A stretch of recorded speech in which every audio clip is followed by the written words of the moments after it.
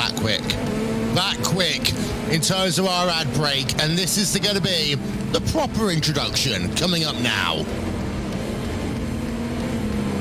Just about halfway in the 2022 iRacing 12 Hours of Sebring, presented by Heusinkveld Engineering, as we have had ourselves, well, getting close to 6 hours worth of racing, 197 laps going to be scored complete. My name's Will Vincent, joined for the next 2 hours by David Haynes and Will Chadwick. Welcome to the iRacing special event that is the Sebring 12, sponsored by Heusinkveld. As we are still on live timing and scoring by visiting RaceSpot.wtf/endurance.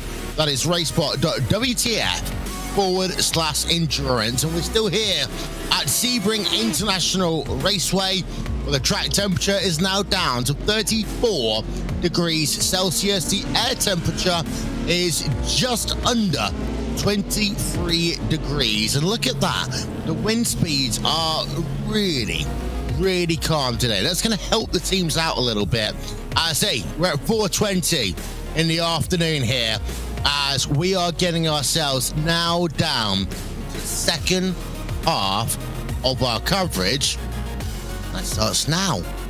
So, part two, we're underway, and it's Williams Esports Fanatic leading in terms of your LMP2 class. They've got themselves a 21-second advantage right now over Urano Esports, Koala Simsport in third. But the thing is, there's pit stops in play and stuff to go on in that one, David, that will start to evolve in the next hour.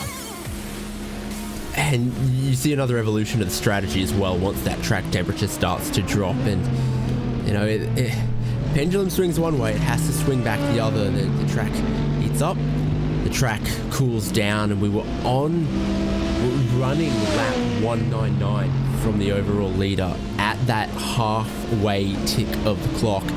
That'd suggest maintaining equal pace first half to the second half, that we're headed for 397 laps.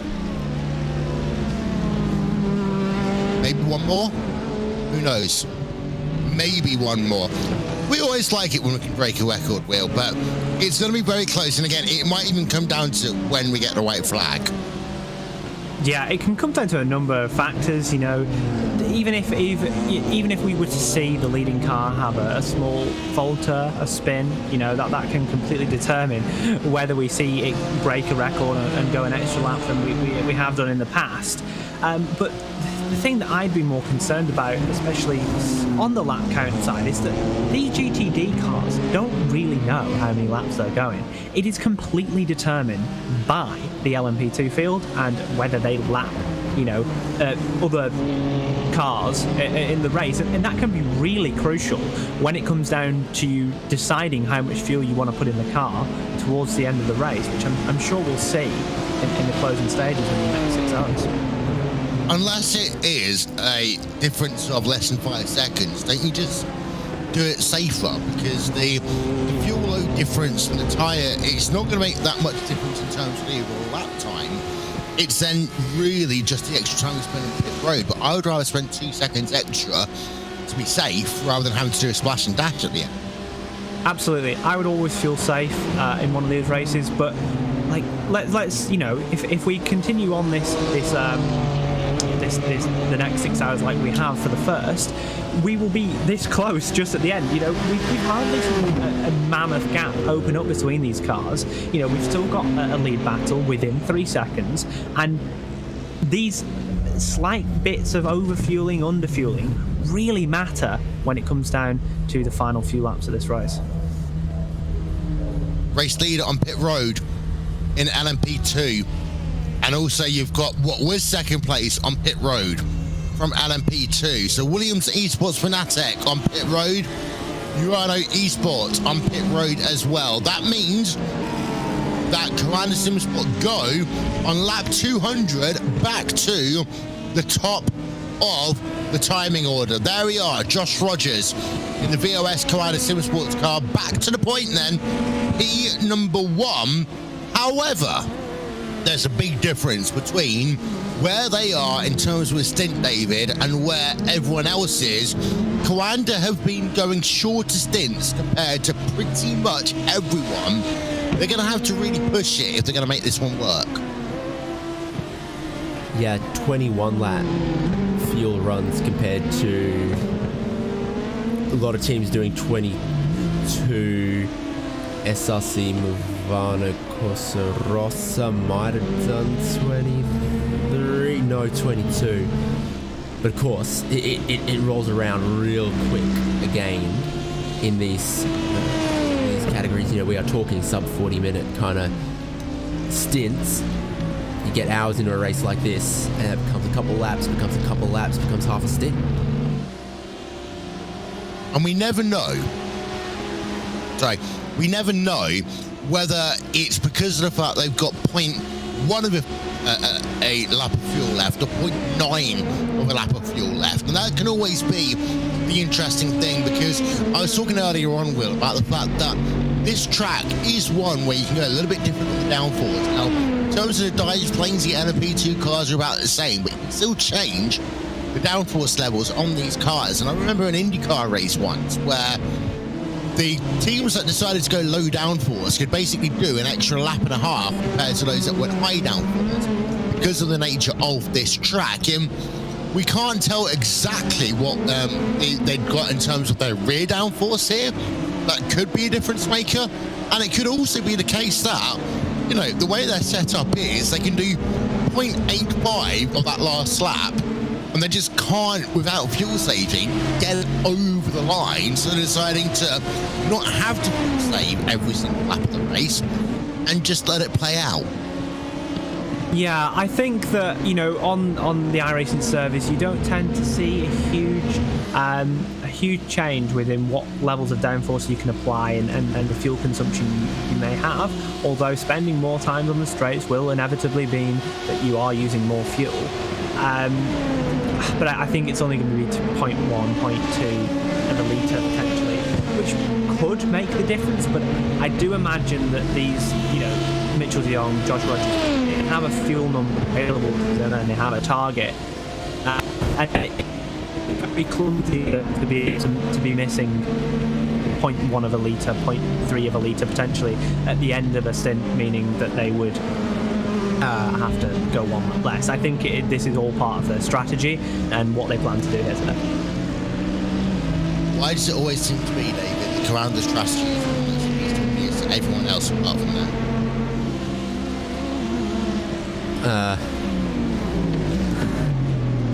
How long has the word alien been used in sim racing? At least a decade and some. And I think that the origin of that phrase and that terminology is because of speed or strategy or perception that is beyond our mortal understandings. That it's speed, and in this case strategy that comes from a place that isn't, oh, that's so good I can do it. It's, how are they doing that? Yeah, and to be fair, our executive producer Hugo Luis should have the Coanda.exe chip installed in the system right now, but he's never divulged the secrets over to us. We're looking at the battle for P4 in LMP2, the number 18 Coanda Sim Sport car. And you've got Williams Esports BenQ in P number 5, as we look on board with Yoke Delete in the Urana Esports Hecton Media car. As this is going on, say P4, P5, P6 on track. The number 190 car is right now about 0.3 of a second behind the Williams Esports BenQ car, David.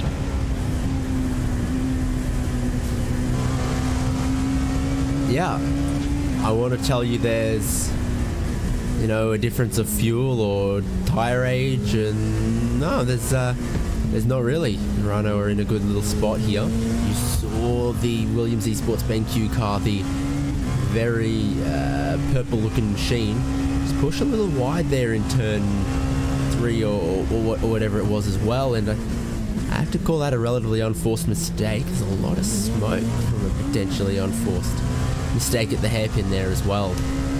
Do you remember the time, David, when we'd actually be able to blow up these LMP2 cars, especially in the old HPD machine? You do a bad gear change and you could be running perfectly for 10 a bit hours, and all of a sudden, boom, the smoke would come out, and you think, okay, someone's just going to be the unluckiest guy on track right now. Thankfully, these Delara LMP2s are more resistant when you go down the gearbox, but that was always the worst sight you could have in a race like this. The big puffs of smoke will start coming up at places like the hairpin. Gearboxes have gotten smarter over the years.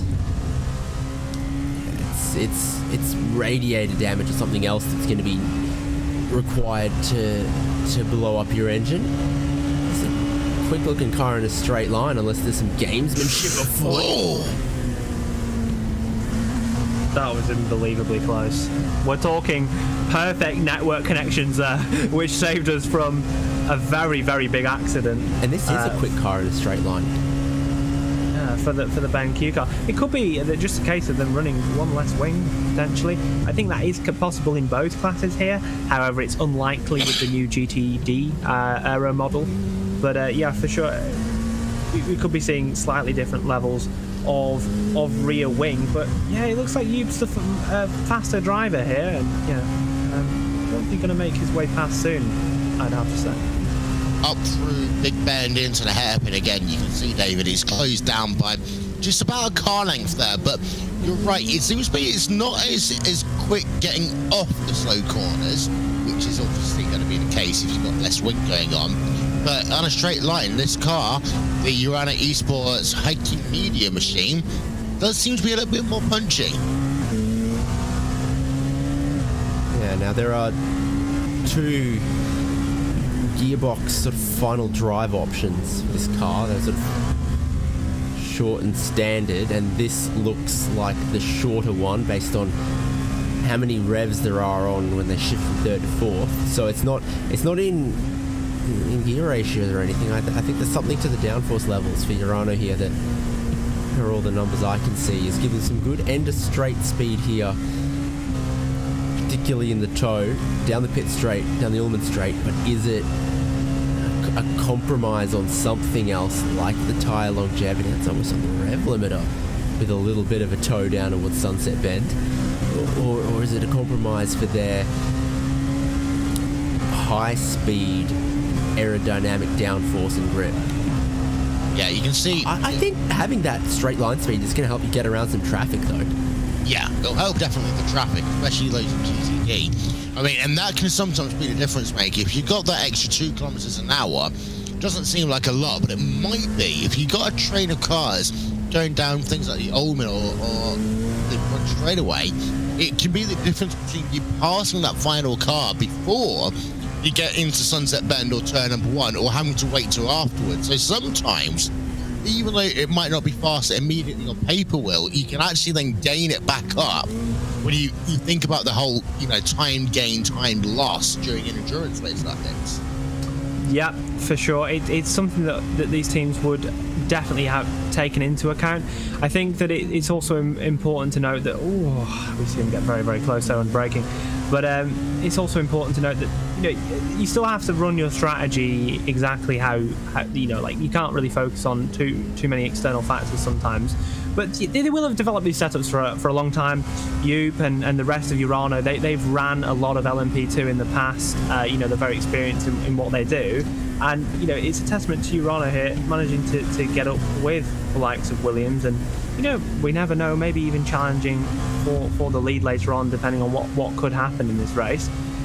Especially to be ahead of, teams such as SRZ Movano Corsa, who are, traditionally incredibly good in the LMP class as well. There's only been 2 drivers in this car today. So you've had Daniel Alves Lorenzo, who's done 2 long stints, 3 stints for his first run, then 5 stints for his second run. This is Job de Lit's second time behind the wheel of this car. He did a treble stint earlier. Oh my, what? Oh no. this is what happens when you start reading the data. All of a sudden, something happens. You have to turn your attention back, and it's just that time. We need to replay it. Here we are. We're going to come up here. Oh. I've not seen that one ever. That is an extremely strange contact between those two cars. It's a little bit clear on that second one. It looked as though the BenQ car came across first, but it was almost as if then there's a magical pothole that appeared on the racetrack, David. If there was any track, you'd believe that for it. Yeah, true. I mean, they were both... They touched at the apex of one with, I'm going to guess, what Williams thought was a very aggressive lunge down the inside. Have tried on the exit of turn one there to return serve aggressively. Obviously, they didn't intend both cars to end up in the wall and tag a third as well. Yeah, I've seen red line but green. There was a lot of... There was two very hot heads in that fight. Both of them have hit the Armco at turn 3. Yeah. Sorry to put in, but I just don't see how to not put it on the Williams BenQ car there, just simply because of there was no necessary need for the left-hand action that they made, which ultimately, yes, there was an echo contact, but pulling left that aggressively ultimately caused that contact. I don't think it was the intentions of them both to end up in the Armco, like you say, but I'm not a big fan of that aggression. That you do naturally come across the racetrack at the exit of turn 1, set yourself up for city corner numbering, turn 3, but you don't come across that much. And again, the people in this one who's going to be the most angry will be Team Redline, because another one of their cars has been involved in an incident, and this one was completely not on them at all. The Williams Esports BenQ car is on pit road, just to let you know. So the number 20 car is on the lane as we speak. I am wondering what it's going to be for Patrick Wolf and the Team Red Line Green car, because they did get damage. I just don't know how substantial it's going to be for them, because they kind of had it at slow speed. Patrick Wolf saw the incident, overshot the corner, and then got a little bit of contact at the end, David. I would, tap another car at that kind of speed before I wanted to go into the Armco. Far less forgiving, far more damaging. Yeah. As turn number 16 right now, bit messy. There is a number 7 car, Team Red Line Green. I'd love to get a top line speed from him right now. See how much damage there's going to be to that car. Sunset Bend, and actually, you know what? Patrick Wolf might have got away with something here, Will, because that car doesn't look bad at all on the exit of Sunset. Yep, I've just been taking the use of my second feed and just having a look around the cars, and from my perspective, I actually can't see any visual damage whatsoever on either of the cars that were involved in that incident. You know, the Urano car or the Redline car. Of course, there was definitely some damage to the Williams BenQ car, but I think the other two may have come across got free potentially, because it wasn't very hard impact into the Armco barrier, but you definitely got to be quite lucky if they both got no damage, which is obviously good for them, because you know, if we are pointing the blame towards some car, you would probably put it towards the BenQ car, which has sustained the damage here. It can be so weird sometimes that when you just kind of like drift yourself across the Armco barrier, that it's not actually the way that the forces are, it's not going to necessarily tear up the entire race car. They must have gotten so lucky there, especially the Urano car. But for Williams Esport, the thing is, they're now down to 1 car in this fight, and that's going to be hugely disappointing, because at one point they had 3 rods in the fire, and now they're just down to 1.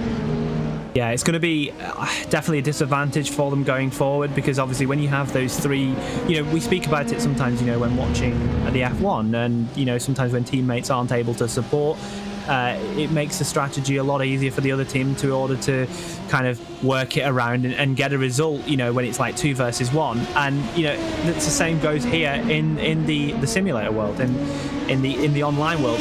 Now that there's only one Williams esports car, the Esports Fanatic car, in the mix, they're going to have a lot less strategy options and potentially a lot less tools at their disposal in order to get a result here.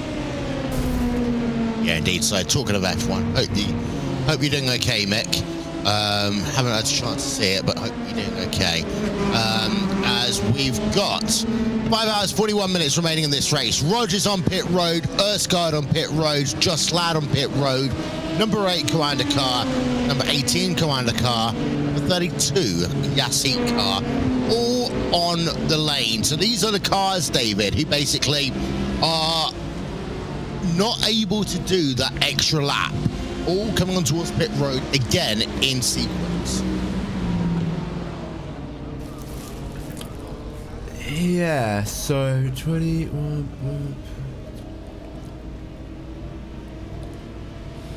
I think they're 9 stints to the end from here. I think it's pretty cleanly an extra stop, isn't it? It looks that way, and that's what might be the reason why we end up with 396 laps rather than 397. I know we talk about it a lot. I'm currently saying the computer's predicting 394, but the computer never seems to work. And by the way, the same computer that RSL use when they do their coverage, it never seems to work for them either. So I was saying 394. Arjuna was saying 398 earlier in this race. Everyone's saying different things. But Mitchell de Jong's back behind the wheel of the car, out and away. This is the interesting thing when you've not got drivers running in the Porsche Tag Heuer Esports Super Cup, David. You can do this whole double stint malarkey like what Rogers and de Jong have been doing all day. Has freed up a little bit of roster, hasn't it? But it sounds like myself and Arjuna are in agreement. It's you who's the outlier. It's still a long way to go to the end of this race, isn't it? All sorts can happen. I've always been the outlier, David. It's okay. A prediction is only ever a prediction, and neither of us are saying that is what will happen. It's based on the trend and this and that. We expect this, but it's not a plan. It's a prediction. Yeah, to be honest, though, Will know this one as well as I do. We've had that in British politics for the last 30 years, and it never seems to be correct what predictions are. So, who knows? We'll just throw something against the wall and see if it sticks, right, Will?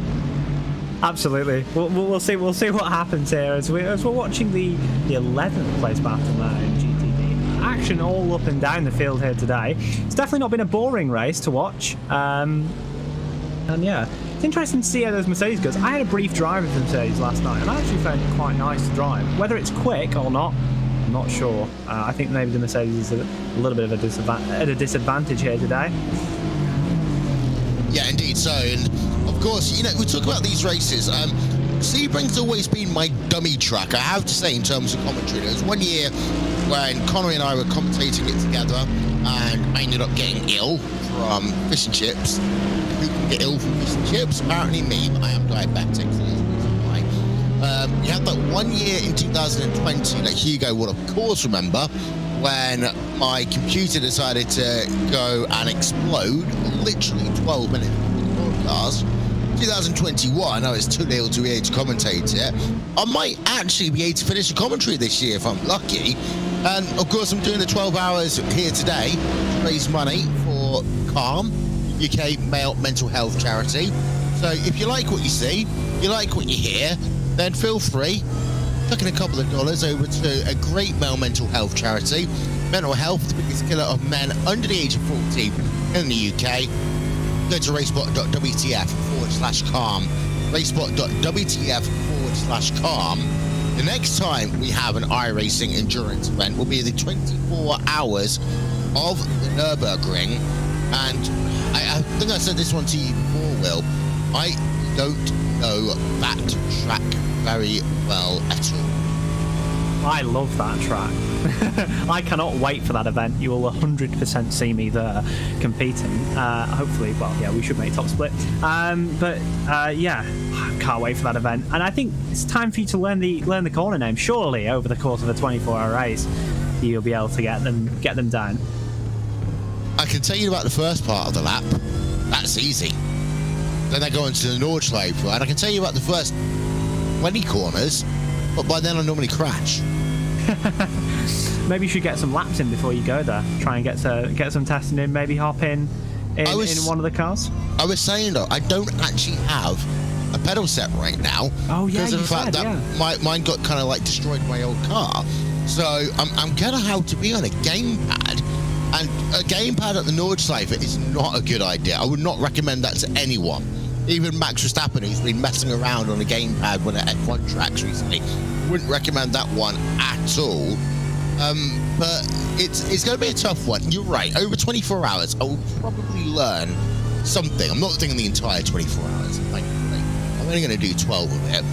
Of course, depending on what RSL decide they want to do, I'll have to slot myself in the middle of that one. But David, well, how are you at the Nordschleife?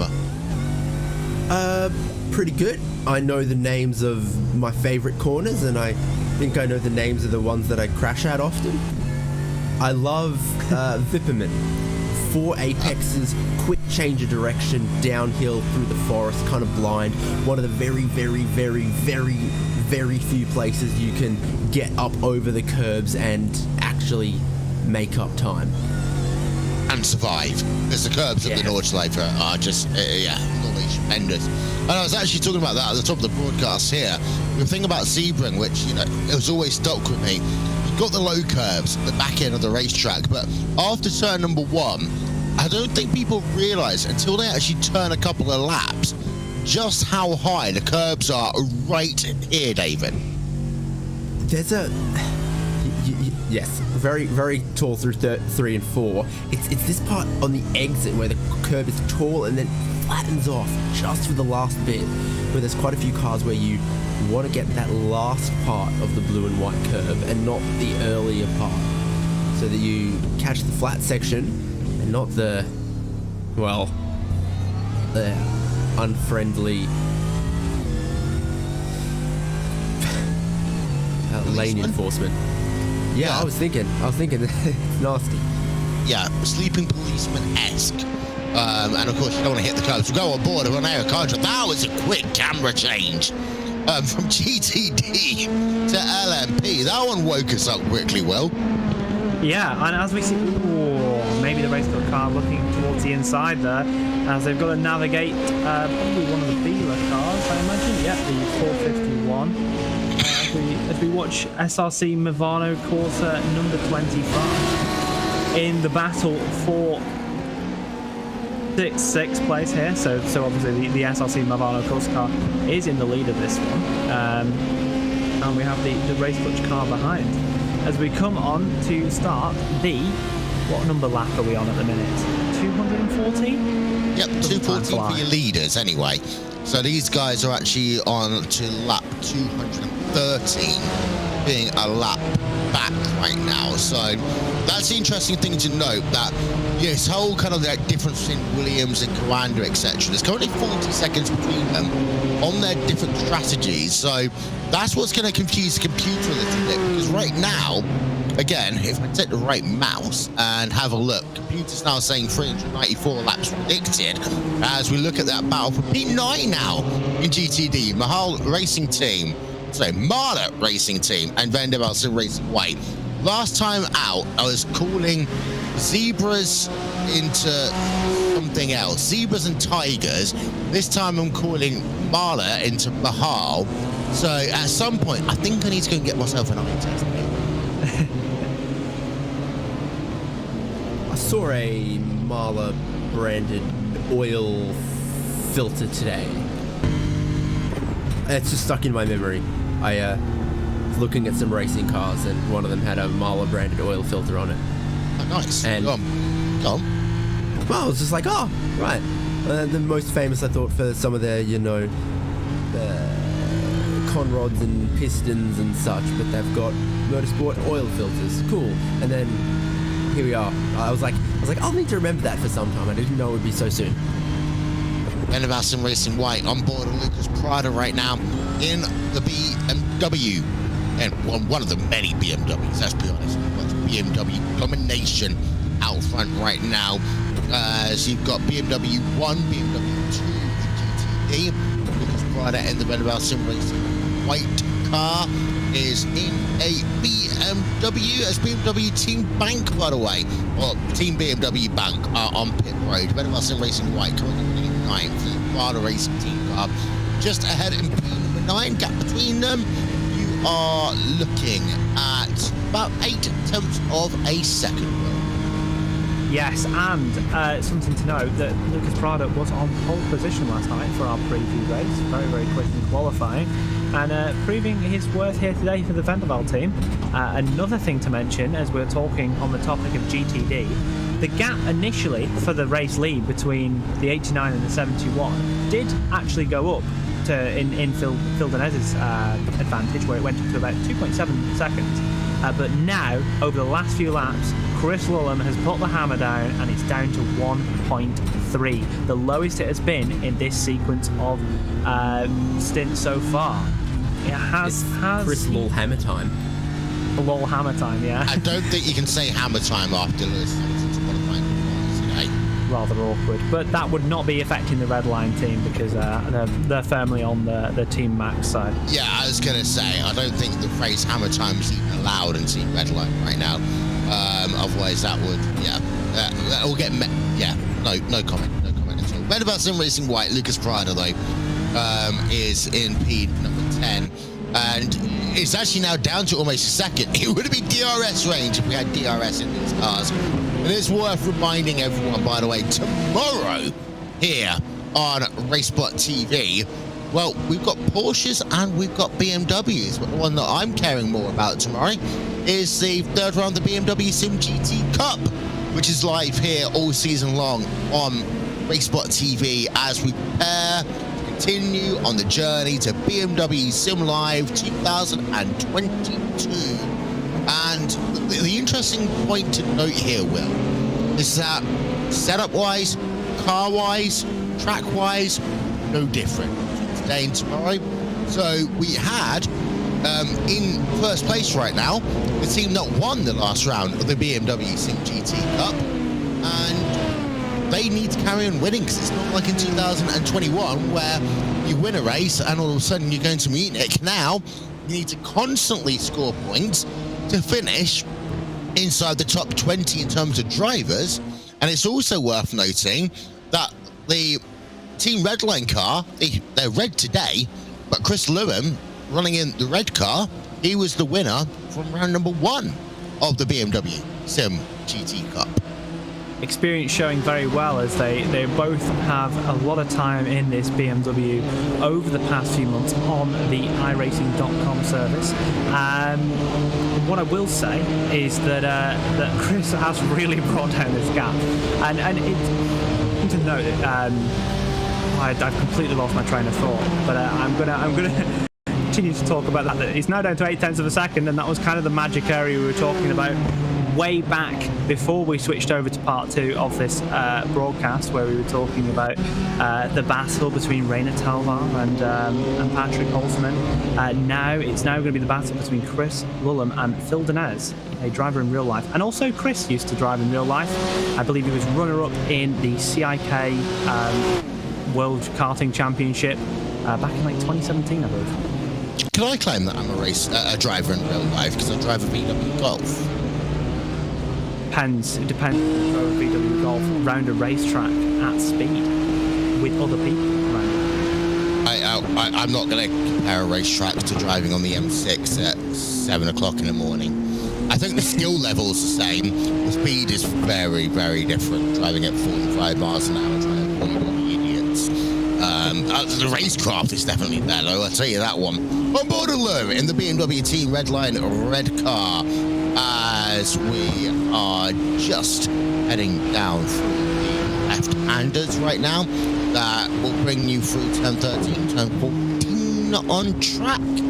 As I obviously say, I love Bishop Corner. I love that entire section. Tower all the way down to here.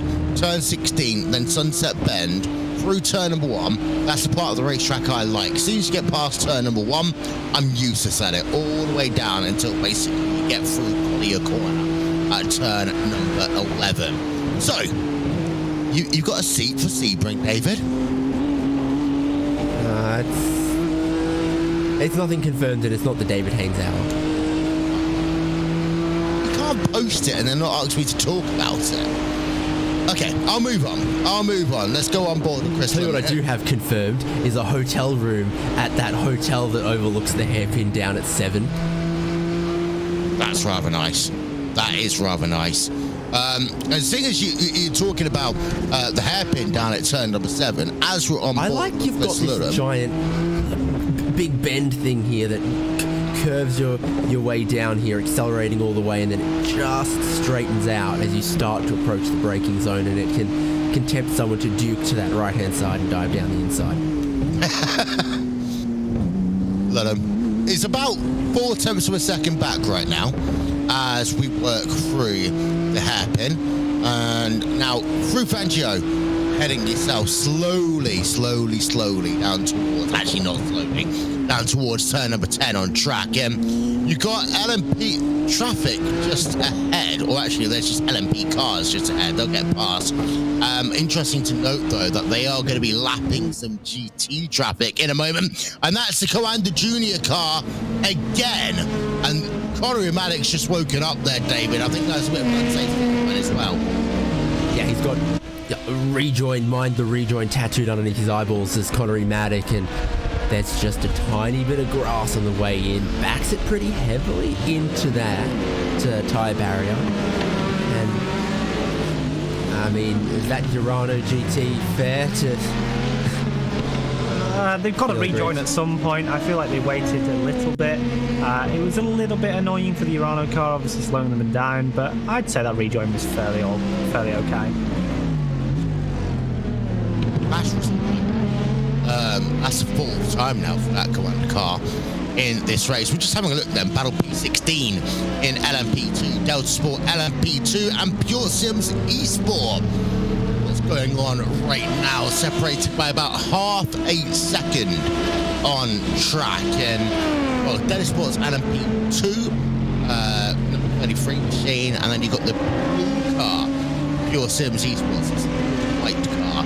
I have to turn my attention over to another monitor once again.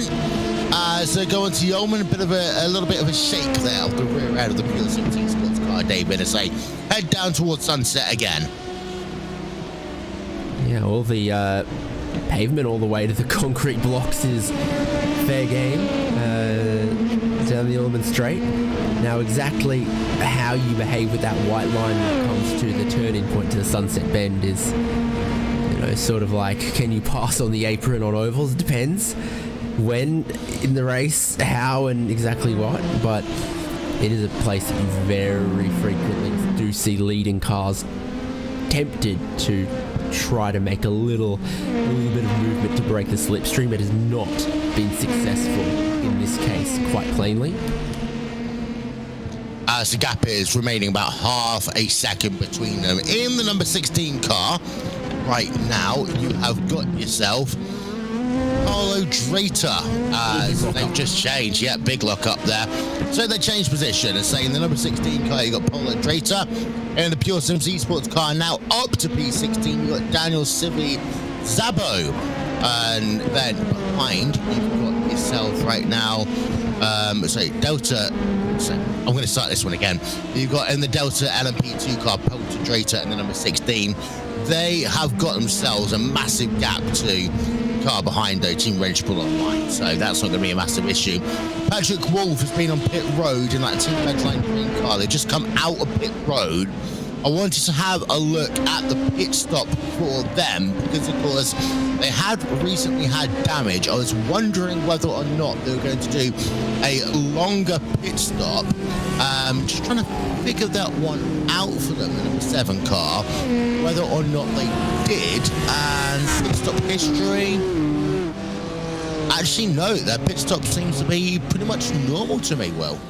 Yeah, like I said, I think from a visual inspection from my second feed that you can see that they had they didn't have damage, at least visually. So I think that confirms to us now that they don't have at least any required repairs, or if they do have any optionals, they don't value it as important enough to take them. Yeah, it doesn't stop with a tyre change, and with that, once the fueling is done and the tyre change begins, you get the opportunity to repair just an itty bit of damage, but I don't think it's enough to cover replacing any of the front or rear clips. So if there was microscopic damage, it might have just gotten touched up while the tyre change was happening, but obviously no large damage visually present, no large damage fixed. And also, I often find that those optional repairs, if you're just going to take 5-10 seconds of them, it actually sometimes makes it worse. It's like someone's just got the tape out to whack it roughly back into shape, and they haven't had the chance to put the magical bear bond tape onto it in order to kind of smooth it out. Putting a band-aid across half of your scrape doesn't make you feel much better. That's probably the best answer I could ever give to you. By the way, you've got Team Redline Red now half a second back. Do they just come on towards pit road? They have. Chris Ludham has come on towards pit road in the Team Redline Red car. So just as you got mighty close to Redline Red on towards pit road. Now that was what happened last time, Will. They came in about 3 laps prior to BMW Team PS competition. So basically now, Bill Dennis, you got to push. But what I will say is that is perfect timing for Team Redline Red, as it means that they don't have to lap any of those back markers. So BS competition are going to be slower. Redline are going to get about there. Does it give Chris Ludham the opportunity to maybe perform an overcut here because of the traffic that BS competition are in? I would certainly say there's a good chance of it, considering how good of a driver Chris Ludham is, but that's nothing to say that Phil Denez is not a good driver either. They're both exceptional on the sim. Yeah, you're right. As out of the way then, 41.3 seconds for Chris Ludham, as he'll get himself to the green cone, past the green cone, try not to knock over the orange cone as he comes back out onto track. We've seen 1 or 2 cars have issues on the exit of pit road, but Ludham is safely back out onto track. 41.3 seconds then was his pit stop that last time by. So now we've got to do is look at drivers in LMP2 on pit road. You've got the SRC Movano Corsa Rosso on pit road, the SRC Corsa Gallo on pit road, Race Clutch Red, all on pit road right now, David. Yeah, and all 3 of them from a very similar sort of front running pack position. What are they? Were 5th, 6th, and 7th as they came into the lane. Not that that's entirely representative of they'd be in the race and where there would be running order at the moment where the checkered flag could fall. But Movano Corsa Rosso out after full service. Movano Corsa Gallo, this car is obviously up on the jacks, tyres underway, about to be done in 2 seconds. That was a pretty quick 2 seconds. And then similar for Race Clutch Red, so a lot of tyre changes, a lot of jacks and tyre guns in action. And with just over 5 hours remaining in the race, I have just poured myself my first cup of tea. Ooh. Yeah. Very British of you. It is very British of me. It's also very smoky tea, so it's not very British. It's not a builder's tea. I forgot to go and get some milk for it, so it's currently sun milk, shall we say. It's a bit the politically correct phrase, but it is nice and warm. And that will keep me going because it is getting cold outside here. But the issue was, those of you who weren't listening earlier, I had to open the window because it was 26 degrees in here as minimum. However, the window has a habit of just forcing itself to maximum wide. In order to close it, I have to literally climb on top of half of my desk here which would mean that I could possibly knock over all my monitors, and I can't really do that when I'm commentating live. What a window into your world. Hey, here we are. Antti Kuppinen on pit road in the Williams Esports Benatek car right now, as he's going to do his service in that number 5 machine, taking tyres. And one of the things we are going to have to do as we get closer and closer to the end of this race, Will, is start keeping an eye out on who's taking tyres and when, just in case someone does try to sneak in that crazy treble stint. Yep, and that's just going to become more and more likely as we go later on into this race. The more the temperatures come down, the less wear these tyres are going to be taking, the more smooth you can be as a driver. And I will note, there is quite a large difference with the driving styles of these drivers and how much they can eke out of the tyres. I always remember I had a teammate for very on a BMW Sim Cup, Sandy Mitchell. He's really good on the tyres, whereas maybe you have someone else who is slightly worse on the tyres. And that can come down completely just to driving style and no change in the setup whatsoever. So it's going to be interesting whether any team decides to factor that in, and maybe while they've got a driver that's really good at conserving the tyre in the car and also still extracting the lap time, will they go for it? I guess we'll find out. You're right, yeah. As the air temperature right now is 22.7 degrees Celsius. The track temperature, well, we are just about at 30 degrees Celsius exactly. So we're about to break below 30 degrees Celsius track temperature. And that is the point when the drivers are going to start getting more and more happy with how grippy the track will get. Wind speed, well, you're still looking at about 4 kilometers an hour. In fact, look at that. Track temperature is now down to 29.4 degrees Celsius. That, when you're below 30 degrees, Will, that starts changing everything in terms of strategy. Yeah, the more it comes down, the more it's going to matter here. The one thing I will say in terms of strategy is I would love to see this pit stop now from BS competition, because I think, they're going to have one more lap left.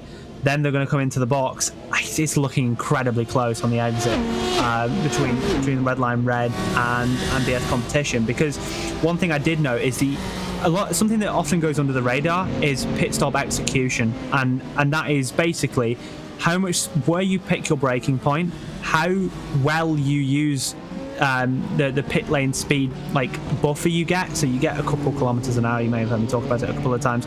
When you turn off if you turn off the pit limiter, you can kind of pinch a kilometer or two, which means you have a slightly quicker lane time. How quickly you get away from the box, how quickly you can stop in the box.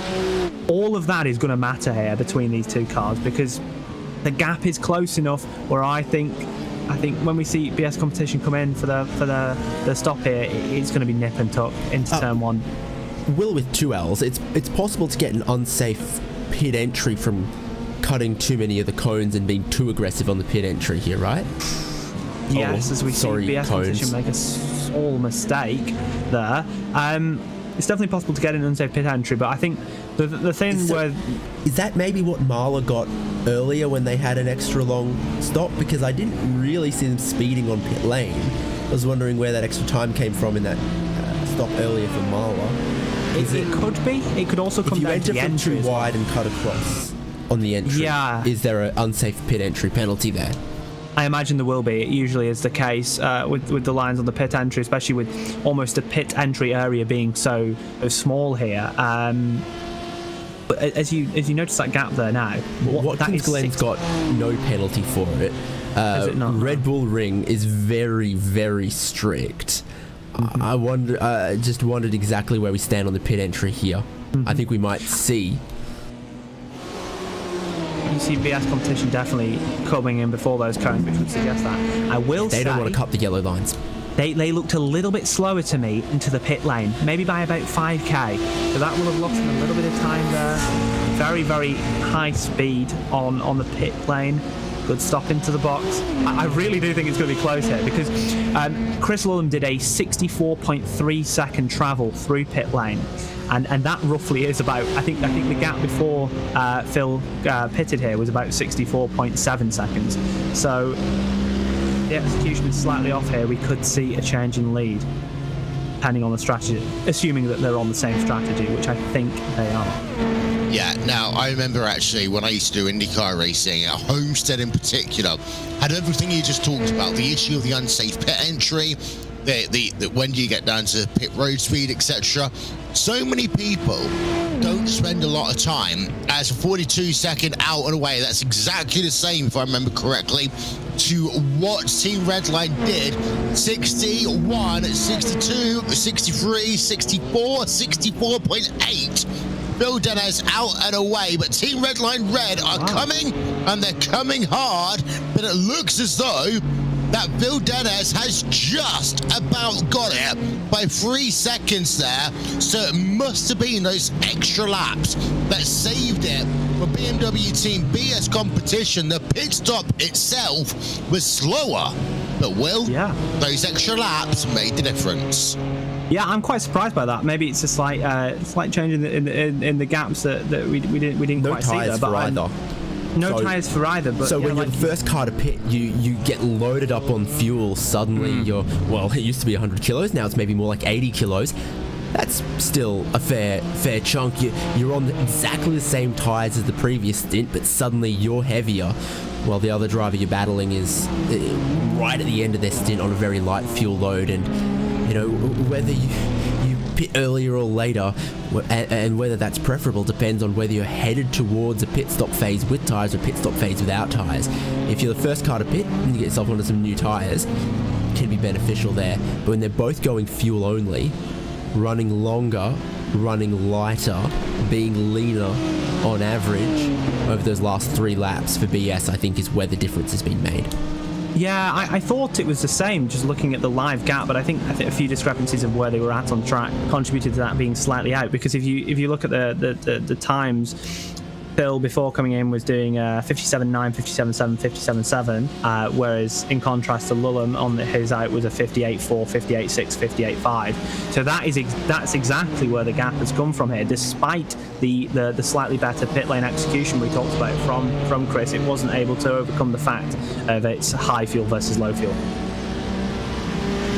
Yeah. It should mean though, now tables are turned, Redline Red a couple kilos lighter for the whole way through the next phase of this stint, maybe just catching a 10th and then a 10th and then a 10th and then a 10th. We'll be right back at the end of this stint where we've been at the end of the last 2. And then don't forget that also Team Redline will get fresher tyres, and that will last for 2-3 laps on the start of their next stint. So it is all swings and roundabouts. It often comes down, Bill, to where does the roundabout stop spinning, and where does the game of musical chairs with fuel and strategy stop at the same time? Yeah, I think if we were to compare to last stint when they came out, so last stint when we saw the 2 cars exit pit lane, it was about a 2.2 second gap for the BS competition car. So in contrast to that, we've extended that by about a second, like you say, over the course of this run. So at similar points in the runs, it would appear initially at first glance that BS competition are actually kind of opening this gap up. However, like you say, with new tyres in next time, potentially I would imagine so. I don't think anyone's going to be trying the triple just yet in GT3 or ever. Let's say we're not quite sure. We could see the roundabout swing yet again. The point I was trying to make about pit stops is I know so often, unless you are an endurance race specialist and you do this all the time, there are so many drivers on iRacing who don't actually pay the required attention needed to what you just called pit stop hygiene. And when I was a team manager all those many years ago, it was the one thing that I'd always say to people: test your pit entry, test your pit exit. And Homestead Miami Speedway, we're in Florida, so we can talk about another Floridian racetrack. It's one of those where you have to be on the access road all the way in and on the access road all the way out. And there was the third palm tree, which would be your perfect break and turn point. Go any later, you end up barreling across the grass. You get yourself an unsafe pit entry. You break any earlier, you're kind of driving along that pit entry, a bit like, Grandma Edna on her way to go and get her pension on a Tuesday morning. Not very fast at all. And that pit stop hygiene, well, you make the really good point on that, we'll come to the iRacing Indy 500. I will talk about it, because the drivers that don't do the full runs and don't pit with worn tyres are those that end up sliding through pit lane and end up ruining their race. I think there's a couple of videos online which will explain it really well. It's such an underexploited area at times, especially as you go down the splits. Let's say you can fight for so long to get an extra tenth of a second out your setup, but with perfect execution through the pit lane, you can gain 2-3 seconds a stint. And that is something that a lot of people can take into account and learn from when they watch these top split events and these excellent drivers of how they do that. I think it's also an important thing to note is it even comes into play in the real world. I think when I was watching, I believe it was the French Grand Prix last year, you noticed that I think Max made the move in the pit lane stops in the sequence. And the one thing that I thought was very apparent at the time that I didn't see many people comment on was the fact that Max was much quicker on the pit road in at Paul Ricard and actually onto the pit speed limit than Lewis. And I thought that was the area where they gained the most, and ultimately I think Max win that race in the end. Yeah, and I always say that there's a very big difference as well between, I'm just going to go into turn a few laps and come on towards pit road. So those drivers that do the full stints get onto the warm tyres and then come on towards pit road. Maybe one day iRacing will have the opportunity to put on super scruff tyres to help you do that.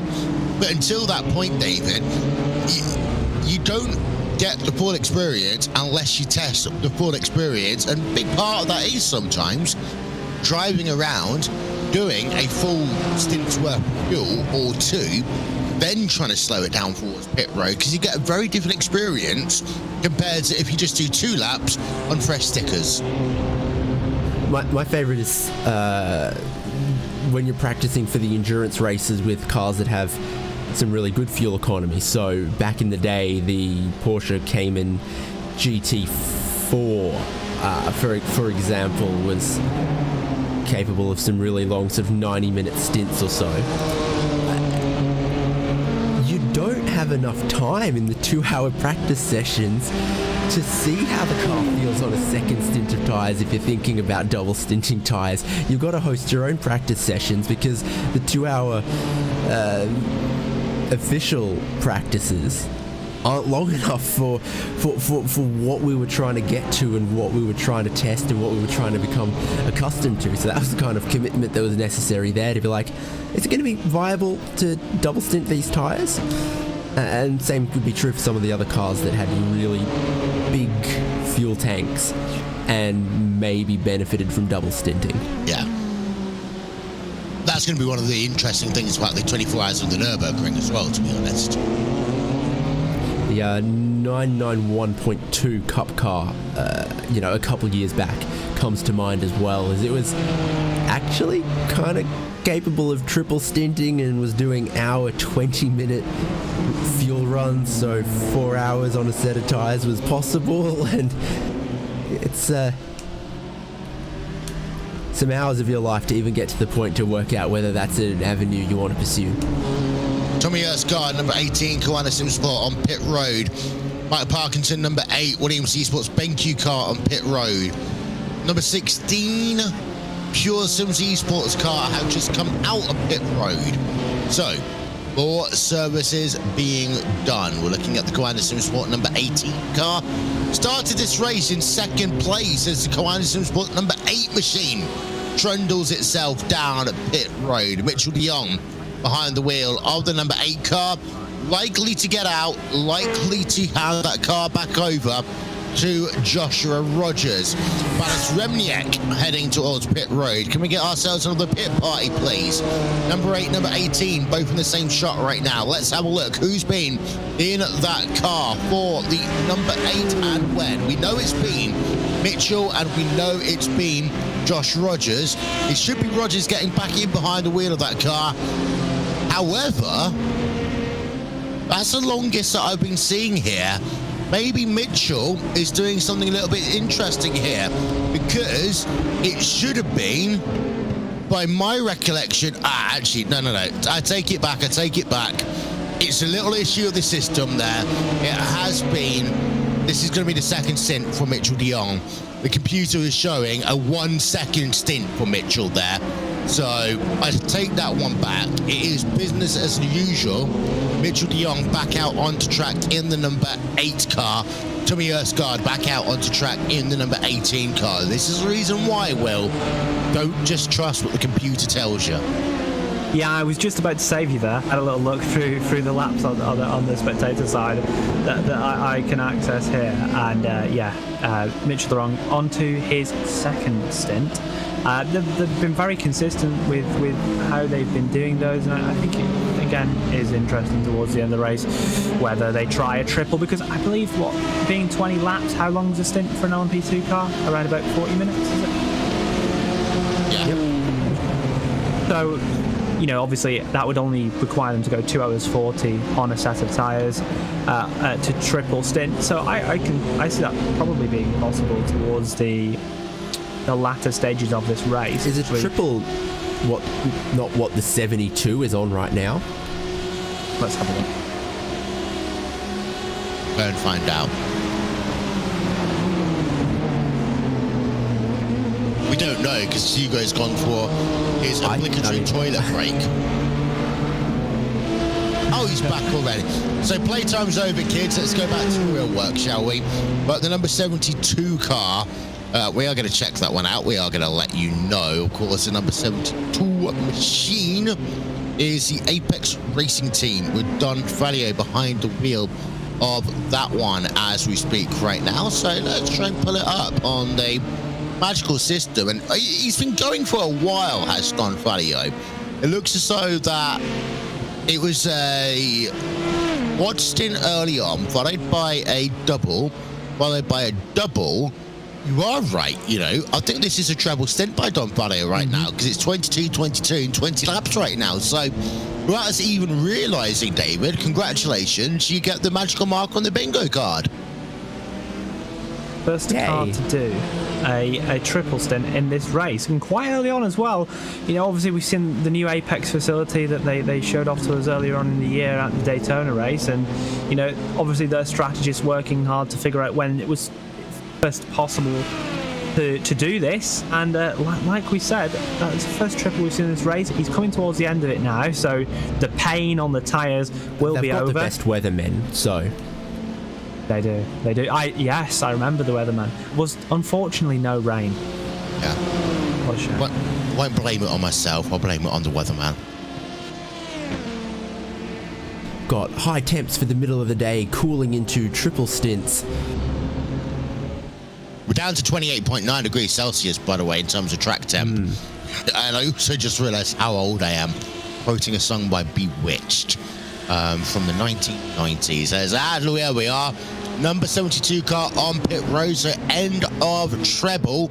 We expect to see a driver change here back to Maxime Briant, most likely, although interestingly, the share time, Maxime Briant is saying that he's done more laps compared to Don Falio actually in this race. I don't know by how much or how, but Maxime Briant has done 125 laps compared to Don Falio's 107, and indeed Maxime has got back behind the wheel of that car, David. Yep, the maximum brioche, very, very powerful in these LMP2 cars.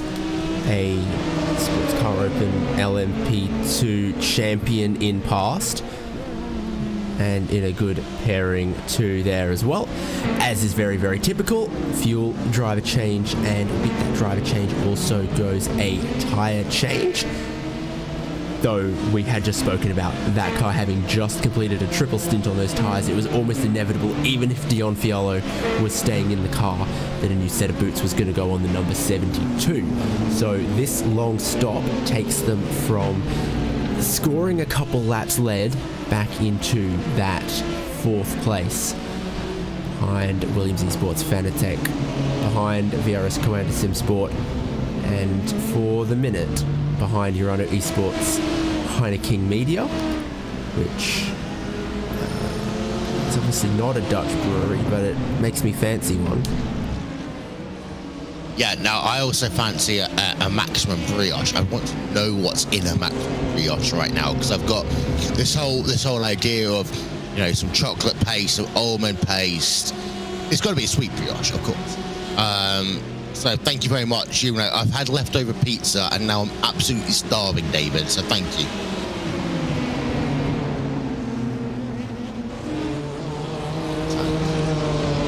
Meanwhile, on track, GTDs right now. Past the start finish line once again. Underneath the Chevrolet bridge in towards turn number 1. As we want to again say thank you to Heusinkveld for sponsoring our coverage of the 2022 12 hours of Sebring here on iRacing. Actually very aggressive over the curb was that Pure Sims car, which is behind the Mahal, sorry, the Mahler This is Vendeval racing team. This is Vendeval, sorry, yeah, Vendeval Racing, and then I know, everyone's the either racing black team and car. red or white, blue and black. It's a little bit easier though. We've got a nice little close-up of them as they went through the hairpin. But yeah, it is Vendeval Sim Racing White and the number 123 car behind number 10 Marder Racing Team car. But the only out on that one, David, is that they don't have the number plate on the side of the Vendeval car properly. So I couldn't actually assess it by car number. For shame. Yeah. It's the Marder Racing Team car, currently in P number 10 P number 9 even in class right now, as they've got a little bit of traffic just going past them in your LMP2 class. The gap between them right now is, just having a look, 0.6 of a second. You got Julian Castlehut in the number 10 machine. You got Lucas Prada in the number 123, as they are really close actually as they work themselves down the Ullman straightaway in towards Sunset Bend. So the Marder team car just pulling out a little bit there on the Ullman straightaway as they come down towards Sunset and through Sunset. Yeah, it's important to note that this Mahler team car is the BS Competition Run 1 and not the Williams Esports Run 1, which is very easy to get confused sometimes, but it is BS Competition's drivers behind the wheel of that one. And we've seen this go on for quite a while now. You know, these two have been together for a rather large period of this race, and it is no surprise to me that they are still together. Not 34 years like my parents' microwave. That is very true, though. Nothing as good as your parents' way. Have they come up with a replacement microwave yet, or is it still too raw for them?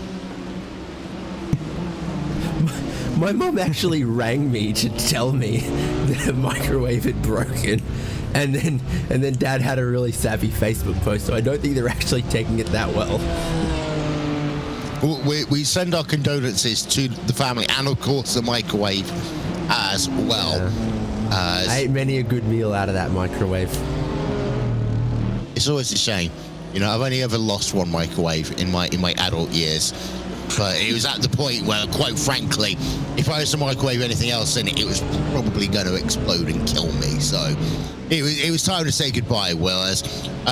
Just having a look, actually, on track. Less than 5 hours of this race to go. We are going to start getting dark soon. It is currently 5:30. So we've only got about another 90 minutes, I'd say, before it's going to start going towards dusk.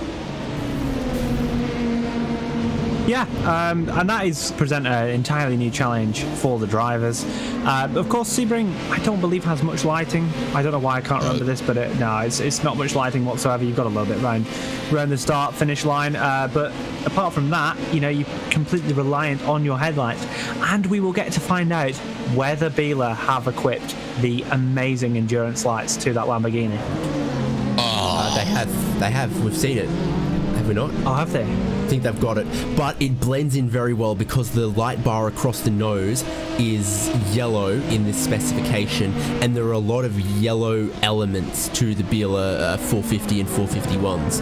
So it kind of, if you're not, What? That one doesn't seem to have it. I swear we saw one earlier today. What about the 451? I'm just looking across.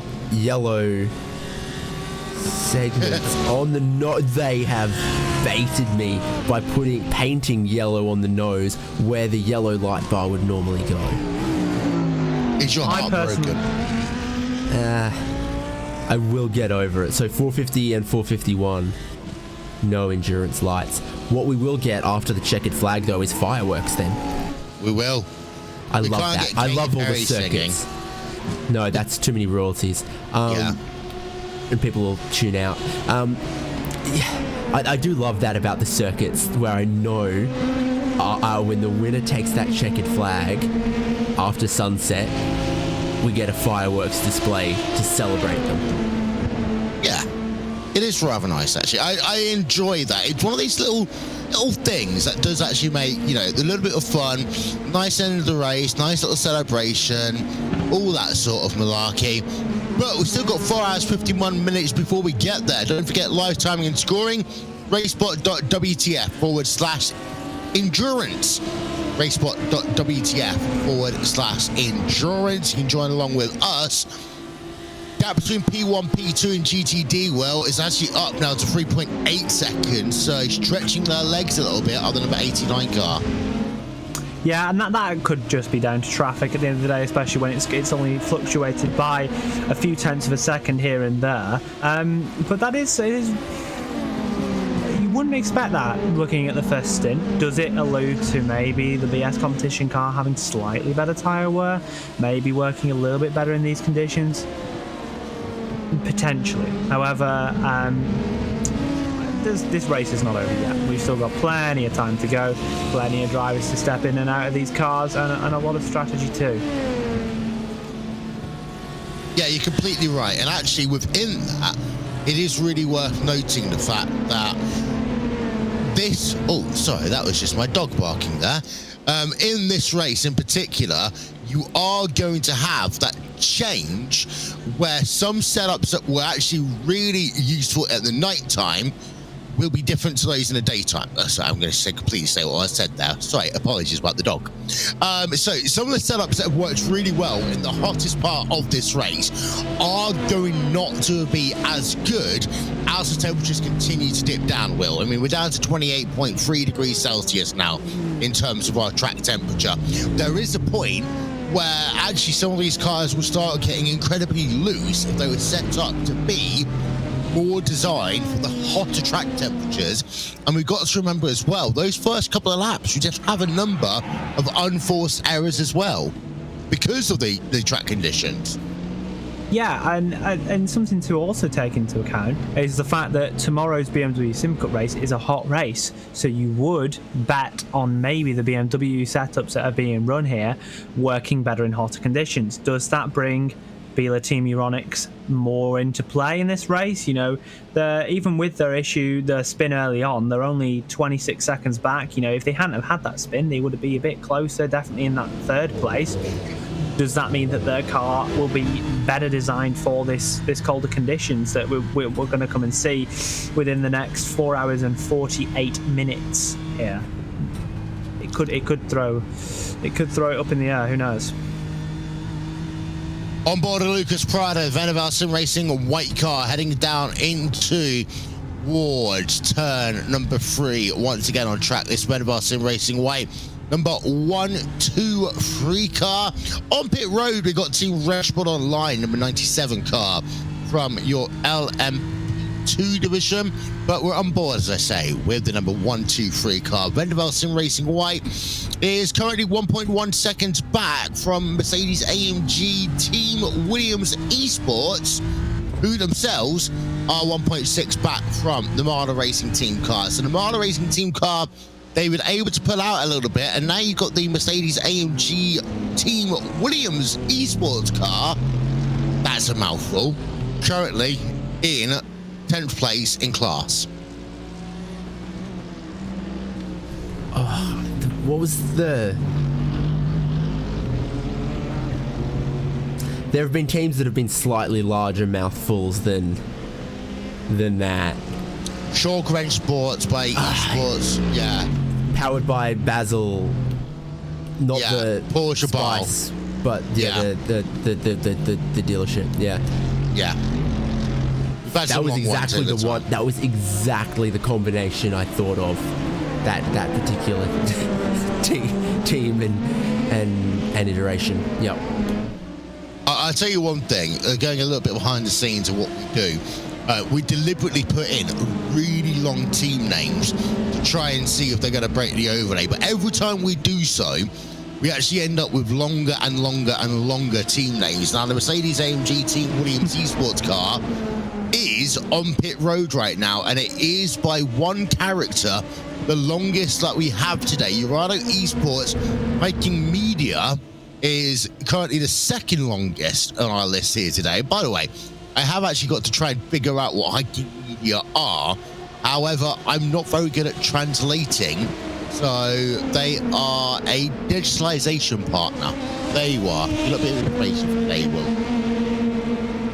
Well, yeah, I didn't know that one. Maybe we can get in contact with some of the Urano team members for the. Oh my! I am watching something completely different. I nearly saw the Pure Sims LMP2 go into the barrier. But yes, we do watch the 7th place battle here in LMP2 between SRC Mivano Corsa and RSR by Butt Kicker.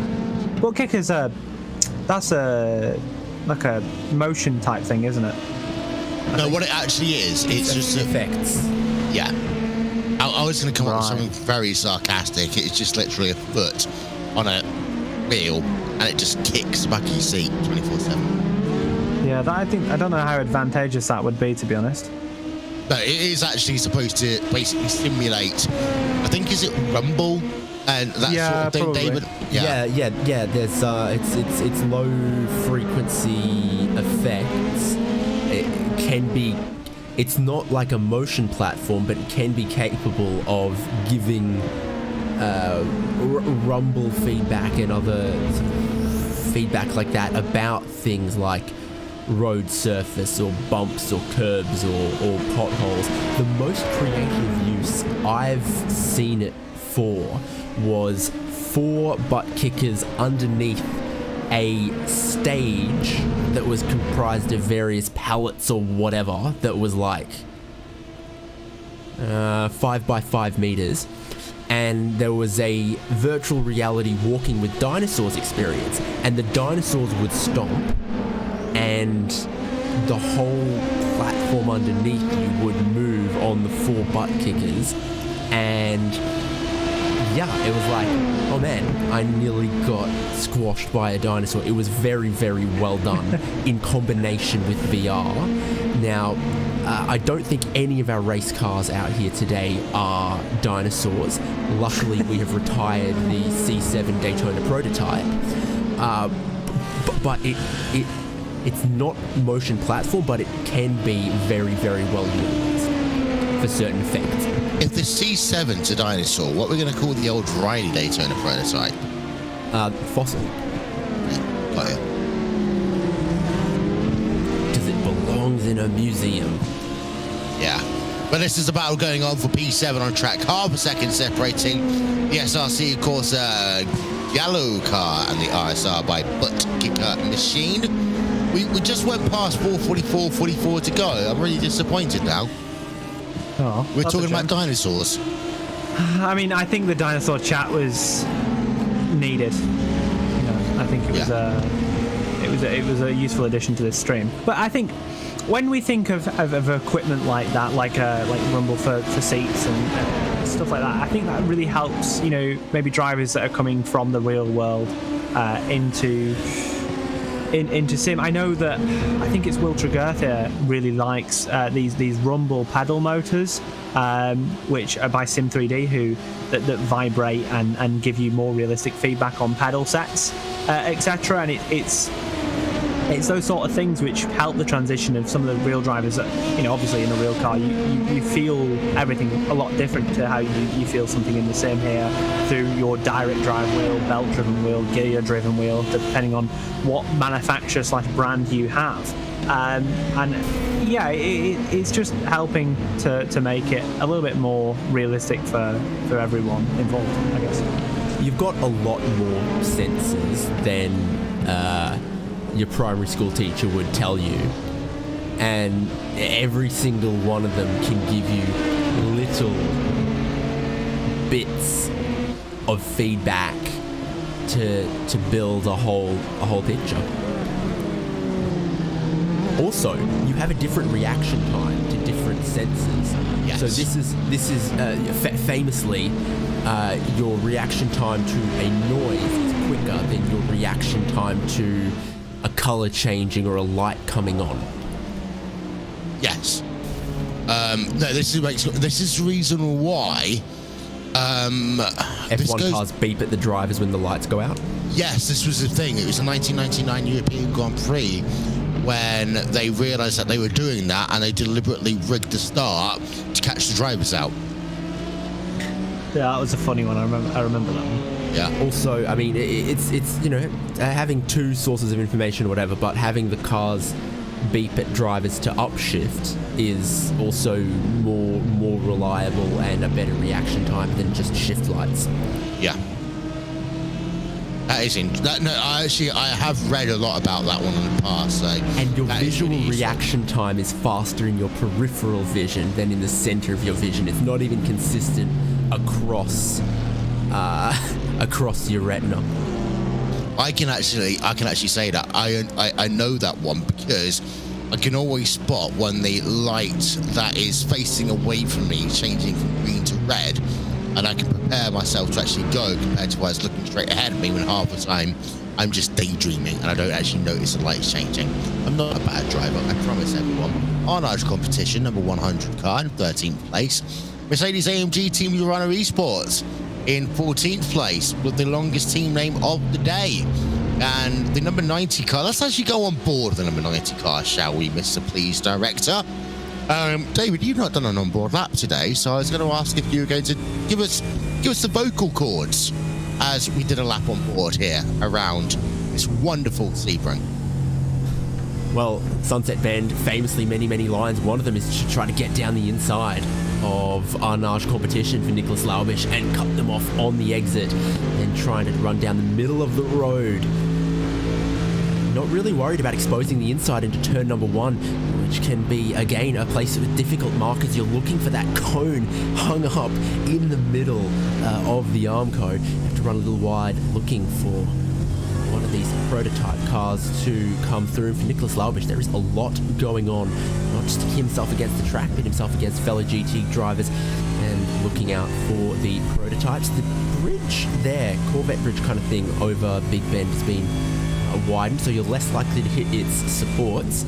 You're looking for your braking marker down here, trying to just hook into a little bit of the camber there that just exists at the apex of that tight corner and then squaring off the exit. Plenty of torque all through the rev range for this AMG. Big displacement, naturally aspirated, so you don't got to worry so bad about the traction off some of the slower corners.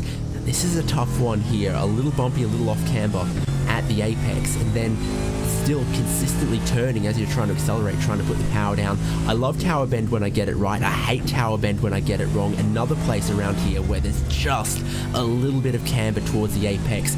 If you hook just right, lets you carry a lot of speed. And if you miss it, well, you've carried too much speed into the corner and you've blown it. Now absolutely monster the curves through this segment here, but not so far across the yellow lines that you get a slowdown penalty. The white lines, fair game. The yellow lines, got to look out for. He's using all that curb on the exit as well.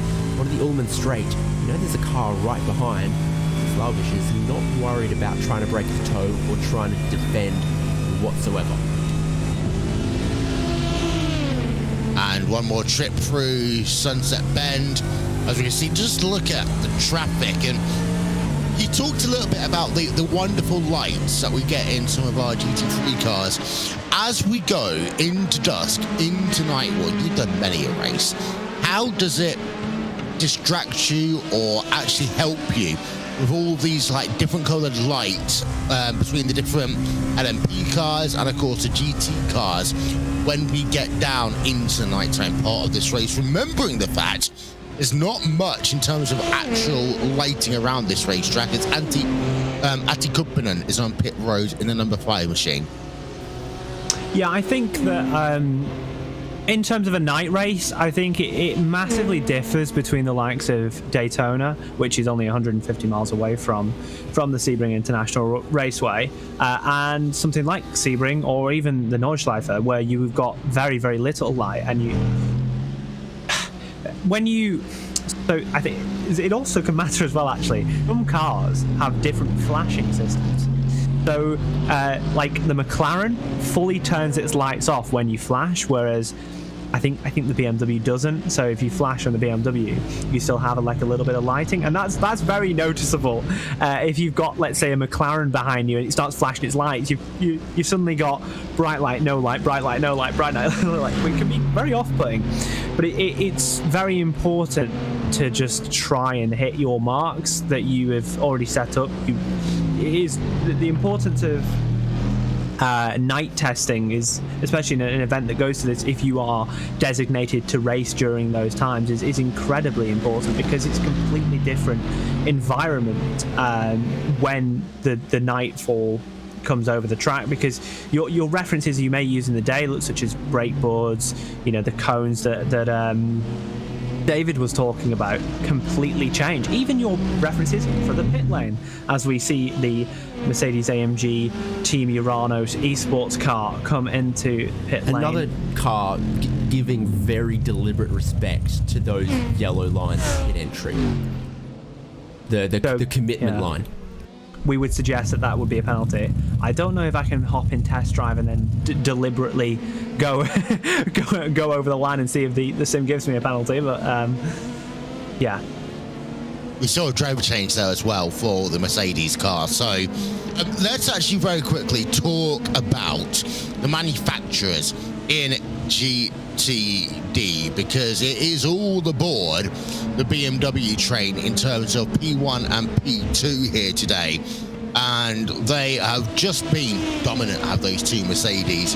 Third place, of course, there you've got the MSI Esports red car. I haven't actually seen this MSI Esports red car in quite some time. Hopefully we'll get a look at it in a moment. We're just looking at the RSR by Butt Kicker versus the SRC Movano Corsa Gallo car. Half a second separating them out on track, David. And I got to thank SRC Movano for teaching me Italian, because now we know giallo means yellow. Yes. Rosso, I already had covered off. Knew that one, no worries. Viola, I'd worked out. But it's still a pretty compressed, pretty competitive field across both categories, and we find battles all across them at all times. This isn't the only battle going on in the prototype division. You've also got Urano, Heineken Media, and Coanda. Govantini's back out on track, by the way. I was wondering why I was seeing that yellow car, but Govantini is back out on track. Lights for the Lambo as well. Yeah, That'll be because he wants to gain some safety rating and also iRating back, because we've got a number of cars that are out of this race. So, him being the sole driver in this race means he'll take the hit, and him being nearly 9k now, I believe Govan is, he'll be wanting to pass. So he's already passed the RHG sports car and the T3 by Maniti car, and he's coming up on 5 laps away from Fira Simsport Purple. Then a few laps later it'll be Carbon Simsport, followed by BS Turner, followed by SimRC if he continues. Well, he got disqualified though. I was about to say, if Ahmad Garib doesn't turn any laps, then for the official results, the car's disqualified and sent to the back, and they lose iRatings. I guess a disqualified car safety rating from the whole event still applies. You get the safety rating, not the iRating. Yeah, the safety rating still applies, and the iRating would be counted as if they'd turned no laps. You lose all your laps if you get disqualified from. But that'll be the case for all cars, and I don't believe Govan will finish the race either, which will mean that he is. So they're going to be disqualified, but slightly less disqualified than other cars. Yeah. So basically, I from my complete understanding is he will, if he continues on to pass the SimRC car, he will finish ahead of those no matter what. I mean, the obvious thing what he could do at this stage was, let his teammate get behind the car and do some laps. Because, actually, no. Actually, Govan should be fine because Ahmed Garib has done minus 21%. Yeah, he's done zero laps. Govan Keeney's only done 22 laps here. The amount of time we've got remaining in the race, if Ahmed does an hour, then it should be okay in terms of the fair share rule. But Govan needs to go out, do some laps, get some safety rating, whatever. But then actually Ahmed will need to do at least an hour's worth of driving if they want to get any iRating gain at all. No, because it's a quarter of an equal share of the car's total laps, not their class leader's total laps. And because their car's been parked for the last 7.5 hours, yeah, Garib's only going to need to do 10 laps. Yeah, but at the moment, Govan's done 22 laps, and if he does 4 hours, if he does another 4 hours worth of racing, then Ahmed's going to need to jump in the car for about an hour, so to say, to try and balance it all out at the end. Because the total would be 5 hours, so the equal share would be 2.5, so the quarter would be 30 minutes. Yeah. Now, and it's always that whole thing, you don't classify time that's spent on pit road, because Ahmed Garib is down at allegedly negative 21% right now, according to the computer. As we just turn our attention over to number 18, Koana Sim Sport car, making a pass on the way down through turned 14 on track. Tommy Erskar, there we are in the number 18 Koana Sim Sport car. I do want to turn our attention over to MSI Esport, if you can, please, Mr. Director. MSI Esport Red in the number 98 car, coming down towards Sunset Bend. Just to confirm, that means it's a BMW 123 right now, and Danny Elgaby in that MSI Esports car, not doing a bad job right now, only 18.1 back from the BMW Team BS competition and the BMW Team Redline Red car. We've got to remember, Will, at Sebring, we had chaos in the last 2 hours of the race, so just because you're in third place doesn't mean that it's all you're going to achieve here, especially when the gaps are these small, even a small little ding to your car. The amount of time that we've got remaining, 20 seconds can be eaten up really quickly. Anyone that is on the lead lap here or within striking distance is well in for winning this race. We've seen a multitude of things happen in the past to cars late on, early on, even if we hark back to the real world, like when the Toyota LMP1 car stopped on the very, very last lap of the race. Obviously no mechanical failures here in the sim. However, there can be hardware failures, as we've already seen Alex Plow's Chip Ganassi PC have an issue, like David alluded to before. But yeah, it's completely all still to play for. I still expect, the 450 Bealer Racing Team Euronics car to still be in this, and the RHG car too. So yeah, it's all still up in the air. Anything can happen, and LMP2s do send it. It's the history. No comment. As just having a look then, we are now predicted to go 396 laps in this race, with 147 laps to go. So the lap record here is 396 laps. It might well, as I said, come down to those two things. Are Coanda going to have to do an extra pit stop? And also, when do we get the white flag? Because at this point, we can be anywhere between 395 and 400 laps. Unless, of course, something happens to one of these cars running up front in LMP2, and all of a sudden it ticks back down to 395 laps, David. So we are not certain at all. The computer is about as indecisive as my ex. Oh, because my computer says 400 now. Maybe I'm just being optimistically cautious. Or cautiously optimistic? Who knows? Who knows at this stage? I've been doing this for 8 hours. I don't know what I have to bet or put on the line. Nothing of any financial worth, and definitely no reputation or professional integrity. But I'm saying, quote me, 397 laps, I reckon. Just on nothing scientific or mathematical, just intuition. In good old Saturday night fashion from about the 1980s, Will, want to go higher or lower? I want to know first, what is the average pit lane time for a LMP2 car? 35, 56, 70 seconds or so. 70 seconds. Double stinting or triple stinting? Well, yeah, it can obviously it can vary a little bit on whether they're taking tyres or not. But if you say 70 seconds times what, I don't know, let's say they've got at least let's say 5 stops at 70 seconds, that's 350 seconds. Divide that by 60, that gives us 5.8 minutes. My caps is currently saying if we weren't to stop again, we'd do 403 laps. You minus 3 laps off that, I'm going to go 399. Or not far off the 400 that my French timing is currently saying. Is it very real, your timing? Oh, it is very. Oui. Yeah. I'm going to stick with 396. Just because I'm going to be the one that's going to be a little bit cautious. Who knows? By the way, 25 minutes, and these guys get to go off and have a well-deserved break. So we're going to have Cameron Roger and Justin Prince join us for the last 4 hours of this.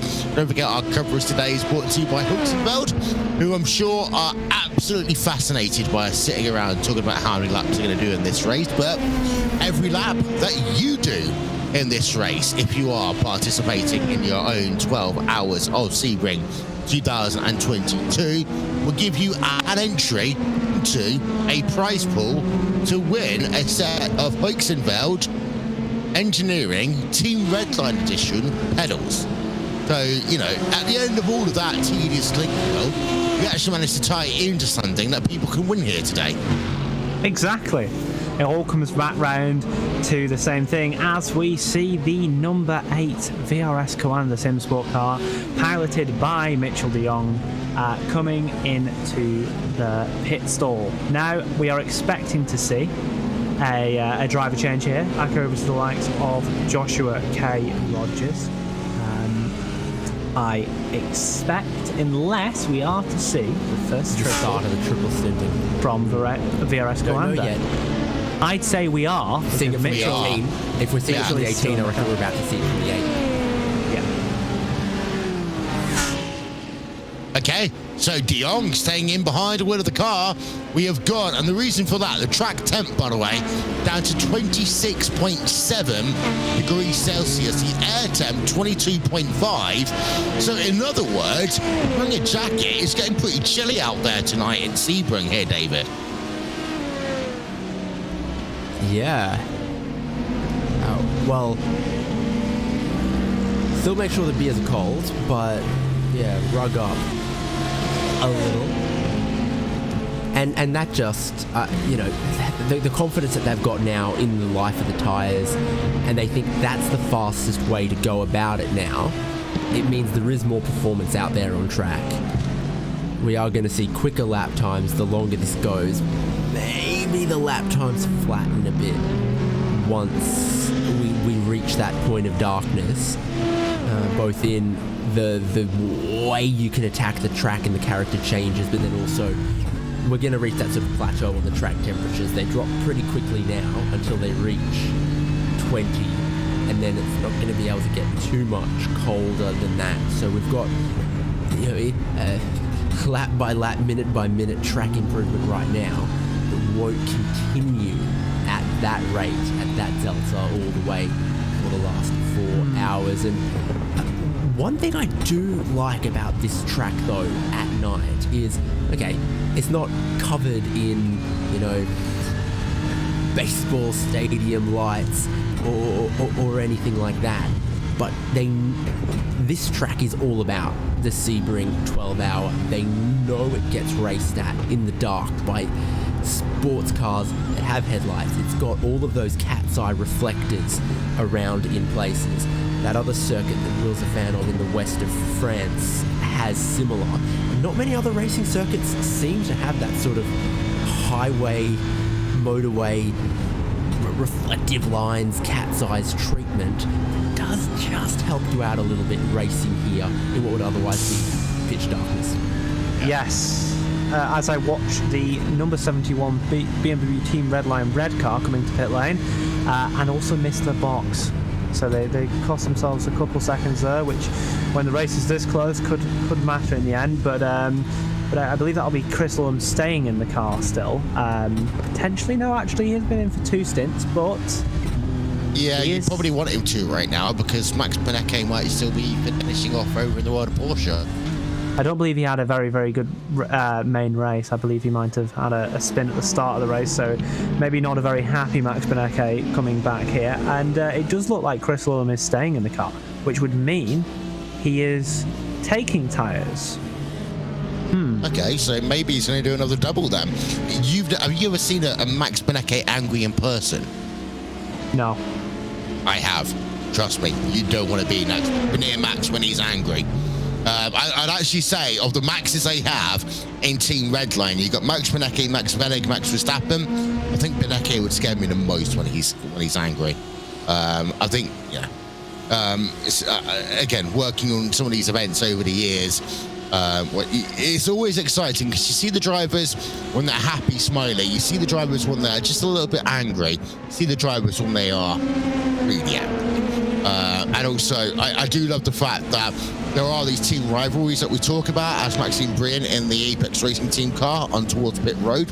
These rivalries exist. Symbolic pass onto the number 8 and then immediately pits in after it. Yeah, I know. These rivalries do exist in real life. I said it before. You go to one of these live events, you've got Commander Simsport on one side of the ring, Pure Racing Team as it was, and then Team Redline on the opposite side of the ring. They don't talk to each other unless they absolutely have to. The rivalry is real, shall we say, as Brian is on pit road and Eric Andre on pit road for Race Clutch Black as well. We're looking at the BMW Team Bank car, or the Team BMW Bank car, if I get it correct in my head at some point down the line.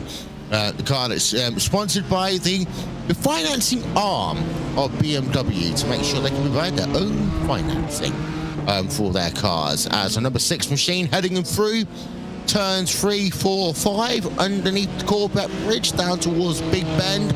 Got a bit of LMP traffic just going to come past on the way into turn 7. Yeah, what's wrong? Oh, nothing's wrong. Just I was going to point out for a couple of years there, in supercars in Australia, there was a team that was sponsored by Ford Credit. So it's, I think, Team BMW Bank. It's like slightly posher ring to it, but it's a time-honoured way of selling some cars. So long as it's not Team 118 money, I think we're going to be okay, Will. Oh god, that advert back in the day. Yeah, or Team Wonga. Any of the adverts that used to plague the screen. Plague? Maybe a bit harsh. But yeah, well, it's a bit harsh in the plague, yeah. Yeah. I'm sure if you're from Britain, you'd recognise a lot of the adverts which were on back in the day, maybe especially from my childhood when we used to watch TV but these Bring days... back Motor Finance Wizard. Is that one in Australia? That was the one that ran every ad break, every television station from 2005 to 2007. Motor Finance Wizard says yes. Oh, and then the financial crisis hit, I'm assuming. Yeah, I mean, it was like, hey, do you know who we lend lots of money to? People with horrible credit. What could go wrong? Oh my word, yeah. Yeah, please get your credit responsibly at this stage. I feel like we should be saying as the gap between RSR by Butt Kicker and SRC Movana Corsa Yellow is currently 6/10 of a second with 4 hours 17 minutes remaining in this event. Don't forget, by the way, Live timing and scoring is available at RaceSpot.wtf/endurance. That is RaceSpot.wtf/endurance, and you can keep up to date with all the happenings in this race. And you'll be able to tell right now that the Dallara P217 of Chris McGrath and Pure Sims Esports is on pit road, but they are currently get that 7 laps down from the overall leader. So even though the gaps out front are mighty close, Will, you get to the point that kind of mid-pack, they are really starting to separate out. Was it Pure Sims that were in the Armco at turn 3 like a while back? Yeah. Have they maybe succumbed to that? Is that what's... Maybe. Yeah, going back to your question, I was quite surprised by quali today. I thought that the gaps were a lot closer, especially in the GTD field, I should say, were a lot closer than expected. And it's why you saw, as we watch a replay, looks like oh no. That's a very lazy crash, but it seemed to cause quite a lot of damage because it was side on. And did it get stuck in the Armco? Yeah. Oh. That's a bit of a shame. Sorry, I feel as if I need to do the family go, oh no. I feel like that was a very interesting crash with locking the rears, I believe. Maybe a bit of a panic as they didn't want to hit the car ahead, and that's unfortunately got them stuck in the Armco, which is something you don't really see that often. You can talk on the technical level, though, that you talk about the brake beers, the things that you can change inside the car, especially as, we are now starting to lose the sun here, and the track conditions change brake beers, and sometimes, actually, some of these cars will maybe change the brake beers more than once a lap. If they can get into the good habit of doing so, you might have a different brake beers change just in case of how you want to rotate the car at a certain point on track. I think it's regarding how much involvement you want across the lap. I think there is minute advantages to setting up the bias on like a per sector basis, potentially on more slow speed, more high speed. And that can be something that gains you a lot of time, but I don't imagine you'll see these guys changing the bias. I certainly don't across a lap basis, but you could start to see maybe as the fronts start to wear on the BMW, you start to roll the bias towards the rears a bit, giving you a little bit more rear locking, a bit more power from the rear brakes, meaning the car rotates a little bit more, which just helps you with lap time, etc. And maybe in the slowest corners also. But yeah, I don't imagine per lap. Maybe that's a quali thing. But across the course of the stint, as the tyre wears, there will be subtle changes to the bias. Compare that to what you will have for qualifying for the iRacing Indy 500 in about 7 weeks from now. And you have sometimes different weight jacket, different anti-roll bar settings for every single corner of every single lap. I mean, it does get incredibly stupid when you get up to try to get into that top 33, David. But qualifying here was close. So to kind of wrap up this 4-hour segment, there's not been that much movement. And things are still at the point that one mistake by any of the top 5 in GTD or LMP2 could really change the complexion of this race. Yeah, and we've got different strategies sort of in play, or even if it's similar strategies, it's just when these different teams went to their triple stinting, especially in that LMP2 field, your overall class, that it just sort of sets up that someone, any of your top 3, top 4 could be in it in that class when that checkered flag drops, just how the weather changes and whether they timed it exactly right when they went to that triple stint. Who's gonna maybe be caught having to make a late stop for tyres? Who'll have good tyres at the end to work hard with? They're sort of almost all decided that triple stinting in these cooler conditions now is the way to go if you're a prototype. They arrived there at that thought at different times and find themselves off cycle to each other a little bit. That's just out of pit road now for Reina Talvar and the BMW Team BS competition. Coming back out on track ahead of Team Redline Red by, get this, well, about 10 seconds now on track. It is Heusinkveld Racing White who currently lead the way, but not by much, actually. It's only 4 seconds ahead of BMW Team BS Competition. So that one's just shaking itself out as we regulate ourselves through the pit stops. I think the key part is going to be everyone will need to make in GTD that final stop. The question's going to be, how long is that final stop going to be? I think if you're looking towards the strategy at this point now, as we start to get less and less time in this race, you know, we're moving towards the latter stage. For me, it's just moving way more into the hands of the BS competition car. I think even as we started part 2, we weren't quite sure. You know, they were closing up towards the end of the stint. You know, it was here and there. You know, obviously we saw the initial pass between Rainer Talvar when he was last in the car and Patrick Holtzman in the red car. I didn't see much changing in terms of the gap, but really, as the temperatures come down, the BS competition car has really took a hold of this race, and if it continues like this and there isn't any pace found by the Redline Red car, I don't see Rainer Talvar and Phil Denez being knocked off their perch just in time. So we're just about 11 minutes away from bringing in our final commentators to join me for today, Cameron Roger and Justin Prince. Let's run through your top 5 in each of your classes, shall we?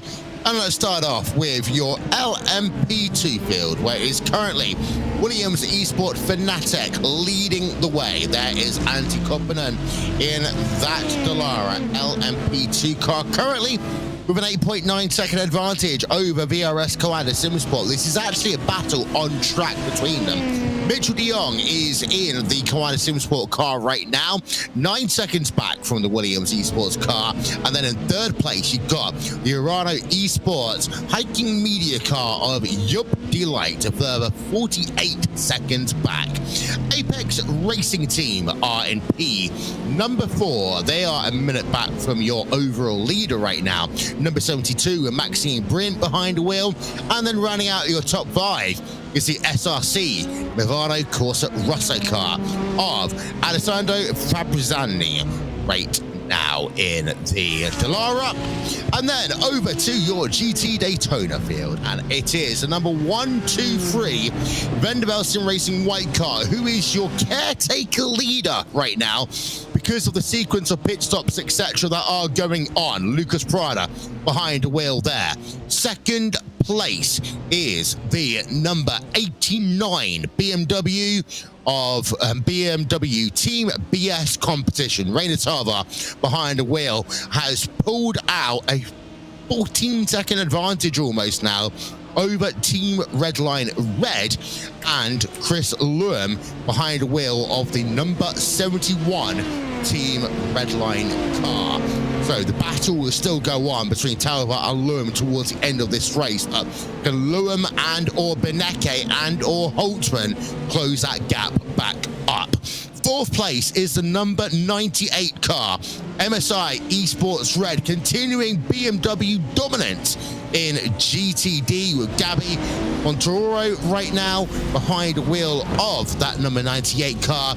And then P5 is the number 450. It's not a BMW, it's a Lamborghini for Lucas Gestat and the Biela Racing Team Euronics, number 450. Come on then, Will, what's been your highlights of the last 4 hours? Give me a couple of moments of talking. Oh, that's a hard one. I'd probably say the battles we had, the pass from, I think, Gian Fiallo was excellent. The battle between Redline Red and BS Competition at the front of the GTD field has been really interesting to watch. Ever-going strategy at the front of the LMP2 field has been interesting also. And we've also seen some acrobatics from the Coanda junior team also.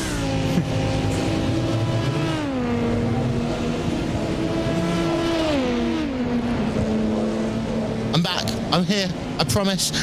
David, same thing there to you. Sorry, we're getting close to the end of your time to talk, man. Am I right that the sun's finally come up where you are in Australia now? for a little while, yeah. So, highlights, the second part, what's it been? What are you looking forward to seeing in these last 4 hours as you head off? I'd call it a highlight, like it was the greatest action we saw, but we had that kind of fight that was really hot-headed up towards the pointy end of this prototype class that unfortunately ended in a little bit of tears. But what about Heusinkveld for Apex around the outside of Sunset Bend? I mean, that was just a move that you're like, oh, I don't think you're going to pull that off. And somehow he managed to find enough of something out there to make that move. So I think that was possibly the strongest, boldest overtake we saw in the last 4 hours or so.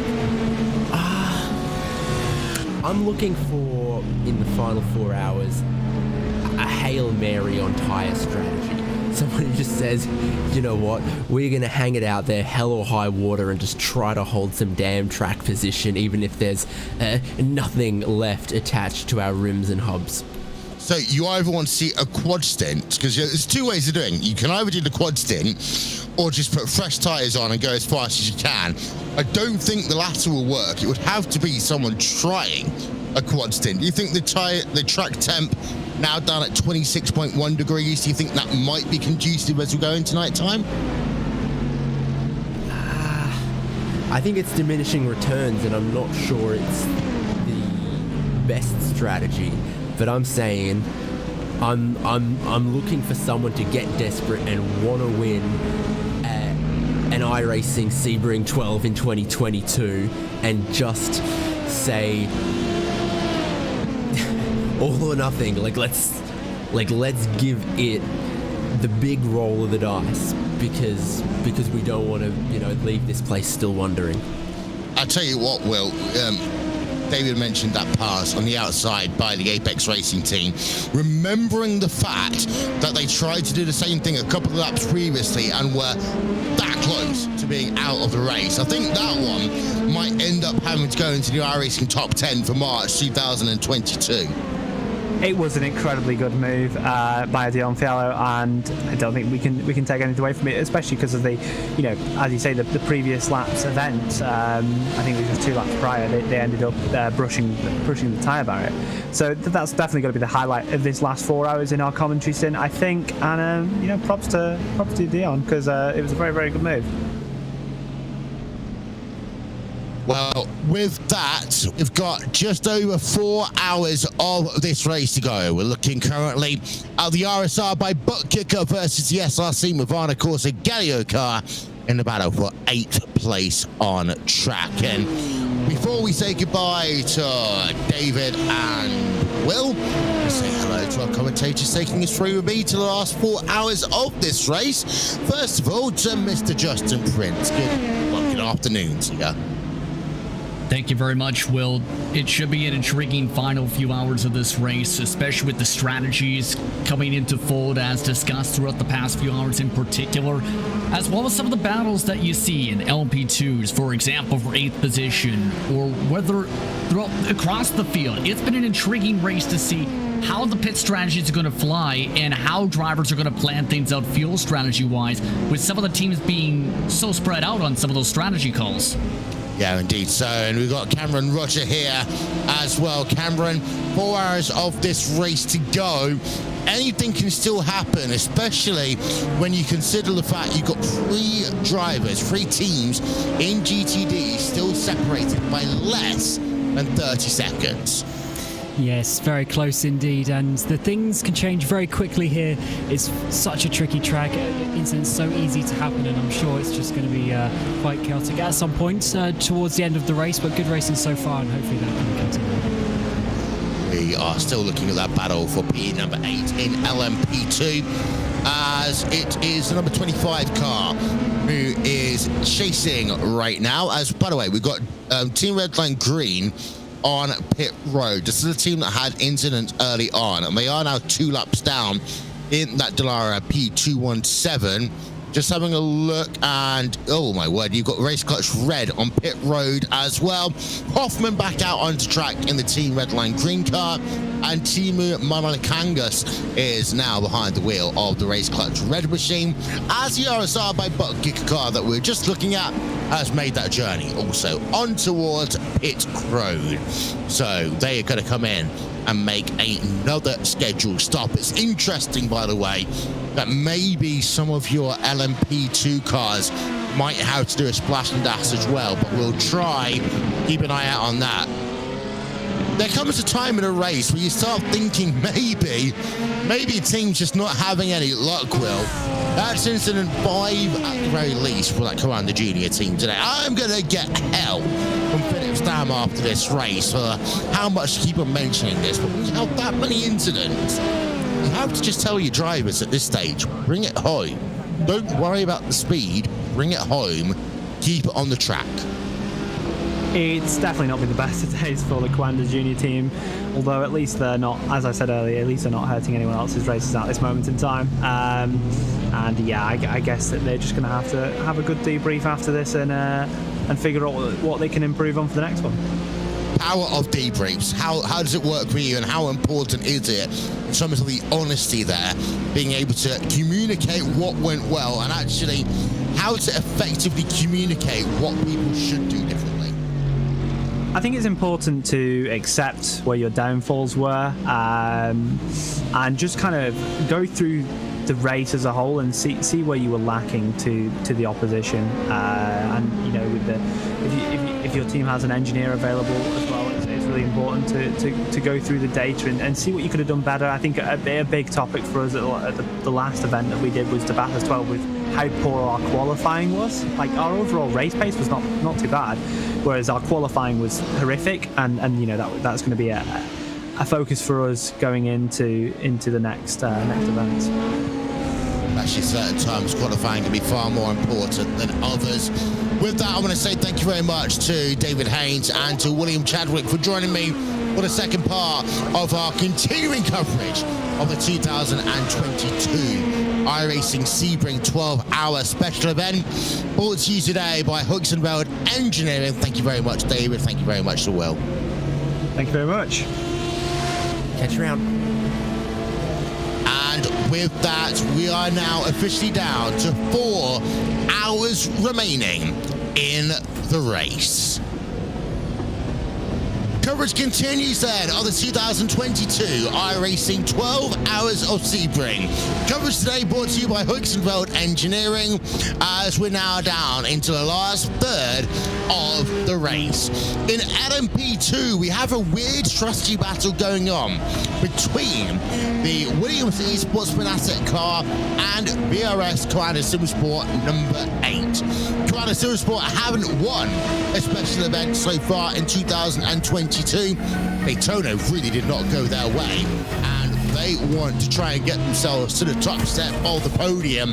They have got in that number 8 car Mitchell de Jong and Josh Rogers shining the torch to them, but Williams Esports Fanatic are standing in their way. It will come down to the last half an hour who manages to use strategy, timing, and pace to their advantage. You've got Urana Esports in 3rd place in the Hiking Media car right now. Yup Delic behind the wheel of that machine, as your LMP2 field are separated, top 3 drivers, less than 50 seconds on track. In GTD, it is even closer. 6 cars separated by 1 minute. At the front of that field is the number 89 BS Competition BMW car. This is a car that won the second round of the BMW Sim GT Cup about 5 weeks ago, that are going to be participating in the BMW Sim GT Cup here at this track tomorrow on RaceSpotTV. And what a good way of setting yourself up for round 3 of that championship by leading by 11 seconds right now in this race. You've got Team Redline in 2nd place with their red car, the number 71 machine. Chris Ludham, Patrick Holtzman, and Max Benecke have been in that car here today. Ludham is currently in the car. Will it be Benecke? Will it be Holtzman who bring it home to the end? In third place, the number 98 car is currently circulating 22 seconds back from your class leader, and that is the MSI Esports red car. They kind of been out of our shop for most of the race, but they are in a podium position, they are turning laps, and they are being ultra consistent as ever. And it is Gabby Montoro behind the wheel of that car, as we see the number 5 machine on pit road from the race lead in LMP2. Ati Kuppanen behind the wheel of that machine, and also Jupp de Ligt in the Urano Esports hiking media car on pit road as well. Ati Kuppanen comes out of pit road back onto track in the number 5 car. We expect to see the Urano Esports car do exactly the same any moment now, as Apex Racing Team will take over third place for the moment, and Daniel Alves Lorenzeno taking over the number 190 car of Urano Esports. That is where we are. Track conditions are as follows as we look at Daniel on pit road. 22 degrees air temperature, 26 degrees track temp. It's getting down to 25 as we speak. The wind is coming from the southeast right now. It is cloudy, and the wind speeds are basically below 2 kilometers an hour. We are getting close to sunset, and we will head into the night in the last 3 hours and 55 minutes of this race. And we say hello to Cameron Roger, but first to Justin. Justin, a lot still to unpack in the last 4 of the 2022 Sebring 12-hour. Yes, indeed, especially when it comes to, as talked about, the strategy differentials between what we've seen from the 8 and the 5 tonight. But for Mitchell Dion, I've noticed this as well. He's been looking very confident whenever he's been on the car since he's jumped in for his respective stints. His pace has been matching, if not a little bit quicker than the Williams Esports machine. It's just a matter of trying to execute said strategy right now, Will, if you want to come away with the overall and the LMP2 victory here today at Sebring. You've got to consider, Justin, that they did have 2 rods in the fire, did Coanda Simsport. They qualified P1 and P2. The number 18 Coanda car is in P number 4. However, ever since about hour number 2, they've fallen back, so you don't have Tommy Erskard being able to help the number 8 car in the latter stages of this race. Tommy Erskard, that car, I don't see any damage to it. It just seems to be a little bit slower, and it looks as though they might not even get a podium, this number 18 car. Yeah, just looking at the pace differentials, and that's partly what it can come down to. Mac Backham, the quickest he was able to get is a 144 earlier on in the race in the first opening stint. But since Tommy Osgard had to jump into the car in the early hours, their pace has been averaging around the 145s, 146s on the circuit. It just hasn't been flowing the way I think they were expecting. And it can come down partly to driver preference, but also situations where you may end up reaching traffic at worse spots compared to your teammate, or just not having the exact marks on down compared to your said teammate. And even then, it's the question of, did they go the exact same route as what Mitchell Dion's driving right now, the 8, or did they go a different direction to see if that would work? That's something you have to factor in as well. Yeah, as a number 8 car does have an advantage. It's quite substantial on paper. It is not that big in terms of how things will be at the end of the race. Different strategies coming into play. We're looking at P8 on track, a battle between teammates. Number 14, Race Clutch Red. Number 87, Race Clutch Black here, Cameron. The Race Clutch cars looked strong earlier on, but they've been in the wars a little bit in this race. Really nice red, black and white overlay. Just another red and black car on track.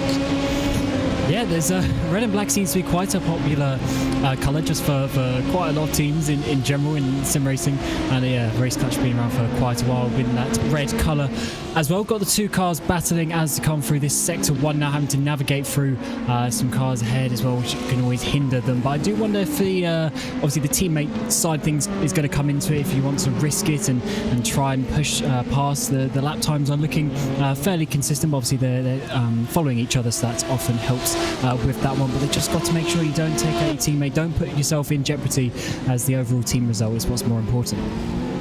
And to turn our attention back over to your your GT Daytona build just briefly for the moment. The gap between BMW Team BS Competition and BMW Team Redline Red was over 12 seconds about 15 minutes ago, Cameron. It's come down below 10 seconds once again. We've seen the ebbing and the flowing and the moving between BMW BS Competition and BMW Team Redline Red all race long. It just seems to be another chapter in that book. And of course, we don't yet know who's going to bring that Team Redline Red car to the checkered flag. Yes, but about 4/10 on the last lap. Redline were quicker, so just coming back towards them on that one. But obviously traffic can help here and there just a little bit, but for sure been such a close battle, and it's those little margins that are going to come into the end of this, and when we get to that final pit stop especially, that's going to be very important to see where they're going to come out. But about 9-10 seconds at the moment, that can really come down very sort of quickly if a few incidents happen here and there. So, don't forget, live timing and scoring is available. Visit racebot.wtf/endurance. That is racebot.wtf/endurance. And whilst you're clicking around on the tinterwebs, you can go to racebot.wtf/calm. That is racebot.wtf/calm. Learn more about my random Iron Man challenge as I try to commentate even on pretty much as much of the endurance race broadcast as I can for 2022, including the full 2022 24 hours of Spa. I'm even adding another one into that one, Cameron. I'm even going to have 12 hours of listening to the F1 theme music on Friday. That's, at least it's a decent little theme tune, that one. But yeah, doing the full 24 hours is certainly something. 12 hours, I do not envy you for that one. That is quite a long stint. But 24, there's obviously lots of other factors like eating that come into it. I'm sure you'll be well used to it. But how do you sort of stay awake during the course there? I'm just finding things to talk about. Don't drink tea and coffee. Simple as. No, honestly, don't drink tea and coffee. The more caffeine you drink, the bigger the crash. So Oscar Hardwick and I actually did this in 2014, the first ever 24-hour race on iRacing broadcasted. November the 1st, 2014. Hugo still remembers it from the day that he almost had 1 million heart attacks. And we had the eating part down. We actually ordered Chinese food. That's a bad start. Don't eat heavy food like Chinese food. Also, don't try and order a sirloin steak from a Chinese restaurant. It's not what you think it is. But the most important part is keeping hydrated without drinking caffeine. A cup of tea is nice, like I had one at halftime. But actually, drinking tea, it makes your mouth claggy. And then also, just trying to have things that you can always talk about. The infamous notebook of random statistics does sometimes become useful. But actually, if you rely on that one, Justin, you and I, we both know this. If you spend your entire time living out of a book of statistics, you actually get more bored trying to read the statistics than actually focusing on the race. Yeah, that's a good point where you have to have that balance as a broadcaster in particular to be able to not just say statistic and number and figure after figure, number and statistic. You need to find a way to also blend that with the storylines going on in the race to keep things relevant. And that's one of the main critical parts of that balance of when you're in a long stint such as that, to keep yourself fresh, but also be able to integrate that back and forth for the fans watching along for the race to keep them informed of what's going on for, say, the battle for 8th and GTD, where Maui Racing Team is closing in on Arnage. Yeah, Maui Racing Team, they've been all over the place today. in that number 10 car. And the Arnage competition car, Eau Rouge, let's not forget, is a real sponsor. Didn't realise that one until we were at Bathurst and we Googled that one. But Arnage competition are currently in 8th place, and they are had a couple of drivers in that car today, actually, and they've been a little bit up and down. Just to let you know, also, the Pure Sims Esports car of Daniel Simi-Zabo is on pit road as we speak. But I want to go back to the Arnage competition number 23 car. We just pull it up on the screen. They so far today have had Jimmy Artunes doing a double, then Leonardo Andruto doing a double. They've been doing basically doubles all day long, so their driver time has been pretty much equal here. We are expecting to see this carry on towards the end of the race. It's a bit easier to do in GTD, Justin, but the last driver might have to do I'd say about 2 1/3 stints at the end.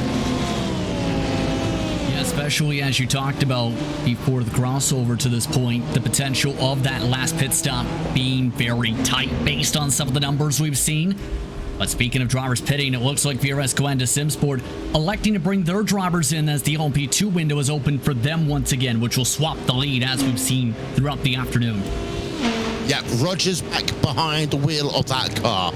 He will do most likely a treble, and that will leave at least a double, if not a treble. Actually, no, it will be a treble at the end for Mitchell de Jong. So it will be the Californian bringing it home. And normally we would talk about, Cameron, the fact that you've got an Australian driver and you've got a Californian driver. It would make sense to have the Californian finish the race. The issue actually is, well, they both live in Gronau right now, so they're going to be finishing this race not at 1 o'clock local time, but actually it's going to be 2:30 their time, because the clocks go forward in Europe the same way we're going to have towards the end of tonight. Yeah, it is such an advantage when you have drivers all over the globe. Just obviously, as you say, they're on the same location at this moment in time. But if the teams that do have drivers all over the place, maybe in the Americas or in Europe or in Asia, it's such an advantage because the drivers will be less tired because they're not necessarily racing into the evening as we are here in Europe at the moment. And also with the clocks changing, as you say, that's going to be a big factor for those a bit sort of further east in that regard. But yeah, certainly going well over the midnight for some of these drivers. They are going to get some tired towards the end of this race, but as you said there with some of the teams just sort of doing consistent double stints, does give you quite a lot of rest time when you are out of the car, and that should hopefully help with that sort of thing, because a 12-hour race is obviously it's quite a bit of a thing. You are going to be in and out of the car quite a lot if you've only got 2 drivers, so keeping awake towards the end is very important. As there is the number 10 car exiting Le Mans corner onto the Ullman Straight. Once again, just keeping you up to date on what lap we are on. It is lap number 272 right now. The infamous computer is back up to saying 396 laps will be predicted in this race, but realistically it could be anywhere between 395 to 400 laps. The lap record is 396. That was set last year in your Daytona, in your LMP2 field, not Daytona prototype, in your LMP2 field. Williams Esports, thank you on pit road. Kenneth Goldbranson is on the lane right now. It is currently Maxime Brient who's taken over the lead in your LMP2 class momentarily, but Williams Esports Fanatec right behind him here, Justin, as they scrap it out for the temporary race lead. And this is the first time in the past hour and a half or so that Apex Racing Team has actually cycled for now in front of Williams Esports. So this is not going to help the Fnatic machine. They cannot afford to get held up too much. They can save a little bit of fuel potentially. But if they get the chance to pass, I think they'd have to take it, knowing this is one of the first times they've cycled behind the 72 after their stop. Yeah, for me, fuel saving ain't going to make a difference because everyone someone's going to have to, in my opinion, do that extra stop. And unless you're really going to fuel save in these last 3 hours, 43 minutes, you might as well just go hell for leather and just turn the laps now. I think with the track getting so cool here, Justin, don't forget, your fuel economy is going to get worse anyway. So trying to save fuel at this stage isn't going to help, as Apex are on pit road anyway in the number 72 car. Yep, notice they were actually backing up their entry down towards almost right towards Sunset Bend in the first place to get some more space. But keep in mind as well, there is the mixture of strategies with the driver change with Heusinkveld and Simsport in the 8 machine, Rogers with fresh tires. Then you have Antti, he is still on that double stinty of tires that you should expect to see for some drivers as you see Briand into the stall. Yep.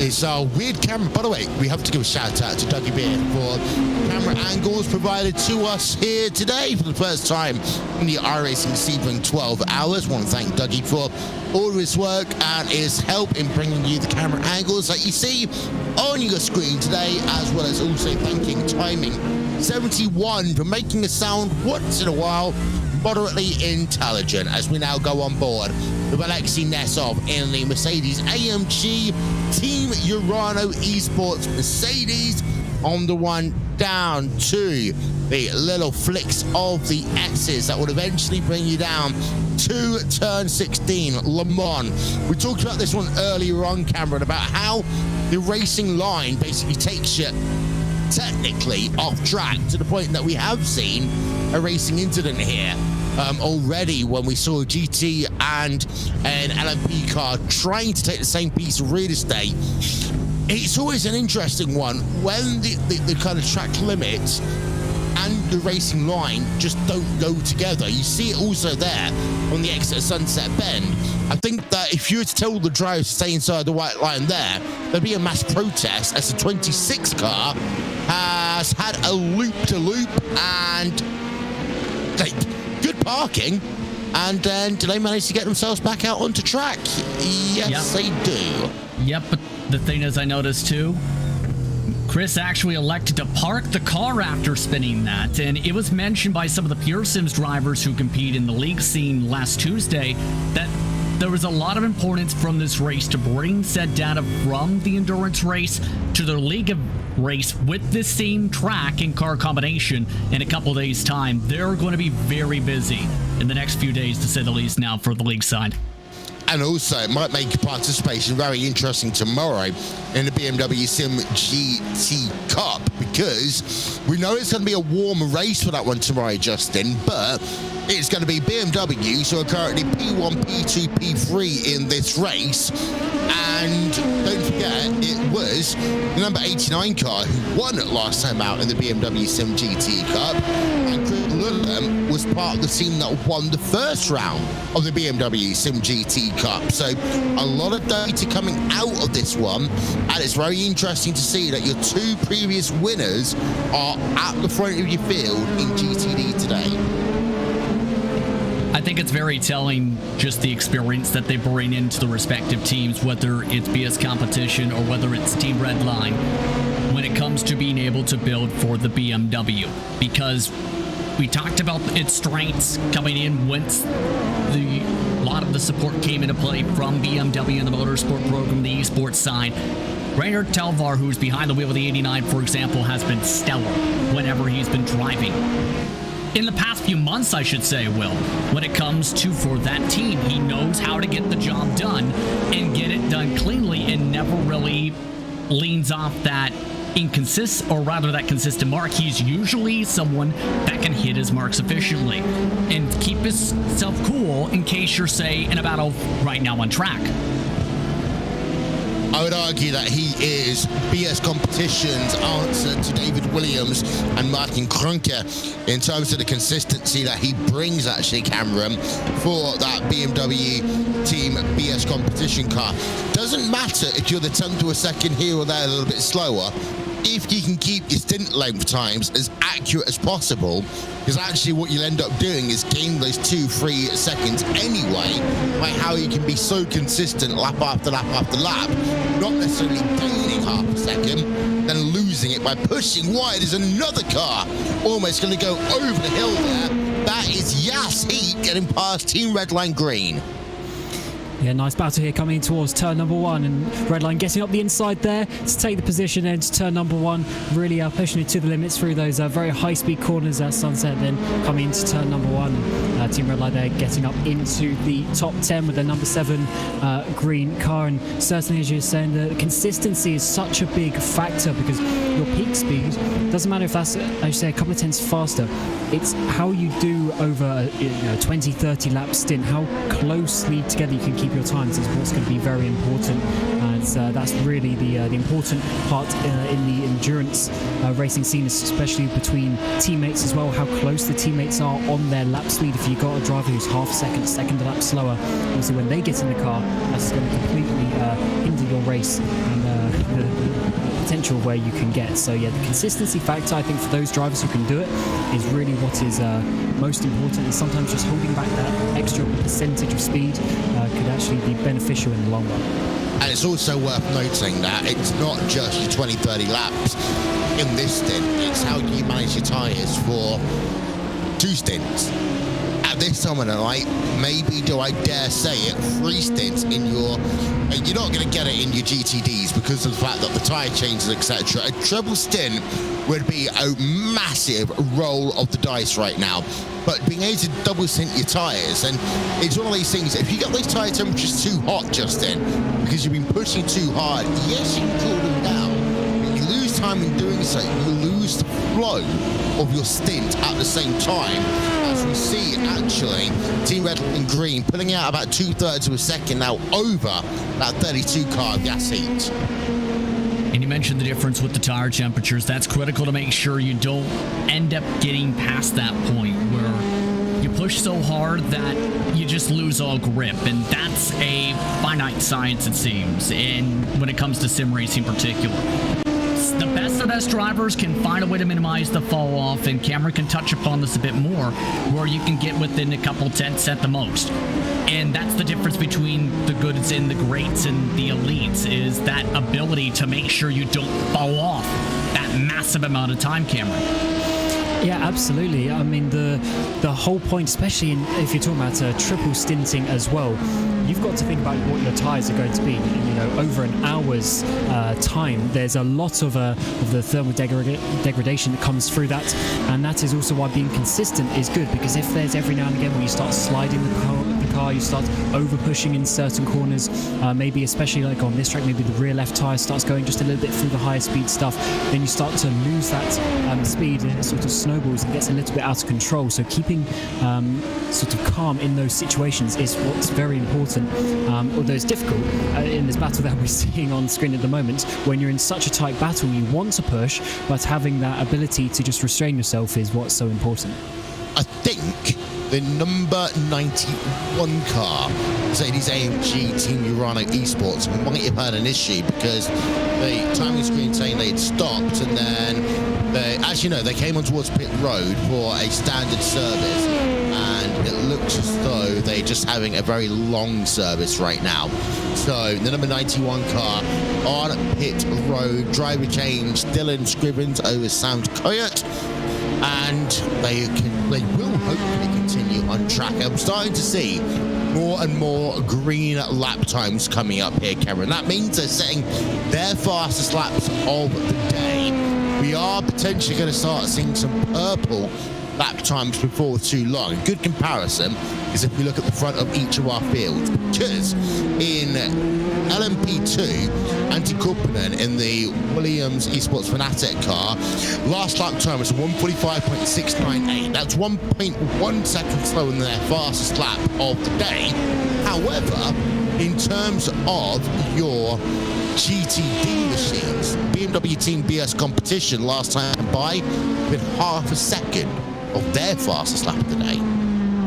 Yes, especially for the P2s, maybe a bit of traffic can come into that as well. But yes, obviously the time's going to be coming more towards the drivers as the sun sets. The drivers who can adapt to those conditions during their stint, especially if they're in the car for a couple of hours, you know, the track's conditions going to change quite a bit from the start and the end. And having that with the tyre wear that comes into it as well, being able to adapt to that is very important, and keeping up your speed and making sure you're going towards the limit of that car at every possible lap, every possible corner is where you're really going to see the better drivers come out. But for sure, those who can get close to their purple lap times right now are going to be doing very good, as this is going to be coming towards a very important point in the race where they're really starting to now count back from the end of the race to work out the pit stops.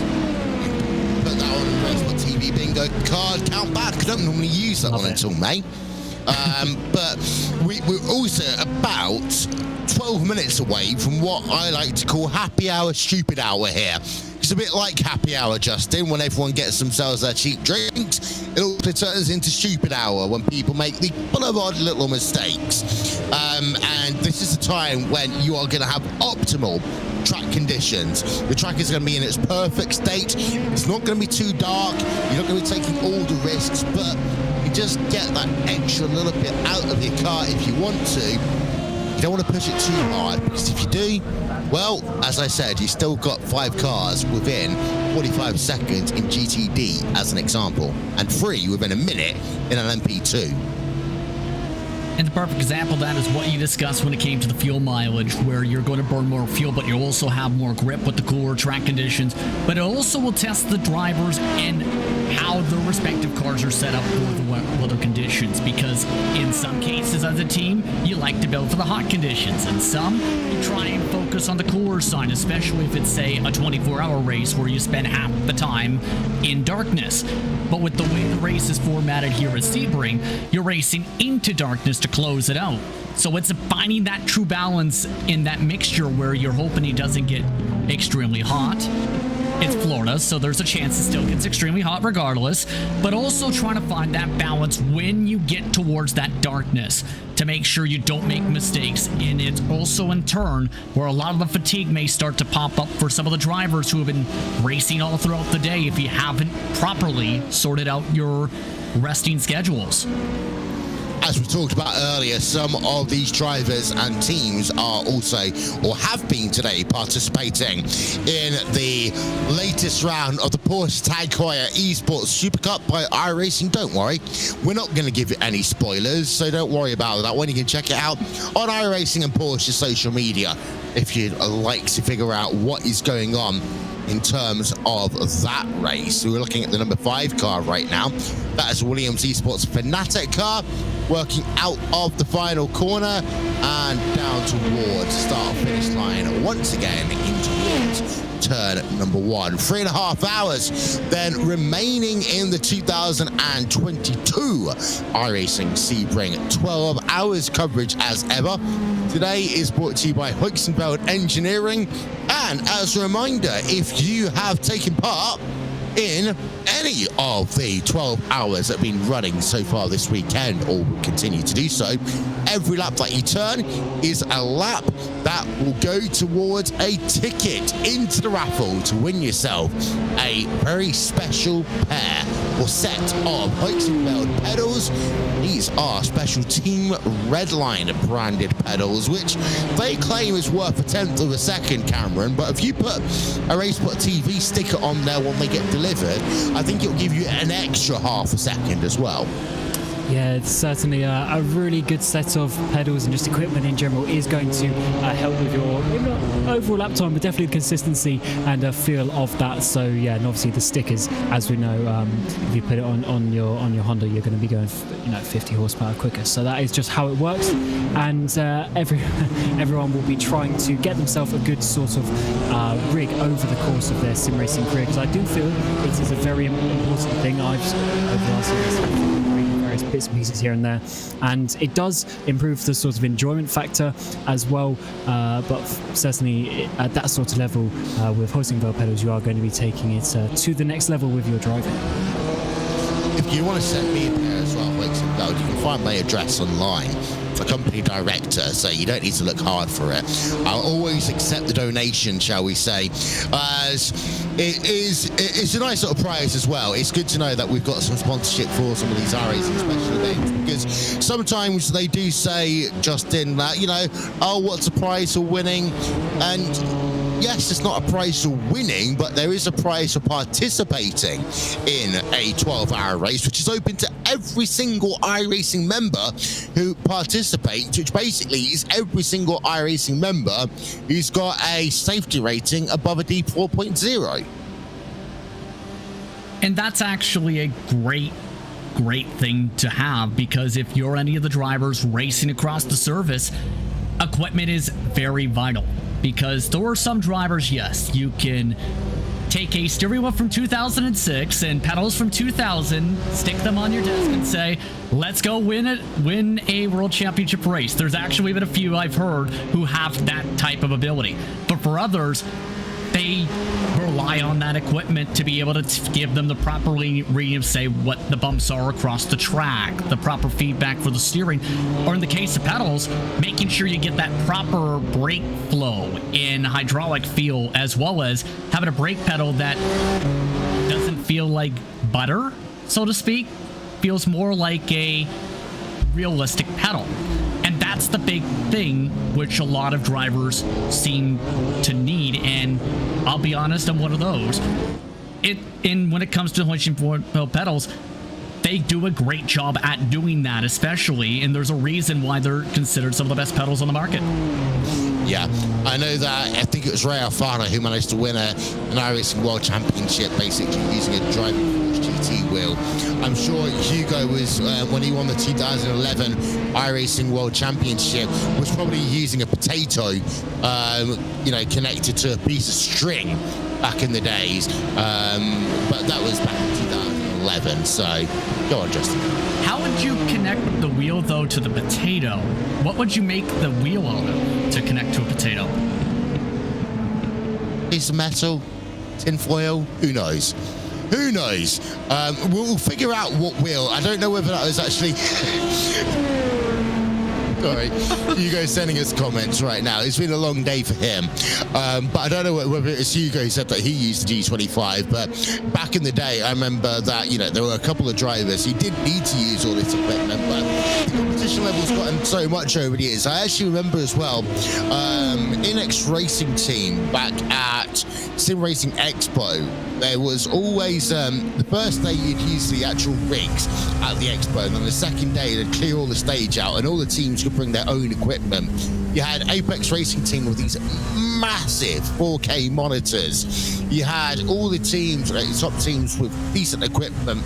Then I think it was Isaac Price in the INX Racing Team car, which was basically a box and monitor, and that was about it, was his sim racing setup and a set of pedals. So it does change over time, but the key thing is, on the flip side, getting onto iRacing, Cameron, we talk about the high-end equipment. You can still go down, if you live in the UK, for example, to CEX, get yourself a driving force GT pedal set for 50 quid, get yourself a free subscription or a discounted subscription to iRacing by going to iRacing.com right now.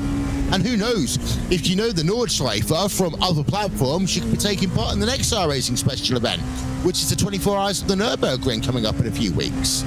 Oh, absolutely. And that's the whole sort of point of the license, the rating system that you have on iRacing, because you can jump in straight away with very little experience, very little knowledge of sim racing in general. Just set up, wheel and pedals and get going and race against people at your level. And obviously you'll then, progress and learn as a driver, learn how to improve your skills over time, and you'll get better and better. So it's certainly a great platform for that.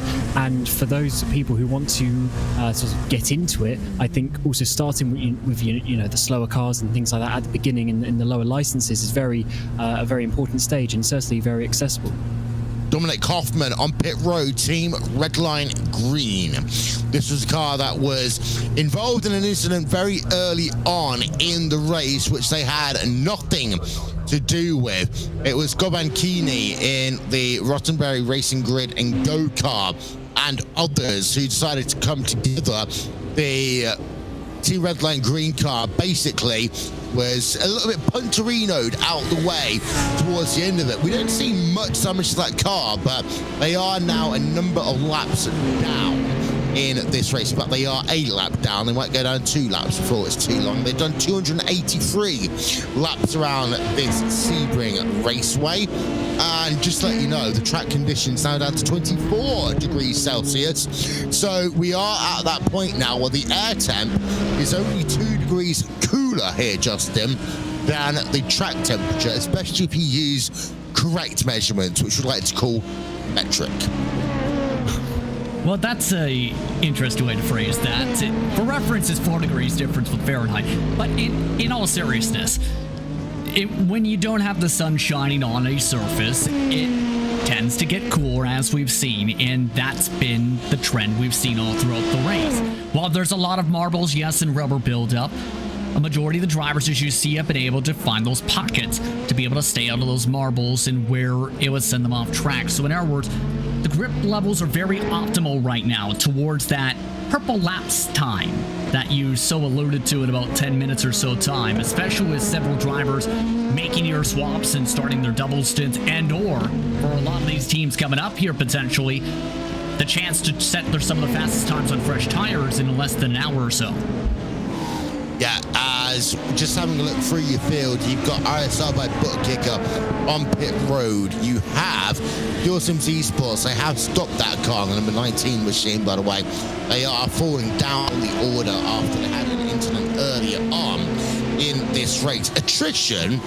Well, let's talk about attrition very quickly, because we ended up with about 11 cars out of the race in the first 2 hours or so, but we still got 32 that are running on track right now. So that one is markedly improved, Cameron. From what we had in the first couple of hours, I was worried it'd be a bit like Bathurst when we end up with less than half the field, but actually no. We still got 32 cars running across the 2 divisions. Yes, still plenty of cars, but it's certainly a difficult track. A race of attrition is this one. It's great for endurance racing, but it's certainly quite difficult. There's some very awkward parts of the track where the drivers have to be a little bit more cautious maybe, but sometimes they obviously don't do so as they're fighting for position. And certainly when we get to this point in the race, some of the teams will just be thinking to maybe try and get to the end, but also trying to realise that maybe the clock is counting down, albeit it's still 3 hours to go, but the opportunities will be few and far between from here, so you do have to go for every single overtake that you can do. And unfortunately, that does lead to incidents. But yeah, still over 30 cars on the field, so plenty of cars still running and giving us some good racing. But I was just looking at the lap times as well. You were saying about getting towards the purple lap times, and the leaders of both categories are just within tenths of their fastest laps at the moment. So this really is the fastest point of the race so far. Yeah, and the time has just gone past 7 o'clock local time in Sebring in Florida. So welcome to prime time. Welcome to happy hour. This is where we are most likely to see the fastest laps of the day. In fact, Urano Esports, they just set their fastest lap of the day at 144.589. That is only 3/10 of a second slower than the fastest lap of the day. Josh Rogers, Colorado Sim Sports last time by a 144.582. They are within 3/10 of a second of the fastest lap of the day that they have set. So, happy hour is upon us now, Justin.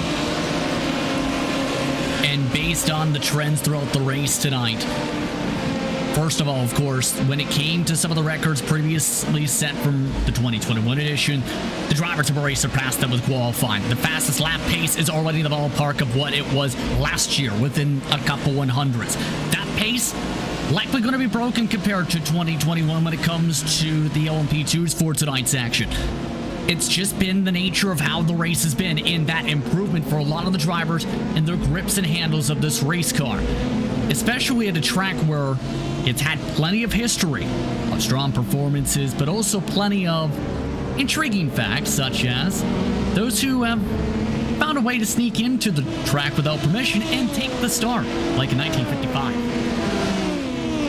Well, the only time it's ever happened in motorsport. So someone that did that in German Grand Prix in Formula One as well, when it took them actually about 15 laps before anyone realised they weren't supposed to be in the race. As we're looking right now, Battle for P4 in GTD 450B, the racing team Euronics. It's a Lamborghini in amongst all the BMWs on track, and they're 1.2 seconds ahead of the Vanderbilt Sim Racing white car. You might have heard it earlier on. They weren't very happy, our previous set of commentators, because Will and David noticed that there wasn't the endurance yellow beam of light, Cameron, on the front and rear of that Lambo. Yeah, the classic sort of yellow, but I mean, some of the teams just want to be a little bit different, I guess, or maybe it was a mistake. Who knows? As we see the number 5 car now coming into the pit lane, once again having just done some really good pace, and they'll be obviously trying to hold on to their position when they come back out on track. I mean, I don't know why obviously the yellow factor was so important, but obviously the previous commentators picking up on it and trying to maybe call them out and see what happens in the next race. Well, yeah, the next time we go out, though, we're not going to be using these cars because it'll be the 24 hours of the Nürburgring. Out on the track, by the way, we'll get Axel Kumpinen in the Williams Esports Fanatic car. Euronic Esports, Hiking Media are on pit road. Dominic Gaumeyer and the SRC Corsa Gallio on the pit road. And you got Netrex Grand Prix Gold and Maciek Milnik on pits for the number 27 machine. So more and more pit stops going on. We're not really worrying too much about whether or not any teams can make it to the hour. The simple answer is, oh no, they can't. So what it really is about keeping an eye out on the stint lengths for the last part of this race. We see lovely look down pit road and the Euronic Esports Hiking Media car on the left-hand side of the shot there in the number 190 car. They are due to come back out onto pit road any moment now. Rogers did a 144.645 that last time by. Out towards pit road comes the number 190, Justin. Nice and clean off the launch as well has been the trend, where drivers taking the double stint, in some cases triple stint, 33, 34 seconds of the box, 57 seconds total in the lane delta. Some of that has been within a couple tenths of a second difference for some of the top teams, keep in mind. I will note this, Williams Esports did elect to keep the same set of tires again on the car for Antti. So they are looking like they're going for a similar strategy to what we're discussing with the cooler temps. Try the triple stint, try and go from there, try and stretch out that stint as long as they can before a driver swap and a fresh set of tires go on. And also, you're thinking about who is going to bring this car home at the end of the race, Justin, and you want to make sure basically when you get the last driver into the car, they have fresh boots, and you've then got to make the decision, okay, do I double treble with it now, or do I do the treble stint, see if it works, and then make sure I've got some fresh boots for the other driver for those last couple of laps? Well, you obviously want to make sure you have fresh tires when they jump in the car, but if it comes down to a late race situation such as that, you have to keep the tires on, I think, potentially. It's the matter, though, of how many stints you can truly do it. If you try and go two stint, or if you really try and risk, say, going all the way to the very end, because we're talking, based on the projections, around 22 laps. That's around 45, 50 minutes, give or take, when it comes to this car, based on the past history, where we're looking about 2 stops, give or take. So in other words, I think you're in a comfortable spot to do that right now, to at least take the set of tires. Don't have to really panic. Just, once you make the driver change, go to the end. Good point. And the thing is, I'm having a look at these lap times right now, Cameron. Josh Rogers, last time by, was within 2.5 hundredths of a second of going purple. Yeah, pace is really getting set now, and this is going to just make this battle even closer by the time he comes in to make his pit stop as well. This battle is just going to be so close as we get towards the end of the race, and the interesting point is looking at roughly the stint times that we've seen towards the end of this race. Obviously, the longer he's going now is going to make this final pit stop a little bit shorter.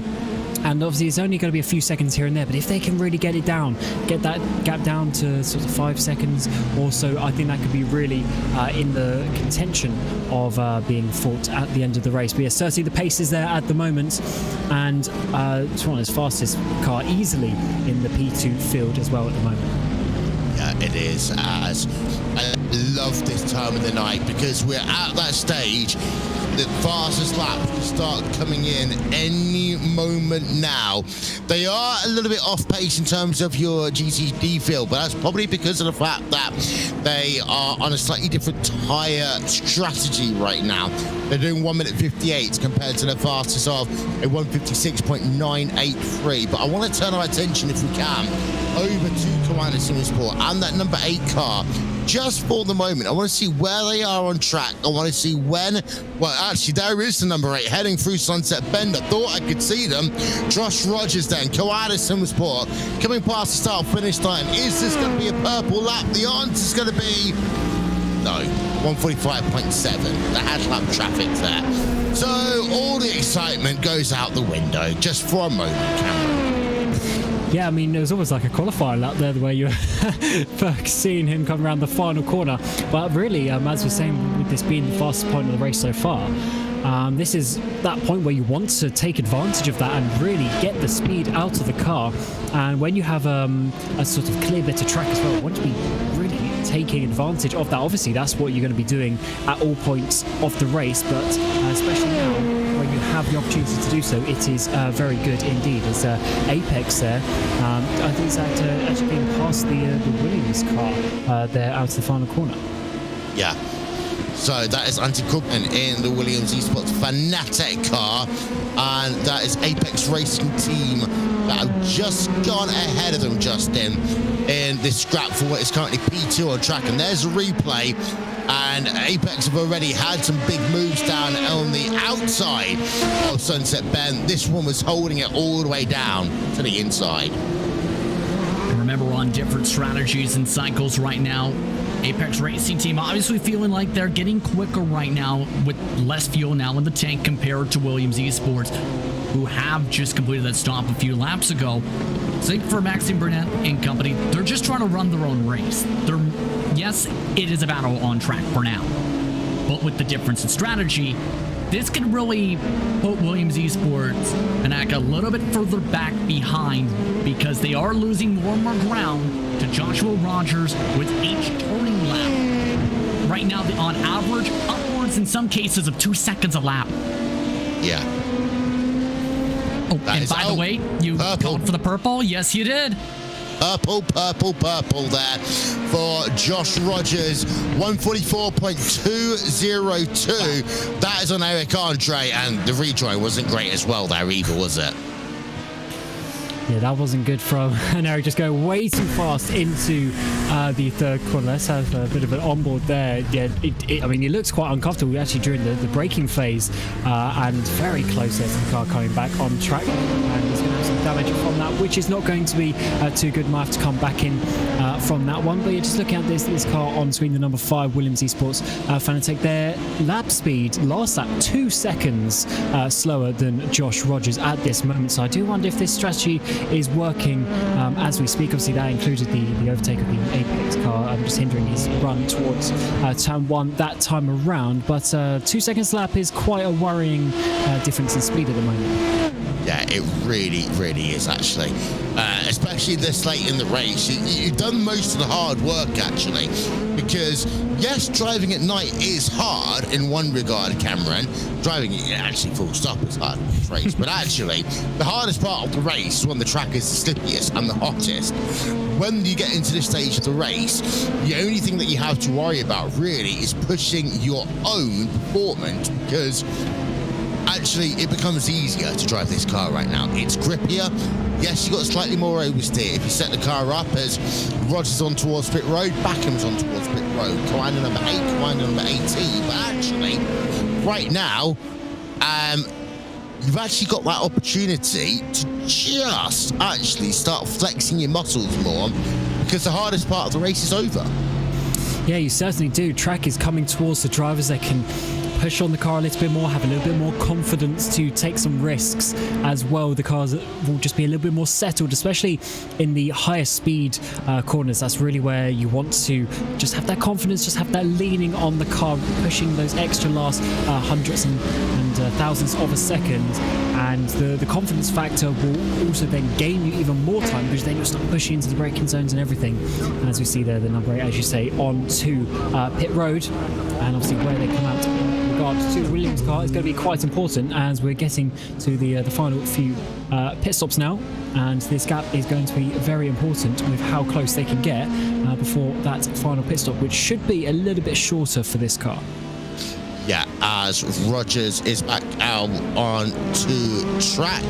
1.5, by the way, between Apex Racing Team and Williams Esports Fanatec. So that gap has increased dramatically, Justin, since Brienne drove down the inside of the Williams Esports car a couple laps ago down at Sunset Bend. Yeah, right now, this is going to be a true test as well with some of the pace now. They're on their first double stint with Joshua Rogers back behind the wheel. I'm liking their positioning, though, strategy-wise, per se, because they know that they need Rogers to really help solidify things in these later stages, especially when it comes to positioning some right time-wise with the 5. The gap has been going down and down and down with each changing stint. They're just 13 seconds back right now of Antti for reference sake at the moment as we follow along with one of the BMWs. Yeah, as we're on board with Max Jansen then in the R8G Esports car. RAG, they've had an okay day. They could have wanted a lot bit more, actually, as we can just see now on the run down into Sunset Bend. This is actually a little bit dangerous this time of the night, Justin, because you got all that light coming towards you.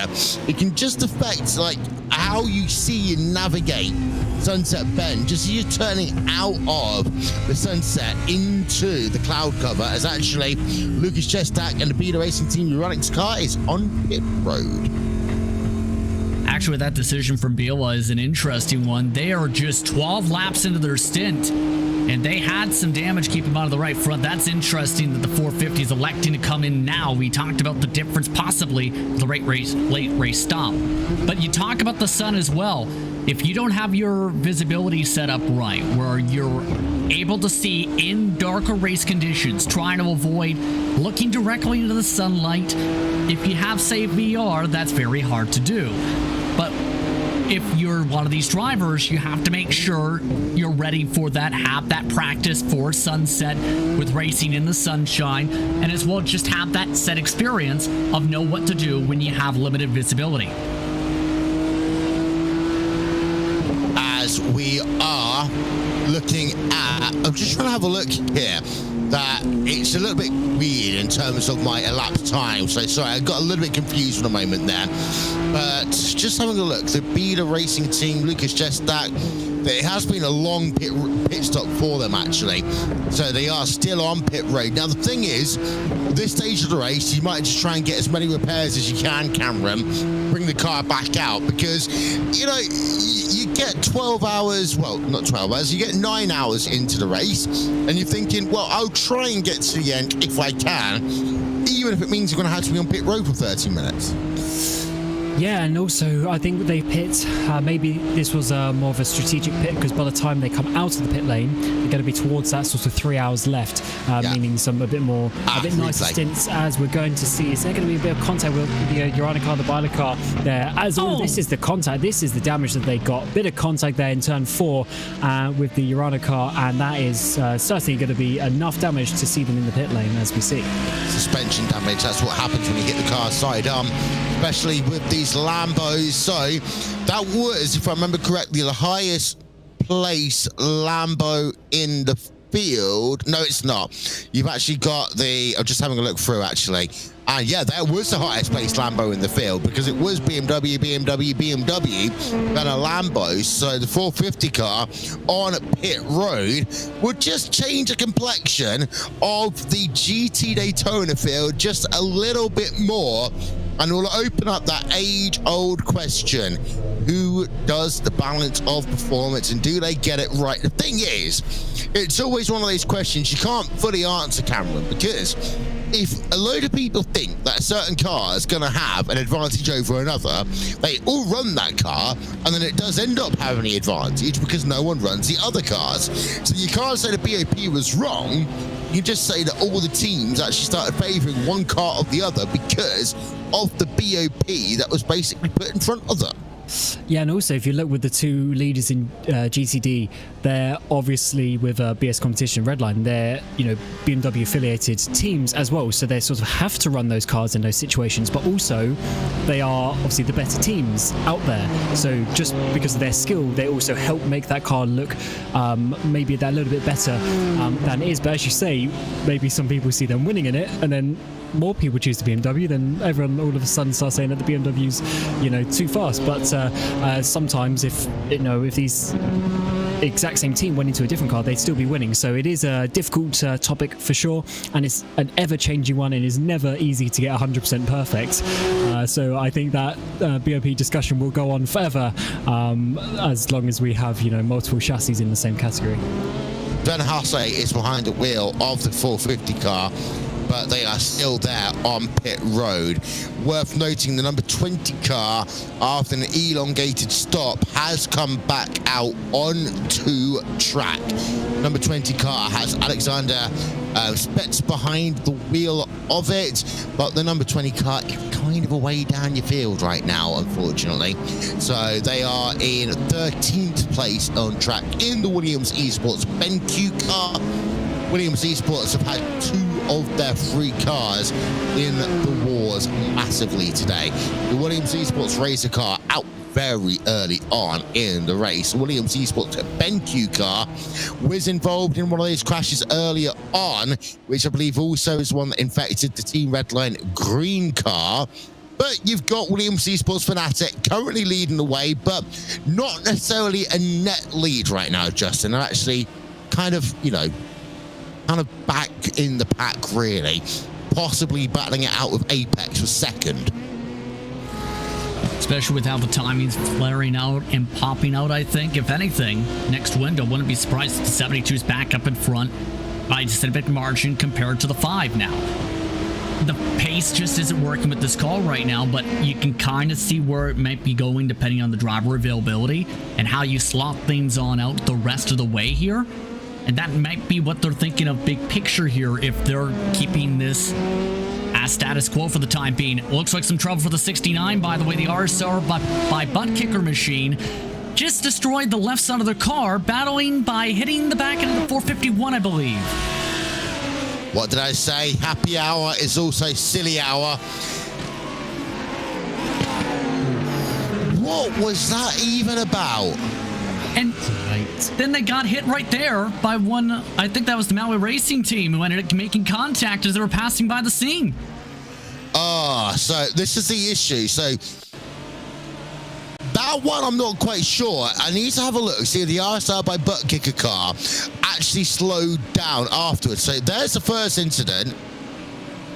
And yeah, actually, no, the Maui Racing team car did actually just tag, and there we are, Oscar Copa and the RSL by Butt Kicker. That was just a simple overshooting to start that one, and you can just see just the slightest of contacts afterwards there, Cam. Yeah, that was just a bit too late. Well, not a bit too, a lot too late into that corner, and unfortunately making contact there with 2 cars, and it's going to have a bit of damage on the front end of that car in that 11th place currently in the P2s. Just a little bit too ambitious there, really. He didn't even get his nose alongside, unfortunately, and yeah, just really losing valuable time at this point in the race, and getting some damage isn't going to help when this is really an important stage of the race. 3/4 of the race actually is now done, so we are now into the business last 25% of this race here on RaceSpotTV. And don't worry, you don't need to go anywhere. We are going to be here with you uninterrupted, commercial free, till the end of the race, as we're looking at the battle for 10th place in GTD. Venables Sim Racing White versus Fire Sim Sport Red. Gap between them currently less than a second, about 2/3 of a second right now, as they battle it out, as I say, for 10th place on track, Justin. Yeah, they've stayed pretty close together, I've noticed, on this racetrack for the past little while or so. Our Sim Sport has had some stellar racing the past few weeks in particular, in the past few months on the service. But Vendaval's been kind of on a roller coaster, it seems, Cameron, for the past couple of years, trying to stabilize and stabilize, I should say. When it comes to the racing, they've looked pretty consistent, though, with their lineup today, right now in the top 10. Your thoughts, Cameron? Yeah, absolutely. Yeah, sorry, I just missed that point. I was about to ask your opinion on Vendaval. Yeah, they've actually been doing pretty well in another championship that I've been looking at as well. So they've been obviously getting themselves towards that the top levels, which is so difficult, especially in this GTD category. It's so tightly fought. You see some of the best teams, best drivers really getting involved there, and so many competitions use this category of car as well. There's really a lot of knowledge going in there, so to get towards the top echelons is certainly very difficult indeed, but they've been getting there, and they're obviously getting towards the top 10 in this race at the moment, and I'm sure they're going to actually improve over the course of this year as well, because from what I've seen, as I said, in other competitions, they've really been working on that and getting towards the front, so good job from them. And keep in mind, this team has had some very notable drivers. Nicky Team, for example, raced with them for about a year or so in 2016 and 17. Galgard previously raced with them before moving over to BS competition. You can also put Philippe Denz in that conversation. Antiello was with them for multiple years before going to Kova, as well as Valtteri Olander, who had some very successful stints in open wheel competition. It's a team that's had a lot of successful drivers go through its team, especially when it comes for the Nordic regions. Yeah, some teams actually end up being like that, where you almost act as a stepping stone, which is sometimes a bit of a shame that some of those drivers don't come around and carry that team even further. But the fact that they can obviously get some good drivers, develop them, and get them then to higher teams definitely shows that they're doing something correct, and getting the results on track with what with the drivers that they have at that specific time is very very important. But yeah, they're definitely in the right frame of mind behind the scenes if they can have the ability to do that. The driver behind the wheel currently, Spencer Kostowicz, is also someone who's risen up to the ranks recently. Joined this team last year, in fact, during April. Remember seeing him run a lot of strong events prior to that mark. Just quietly was amongst the top 10, top 15 usually in some of the major road course races.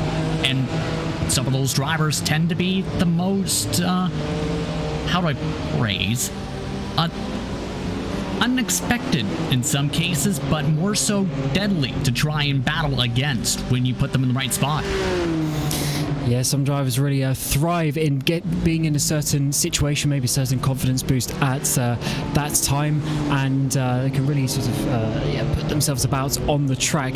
And getting a bit of a name for yourself is very important, I think. And seemingly, as they've had obviously some drivers come and go from that, they get themselves in a position where they can be seen by some other teams. And there's not necessarily a bad thing. The better teams are always one that drivers want to get themselves into. You see teams, drivers moving teams quite frequently, and that's just sort of part of the game. Especially as we get more professional with sim racing, there's contracts involved and things like that, and payments being made to some drivers. There's certain things that can lure you away to another team. And keep in mind, the team that's pressurizing them had some stellar racing, in particular at Daytona earlier this year. It's a group that came together, all the drivers Danish for the most part.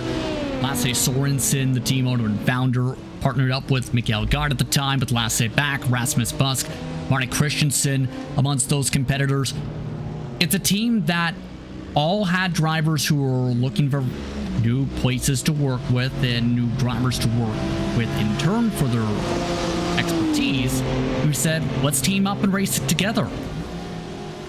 Well, that's good. You want drivers to really function as a team behind the scenes. And obviously if you get a couple of people, because sometimes you actually see drivers go around maybe in pairs or threes, and they might move teams together. But sometimes you do end up with these drivers who maybe don't find themselves in the right frame of mind. They don't find themselves in the right situation for them to perform, and it's good to see those teams, those drivers then coming together and really putting themselves into a good position to fight for the good, for the good points and the good places. That's really quite an important factor for some drivers, is they need to have the right people around them to perform out on track. And the interesting thing is too, some teams too, such as what iRacing Sport did with the red car, which many times put competition, they have the BMW that's pressurizing for position. They also had a purple car with the Lamborghini, so they split those resources to two different cars to see, okay, which one can bring the success with this manufacturer.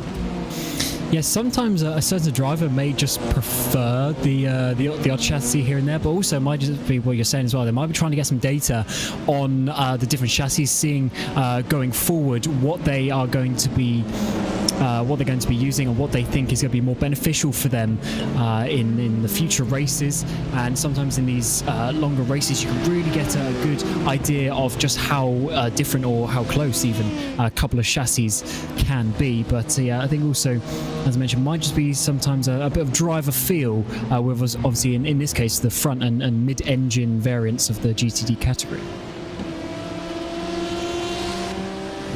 So with the GTDs estimated at about 89 laps to go currently, if you were on the box for some of these teams today and planning things out, what would be the thoughts, especially knowing you have Lasse back looking to make the pass to the inside and just trying to get the move done while having to also get spun around by Next Rex? Oh, no, that is a really difficult situation for him to be in. He's sending it down the inside. Really nice move there. And unfortunately, that, I think it's an Nerex car, as you say, just trying to go in between the two cars. Very awkward situation, very risky situation. Unfortunately, their fire getting spun around. They're going to have damage on pretty much all corners of that car. And that's going to ruin an unfortunate, good position that they were in. And I don't think they're going to be overly happy about that. Yeah, let's take another quick look. Just a matter of inches. Wow. Especially from the angle, I just don't think there's quite enough room there. I can see obviously what the P2 was trying to do, but I don't know if there was quite enough room from that angle. Oh, this is going to be quite a good one. There was just about a car, but they just needed a few more centimeters really. But yeah, high risk and pretty low reward, unfortunately. Just a bit of an unnecessary risk to take, I'd say. Yeah, that again, Net Rex Grand Prix Gold was involved in that one, Will. Yeah, I come back to see someone just basically pointing in the wrong direction, and that's Lasse back putting that iRacing Sport red car off the track. So I just appear for 2 seconds. I come back, there's someone pointing in the wrong direction on the racetrack at the start-finish line. Well, okay, but we turn our attention back to the number 72 car. This is Apex Racing Team, who, of course, are in this kind of hybrided pit-stoppy thing. They've currently got the Urano Esports hiking media car currently behind them by about 1 second on track right now. In the battle for 3rd place in LMP, well, 2, as they'll work toward the start finish line. I'm keeping an eye out, by the way, on fastest lap watch. It was a 144.202 that Josh Rogers did a few laps ago. That is the fastest lap of the race. Last time by, they did a 144.933. So we are potentially looking to go even faster. Apex Racing Team, like last time by, though, 146.518 for them as they continue around with 2 hours and 49 minutes of this race to go.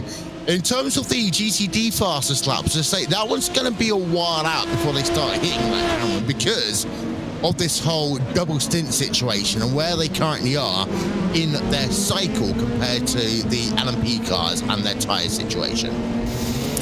Yeah, and it's getting to that quite important point of the race as well regarding the time left, as we've just seen a bit of a move there for third place there down the inside of Cunningham. So it's the Urana car there getting themselves up the positions, and yeah, with the time to go, we're getting to that point of there being about 4 stints or so left for the LMP2. We're at that point where it's sort of easily 3 stints left for the GTs as well. So any pit stops around now could be quite crucial, quite important for these teams as they work out how they're going to get to the end of the race. And I think the sort of strategists helping them out are going to be doing the numbers to try and work out when is the best time, when is maybe some fuel saving needed to pit at the right time. And also, who do you put in the car and when? Because it's not common practice, but we've seen it so much in the BMW Sim GT Cup, Justin. We're putting drivers into a car with old set of tyres because it's just the quickest way of doing things, that we might end up seeing that. You might just have someone do a single stop at the end, but they don't want to put fresh tyres on them. They don't want to risk losing out on track position. So you're sending someone out onto the track maybe for a single or even a double, and they're going to have to nurse some tyres to the end of the race. And remember, a few years ago, around 2018, 2019-ish, a lot of drivers would tell you that is a massive, massive gamble. But with the changes to the sim and in some cases the tires in turn, that has really changed that balance in thought process to how risky drivers and teams in turn are willing to go in these situations. And keep in mind, you put yourself on already worn tires, it's not easy compared to, say, going on fresh tires. Yes, you have the risk of cold tires if you change the set, but you also have the risk with the older tires if you keep them on, where you might not know how they're going to react when you go into the corner compared to how your teammate may have driven with them. Are they a little harder on the brake? Are they chewing up a little bit more on the right front compared to what you would do, etc.? That balance is so critical to make sure you adjust too quickly to where you're up to speed quickly in turn if you want to make that work. And sometimes a 2% wear on tyres, it doesn't seem like much, but actually, over the course of a run, that 2% could really be a difference maker. As Race Clutch Red are on pit road, by the way, Nathan Moore is on the lane as we speak. We're currently on board with Maxim Brian in the Apex Racing team number 72. As they'll come past the start finish line and fling it down towards turn number 1. Again, they are currently 57.3 seconds behind the overall leader, which is currently the number 5 machine, Williams Esports Fanatec. As the gap between them is, gap between them currently, between P1 and P2, 7.8 seconds on track. As that is where they are, like number 305 on this race now. And last time by Josh Rogers, within half a second of the fastest lap of the day. So he is still absolutely charging on track right now. And in GTD, it is worth noting that after the gap that they pulled out earlier between BMW BS Competition and BMW Team Redline Red, it's back down to 1.1 seconds, Cameron. Yeah, this battle's really heating up. Chris Lullum has done good over the course of the last couple of hours to really get towards Reina Talva, and he's getting within a couple of seconds now, so you can see him. He can really get grips of the task ahead, and he knows just what he needs to do. The lap times are looking pretty consistent actually for quite a few of the GTD runners, but for sure Lullum has been closing. And when you're in this sort of distance behind, you get that extra couple of tenths a lap, or at least you feel like it, because you can really see the target, you can see what you can do. And of course it's quite difficult when you've got all these P2s coming past you, but for sure he knows what he needs to do. And I do think this overtake is going to come sooner rather than later, as he's been closing down slowly but surely, and eventually he's going to be able to make this overtake. We're on board with Fraser Williamson in the SRC Bavada Corsa Rosso car as they'll work themselves through the very fast section down at Bishop, down towards the little S before you get yourself down towards Le Mans. And we've got to remember, Justin, that P1 is the team who won the last round of the BMW Sim GT Cup. Chris Ludham, even though he's driving with Team Redline Red today. Oh, Mac Backham just about turned Williamson there, trying to get himself around some of the traffic there. Pardon me there, Will. Yep, they survive it though, and you know, Backham can do some crazy things once in a while, but they do survive it then. Backham in the number 18 car, the second of the Commander Sim Sports cars today. They are one lap down, but to go back to the point I was making, BMW Team BS Competition won the last round of the BMW Sim GT Cup. BMW Team Redline Red, as we have another look at this replay. And Backham was just moving traffic. And I say moving traffic, he was directing and moving traffic physically across the racetrack there in the number 18 car. It's the point, third time lucky, BMW Team Redline Red. Chris Lunham is kind of joining them here today in what is a three-car team because of the fact that Max Benecke is, of course, been running in the Porsche Taycan Esports Super Cup by iRacing.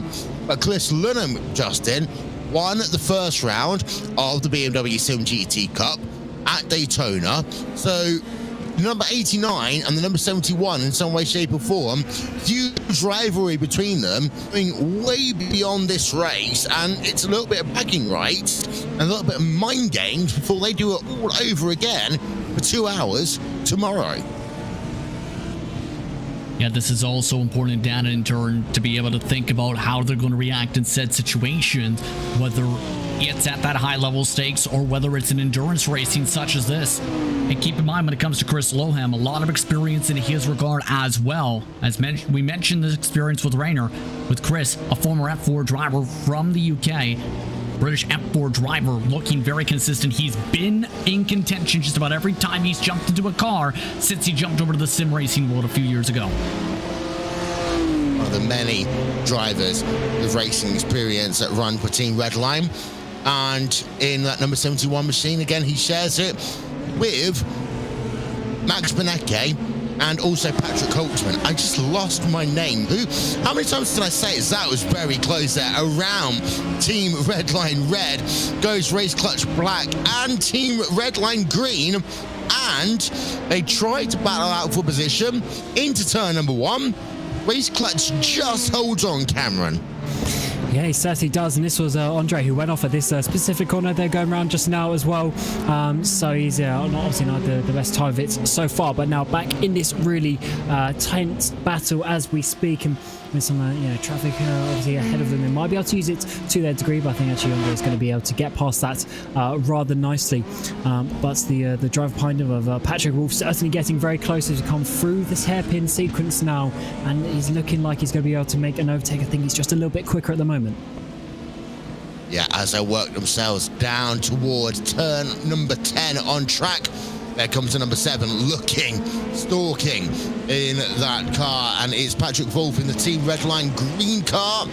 We've got a little bit of double screen action going on for you, because at the bottom of your screen you've got that battle for P1, P2, BMW Team BS Competition and BMW Team Redline Red. Because of that craziness we saw down at Sunset Bend, what happened was, Cameron, BMW Team BS Competition lost half a second, put the number 71 car right into the mix.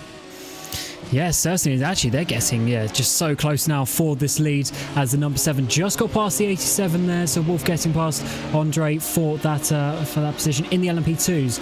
So very nice indeed for them, and hopefully they can start working their way up. But they do have 20 seconds to the next car, so a lot of work to do in that regard. But in the lead of the GTDs, once again, Lallam just getting so close and just within a few tenths now. And at this point, Talva will be looking in the mirrors, been thinking, where is he going to get me? Where is he going to get me? As Lallam certainly going to be trying to make an overtake in the next couple of laps, maybe even this lap, as he's really starting to close in. It was just about 6/10 quicker on the last lap as well. Meanwhile, what you've really got to do, Justin, is if you are running hold on, the overall race leader just had an issue. Antti just went off the track going into the hairpin. That's Josh Rogers. Josh Rogers, Commander Sim Sport, will hopefully get a replay of that one coming up for you. And I think Here the we 5 got spun around with the traffic. Yes, you see the car to the inside of that tournage. Try to turn in, and that spins around the Williams Esports or its Fanatic machine, and that just cost them the lead and all the buffer time they had. Well, yeah, it wasn't much. It wasn't much. It was only about 8 seconds, but that is the 3rd time today that a Williams Esports car has been involved in the wars. There's another replay of it. Well, some would argue that after all the LMP2 bargy that's been going on today, that's a little bit of a replay, repayment even, from GT over to LMP. And as I said, Arjuna Kankapati said right at the very top of the broadcast, and IMSA rules, I always say, you hit someone, be prepared to get hit over and over again. But meanwhile, we've also had a change for the race lead in GTD. Same corner. Oh, Chris Ludham in the Team Redline red car. Back ahead now of Raina Tolvo. There's still a lot to unpack in all of this one. And it's not the end of the world here, Cameron, for the Team Redline for the BMW BS competition cars. Here comes a replay. Up, down to the inside, into the hairpin will go the number 71. Clean move executed. And you notice that the BMW BS competition car did try to have a look down into turn 10, couldn't do so. But remember that Team Redline Red will be on pit road a couple of laps earlier, so BMW Team BS competition will have the chance to do the overcut that we saw earlier. And that could actually work out quite well in this regard now that they've actually lost that place. But certainly this is this is going to be quite a important situation for the BS competition car. They need to make sure they're not losing too much time, keep within that range, as you say, where those extra couple of laps might be able to help them indeed, as we see the number 5 there up on the jacks, maybe having a little bit of a damage repair going on as well, but they should be okay in terms of the time to not have to make an extra pit stop now from here to the end. Should be about 4 stints from now. Yeah, I think they're actually due on pit road, having a look through that. So actually, that wasn't a repair pit stop. That was just a standard pit stop for them. They have done 17 pit stops here today. In fact, they've done one of the least number of pit stops of anyone in this field here today in that Williams Esports Fanatic car. They did lose about 8-9 seconds because of that incident, and that could well be the difference between them getting P1, P2, P3, or even P4 in this race when it all comes to pass at the end. But we're looking now on board Raina Talva and the BMW Team BS competition right now. And Justin, yes, they've lost the race lead, but sometimes that's not the end of the world because, as I said, they have got the overcut opportunity potentially coming up. Yes, indeed, especially since Loham offset by about 3 or 4 laps on his strategy more forward in terms of rather earlier on his pit stop sequence. So if you're Telfar, the main goal is simple. Keep within range. Keep within that draft distance. Don't lose ground on him before he goes in for the pit stop sequence. Just keep maintaining while also making sure you don't end up getting involved in trouble with an LMP2. Just as Yassi says hello. Yassi gets past them. And we'll get past the other. We'll get past Team Redline on the exit of turn number 1. Just will dive across, but they all maintain the status quo just for now as they head into turns 3, 4, 5 on track. The number 18 DAZN sponsored BS competition car versus the Team Redline machine as they work themselves up now through Big Ben towards turn 7, the hairpin on track. Oh! As the car ahead just spins it around, it doesn't though affect the 2 cars ahead. And this is the whole thing. What did I say earlier on, Cam? It's happy hour, it's silly hour. Yes, getting to that point is the number 1 car, the Movano, just having a bit of a lock-up on the brakes there into the hairpin, but for sure, this is the point in the race where these mistakes are starting to happen. The driver's going to be getting a little bit tired. The visibility is starting to go down. We're at this point where the headlights haven't really quite overcome the actual daylight going down as well, so it's a bit of a reduced vision at this exact moment in time. Drivers just got to adjust to that as quickly as they can. But yeah, for sure, this is the important moments of the race where these incidents can happen. They can really change the outcome of the race. And it is quite interesting how pretty much within a lap, we've seen both the classes change their leader as well on track. So yeah, just showing you how close this race is and just how close the last 2.5 hours are going to be. 312 laps have been scored complete then by Commander Simsport, number 8 car leading the way overall. We're looking on board, Rainer Talvar, BMW Team BS Plus competition, as they are just keeping an eye out on the gap. They are still within a second of Team Redline Red as they work down in towards turn number 1 again. I actually think that they might be catching up to a little bit of traffic right now as well, Justin. Some GT traffic getting past, I believe, that is the yellow and blue car of Govan Keeney, which is, it was Govan Keeney, it's now Ahmed Garib in there, and the Rossenberry Racing Grid and Go car. Now, Ahmed is behind the wheel of the car to do the fair share so they don't get disqualified at the end of the race and lose any iRacing gain they would have got by going back out onto track. Remember this, when it came to Govan Keeney, he was in contention to win at Daytona in the 24 hours back about a month or so ago, a couple months ago, I should say. And also one of the main key things that was being mentioned by their co-driver, Govan, please get sleep. I'm curious if Govan's taking the chance to rest, or if he's staying awake as much as he can, knowing they're one of the last cars running on circuit and just need to keep things clean with the battle for the class lead right on behind. Yeah, this isn't going to be a massive thing, because by the time that they'll pass him, they should both get them at the same point on the racetrack. When you are multiple laps down, I say multiple, I'm going to call it somewhere in the region of about 180 laps down right now, Cameron. You probably would just wave that whole "you've got to pass them safely" thing and just get out of the way. Yeah, there's absolutely no point getting involved with this battle for the lead, considering how close it is as well. But yeah, even if you're, a couple of laps down as well, sometimes, obviously, the leaders race is a little bit more important in that regard. So, yeah, when you're, as you say, the sort of quite crazy number of laps down as they are, looks like getting out of the way. At least they're coming towards turn 1 for the leader, with Chris Lulham getting through, and hopefully Talvar can have a little bit of the same treatment as we come through turn 2 here. Yes, he does. So no time lost there for the GTD leaders as they're coming through that traffic. But it looks like Talvar has just lost a few tenths here and there, and doesn't want to be losing too much more. Otherwise, that benefit of the overcut is going to be going out the window. 1.6 it is right now, as they have worked themselves through Big Ben underneath the Mobile 1 bridge again. And then P2 traffic just going past on the left-hand side in towards a hairpin.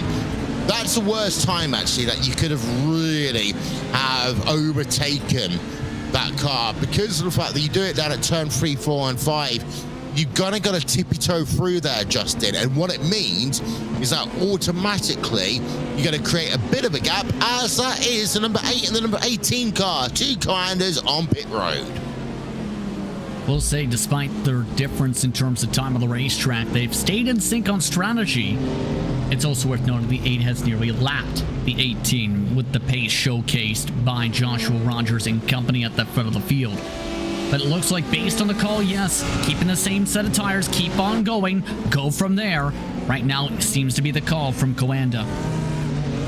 And if I get that correctly, Matt Backham is always exactly 1 lap down on the other Coanda car. That could be really interesting at the end if needed, Justin, because that way you could use the 2 Coanda cars strategically. If it came down to a last part of the race, we've seen it before, we see people not like it, but you can have your teammates working together on the track. It's not a popular move, absolutely, but it's one where if you're the drivers of said team, you look to try and maximize it in that sort of a way, whether it's with saving fuel, whether it's the potential using their draft to help pull away from cars. That could be interesting later on, absolutely, depending on if they elect to use that car. They're separated by 10 car lengths. Speaking of the 10, they're battling for a top 10 position. They are, as that is the Marlin Racing team car. We've seen them so much. We have to remember this is the BMW, what the Williams one we often see on track. So this is BMW related drivers in the car today, not Williams esports related drivers. Ryan Barnveld behind the wheel of that car right now. As I just see on my timing screen, the Commander Junior car team is out of pit road. They are actually the last running LMP2 car on track, down in 18th place in class, and they are 5 laps down on the Commander car, leading the way today. So you got a Commander car at the front, a Commander car kind of at the back end of the top 5 right now, Cameron, and then you got a Commander car right at the rear of LMP2. Yeah, I mean, they're certainly getting up and down the field for sure, but yeah, obviously that's the number 48 car just having a few issues during the course of the race, being 6 laps down to the lead, not having the best time of it there, but hopefully they can, you know, come back and have a bit of a stronger end to the race, showing some good pace at least.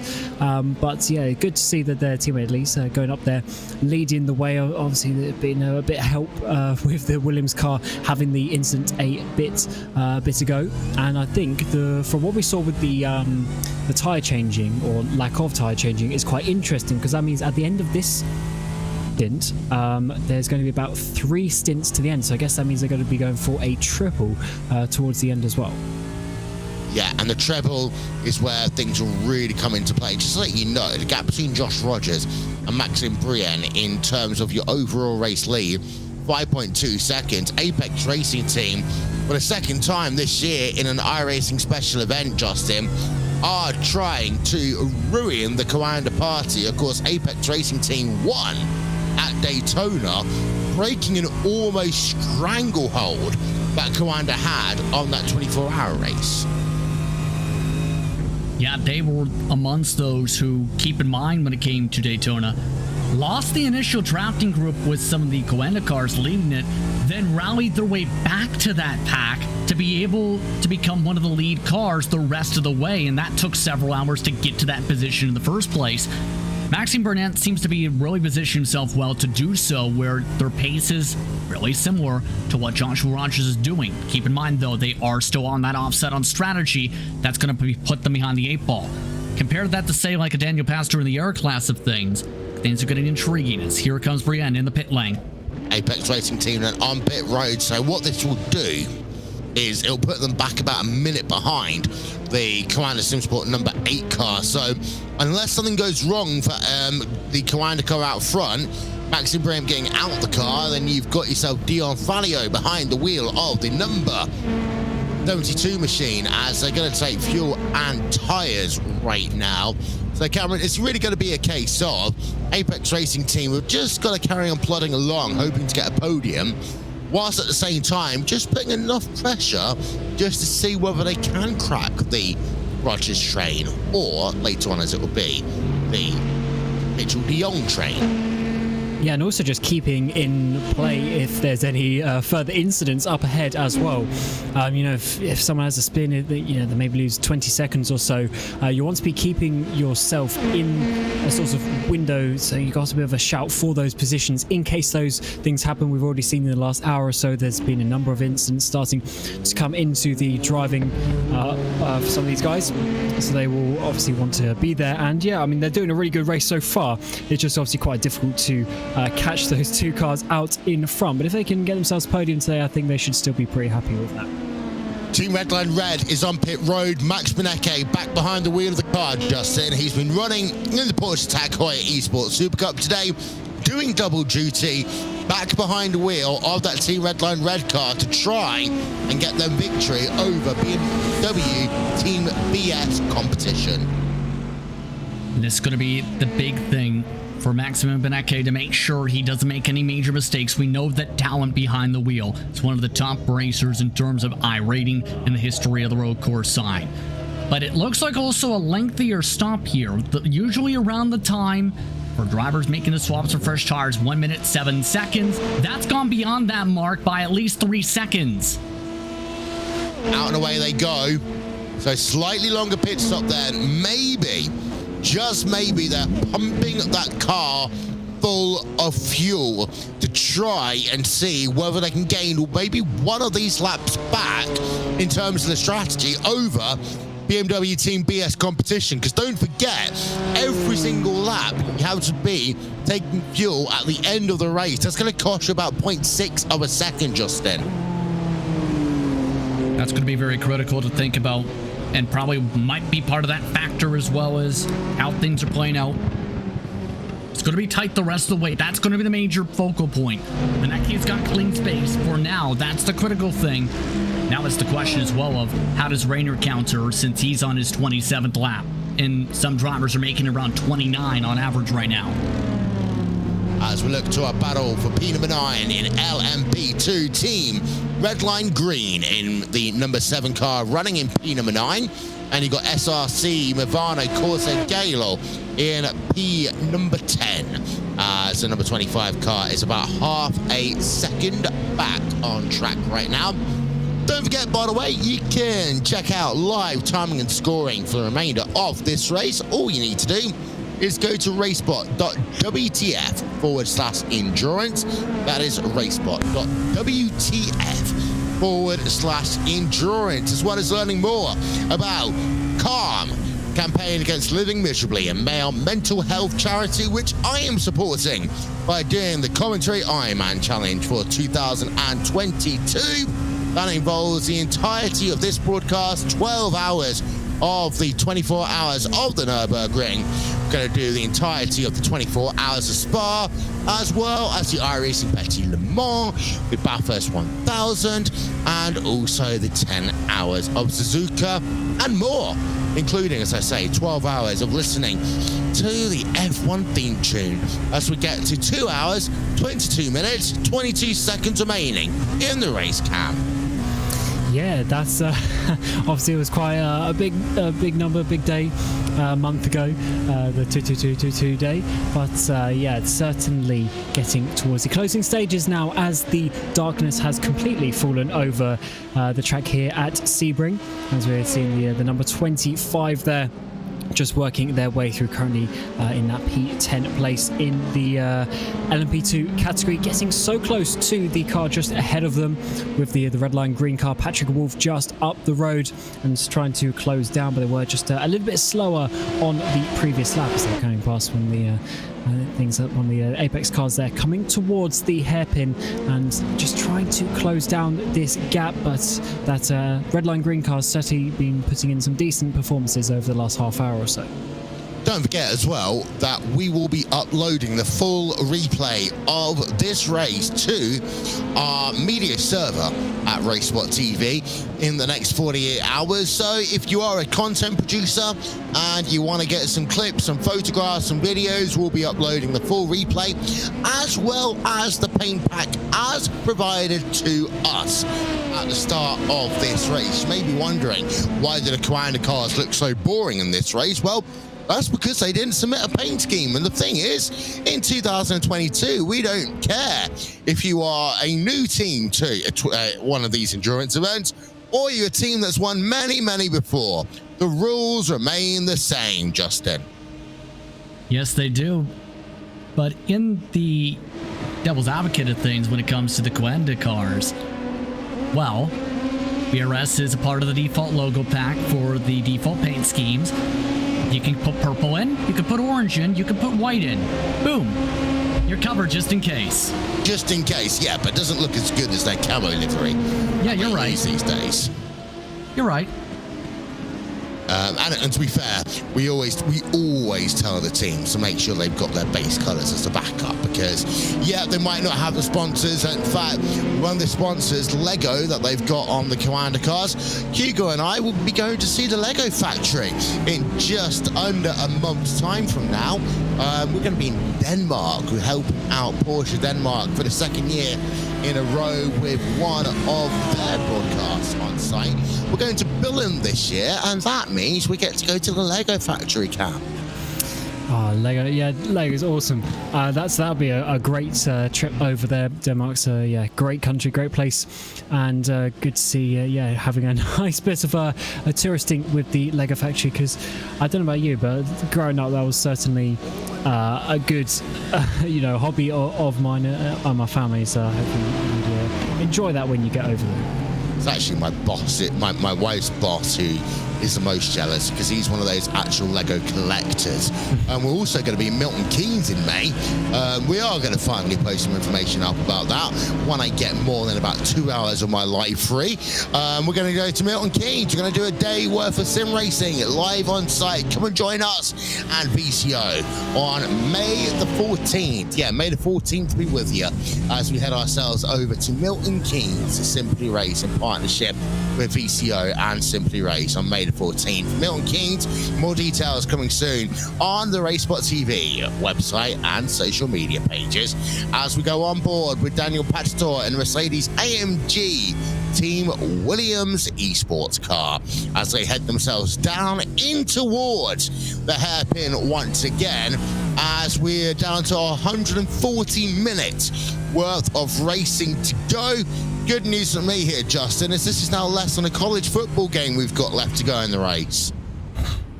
And even then, you see right now when it comes to this Mercedes AMG engine, trying to really save gas on the entry because every single ounce, liter, gallon matters towards that time. Time is fuel, and fuel is time in turn of the stall. And Pastor looks like he knows this, especially since these three cars in this respective grouping are amongst those battling for position, and this could be the difference between him staying at the back of the train towards the checkered flag, being as high as possibly 7th currently. And it's times like this, just as the track starts going really dark, that you start seeing if any of these teams are going to start making mistakes. And you notice already that now the track is going dark, we are going to have to show you a few more onboards than what we did at the start of the race, because actually there is no lighting pretty much anywhere on track apart from literally around here, Cam. Yeah, it's good there's some lights so you can actually see in the pit lane and try and work out where your pit guy is. But once you get out onto the track itself, it's pretty dark. It's pretty sort of barren in this part of the world, obviously being the old airfield, quite flat, quite open. And it's quite interesting how when you're sort of in this situation where you get the cars coming up behind you, especially these LMP2s, and all of a sudden they light up the track, but then once they go, it sort of goes all dark again. For these cars, and we just actually saw they're coming into turn 3 as well. Pazor still doing a bit of clutching in, a bit of saving of the fuel.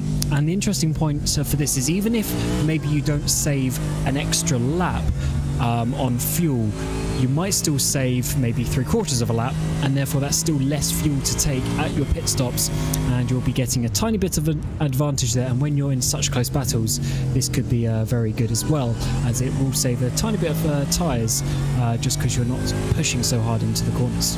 Yeah, we talked earlier on about the fact that on one hand you want to make sure you take a little bit more fuel than you might think you need, just in case you get an extra lap or two that you have to do. And it's actually, Justin, harder for the GTD drivers because it all really depends on exactly where your leaders are compared to you towards those last 5 minutes of the race, because sometimes they're just behind you and they'll say, no, you go on ahead, when actually you want them to lap you so you don't have to do the extra lap.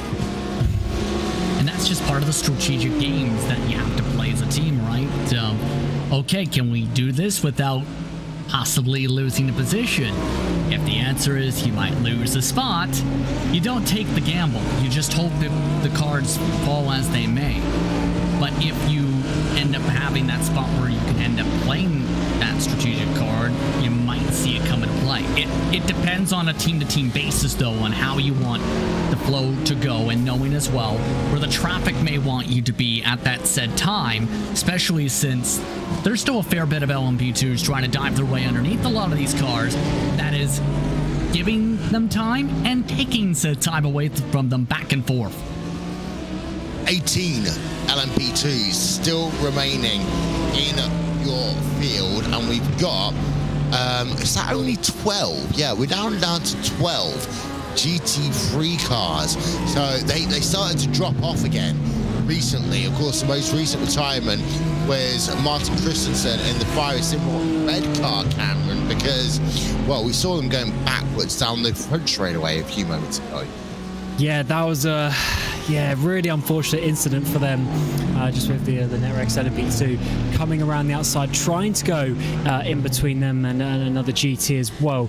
Just not really enough space for all of the cars there. And that is just the unfortunate part of endurance racing. You can get yourself 9 hours into a race, and then all of a sudden something like that happens.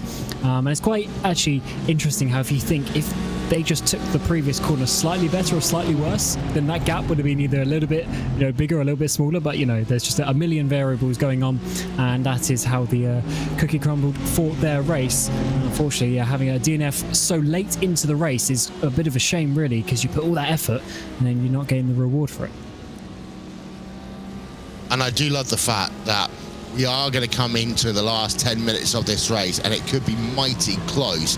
Just to let you know, to go back and loop around to a story we were talking about earlier, Max Benecke, Team Redline Red, were able to keep the advantage out of pit road. So Max Benecke in the Team Redline Red car now has a 1.5 second advantage, Justin, over Phil Dennis in the BMW Team BS competition car.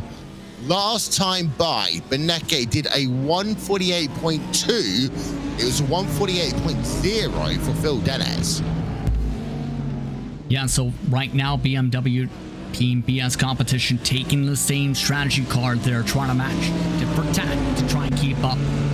And keep in mind, Phil's got a fairly significant amount of experience when it comes to these type of cars, so that should be a surprise to see him trying to close on in. I wouldn't be surprised at the same time see them trade those times back and forth. As a matter of fact, down the line, they did nearly exactly that. However, with some of the traffic, half a second was the difference pickup. You still seen that battle on screen going on, though, with that train of cars. As high as currently what is now 7th still on the racetrack. It's a much different kind of feel compared to the draft train you may see for the 451, the 10, and the 2, compared to what is ensuing for the head of the class as a Coenda car, says hi. That's the junior car. Yeah, that's the junior car. Don't forget that's been in the wars at least 5, if not 6 times here today. A little bit of a puff of smoke as well as they work for this ultra-fast section of the racetrack. And again, that Coenda car. I'm not sure where they were expecting to go, other than hope that the track expanded by a lane and a half. We'll get a replay in a moment, shall we? Let's have a look at this one. That Coanda Junior car today, it's been basically, Cam, a race for them to forget. Yeah, I mean, I guess the term junior is obviously in the title for that, so they are hoping to obviously get better over the course. But let's just see just how close this really was getting at this tricky points of the track, really just maybe just being that tiny bit too aggressive there into this sort of Le Mans section of corners, and yeah, just really taking risks that you don't need to do, especially when this GTD 3-car train is getting so close to each other, and you're having to really sort of push the limits to get past. But look at this, just not really enough room there for the P2 to get past, just misjudging a couple of those corners, and really that could have worked out a whole lot better. And I'm sure the Byler car there is not too happy, as we saw with the flashing. And there's also one additional thing that we need to take into consideration here, Justin, as we get to the last 2 hours of this race. Incident limits. Little moments like that, they give you a 4x. That can be the difference between you having a pit road stop and go penalty at 50 incidents in this race. So some of these drivers started to think about squeaky bum time in terms of, have they got the incident count spare in case something like that does happen to them? This is one of the more difficult tracks I've noticed, to where you can pick up incident points as long as you don't make major lockups. I've seen a couple times drivers saying, I'll take the 1x, as they completely cut through the grass and stabilize the car that way. but it's really the balancing act to make sure you don't constantly go off circuit, kick your left side tires into the grass, for example, at a Le Mans and get an 1X in that situation, etc. It's a massive, massive balancing act to make sure you don't go over that threshold, while also limiting, Cameron, the matter of contact, of course, and how physical you get, because it's not like certain types of racing where bumping and banging can be encouraged. These cars usually break if you bump and bang them a lot. Yeah, we've seen quite a few cars already having bent pieces of bodywork, bent steering, bent suspension. And yes, certainly quite easy to do so, especially when you're in these difficult battles. You've got these 3 GTD cars fighting for position, and then LMP2s have to get past all of them pretty much, in one corner, maybe 2 corners, because they are so close together. And incidents can just happen so easily. Keeping incident count down for the final closing hours of the race, I think, is certainly a skill, because sometimes you can, especially as a GTD car, you see just in this situation where the LMP2 coming down the inside, you can sort of be cooperative in the overtake. Obviously, it is the duty of the fast car to come past, but you can certainly help that and maybe avoid a couple of incidents if you can quite clearly see it coming. Especially if you, say, have a position battle trying to slice through, like the battle for 5th for the LMP2s. That's Mac Backham trying to slice his way along with Fraser Williamson through some of this traffic. And just like the ebbs and flows of racing, no one really gains the advantage in the slower class of cars in that differential there with that slicing and dicing. Yeah, it just gets so close at certain points of the track. Cars trying to wiggle around, get into their position coming into the corners, and obviously mistakes do happen from that, as we saw. And sometimes you just get a bit of sort of bad body language between the cars. And I think maybe in this sequence of corners that we just saw with the Kwanda Junior car, I think if they put their car in a slightly different position, the Bala car might have helped them go through coming into that first part of the chicane, but because they sort of weren't in a position to take control of that situation, it just got a little bit confusing and a little bit difficult for both cars. So certainly a tricky situation, as this battle is actually getting pretty close now for this position for the GTD car. So Bala car is starting having to sort of take defensive lines for the Marla Racing team. Continuing to back up those corners in turn 1, indeed, Cameron. I'm curious, though, how you get those signals of the body language, because it's obviously difficult to see what someone may be thinking and or saying from within the virtual cockpit. It's, a lot about it is just really your sort of your track position coming into corners, and for those of you have driven sort of in both classes as well, I guess that really helps understand the knowledge from both sides of it. But really, as an LMP2, if you're going to go for it, if there's a gap and you're going to go for it, you just need to absolutely send it into that gap and just assert your dominance in that position to be like, right, just like there, the LMP2 just sent it down the inside there, coming into Cunningham, just made it clear what they were going to do, and they made it stick. When you sort of do those half-hearted attempts where you sort of leave your nose in there, that's where it gets really awkward, because the GTD doesn't know, do I turn in, do I not, am I leaving in room, am I braking a little bit earlier? And that's pretty much just a prime example. They're coming to that corner with the LMP2 just being like, right, there's a gap, I'm diving it down your inside, you see me coming, and then we'll get on with our race. Yeah, be predictable is the same.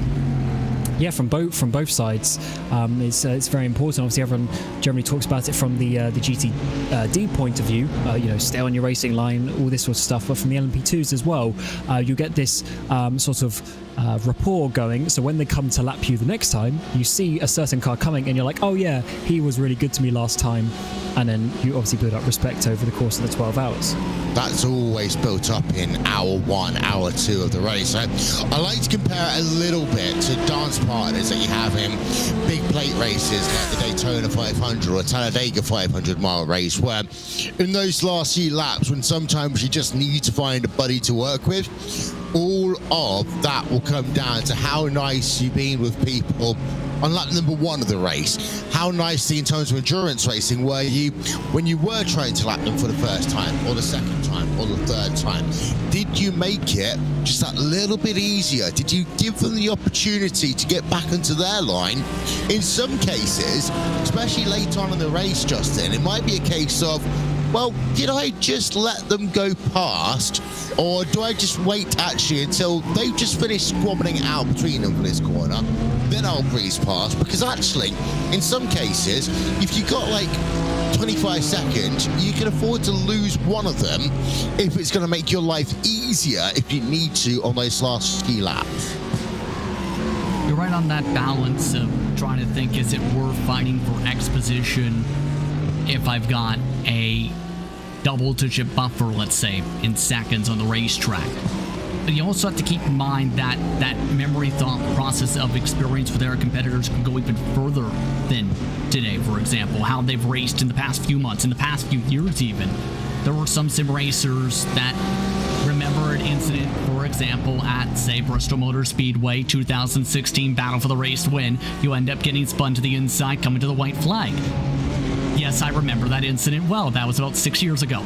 But that just shows the emphasis of, if you have something like that, or a bad experience in a multiple layer built up of them, that those end up resonating with some of the drivers you may be racing against. And the tough thing is making sure that you also realize your teammate might not have those same experiences or same opinions. Is it worth destroying the car and fighting hard for that said position to put that said car at risk for that position based on said feelings about a driver?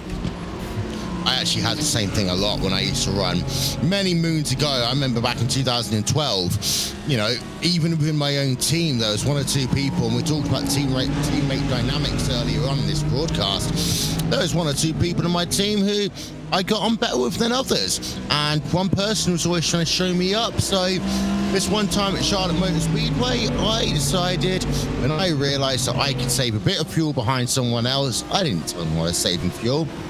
5 laps to go in the race, it's like someone coming on towards pit road.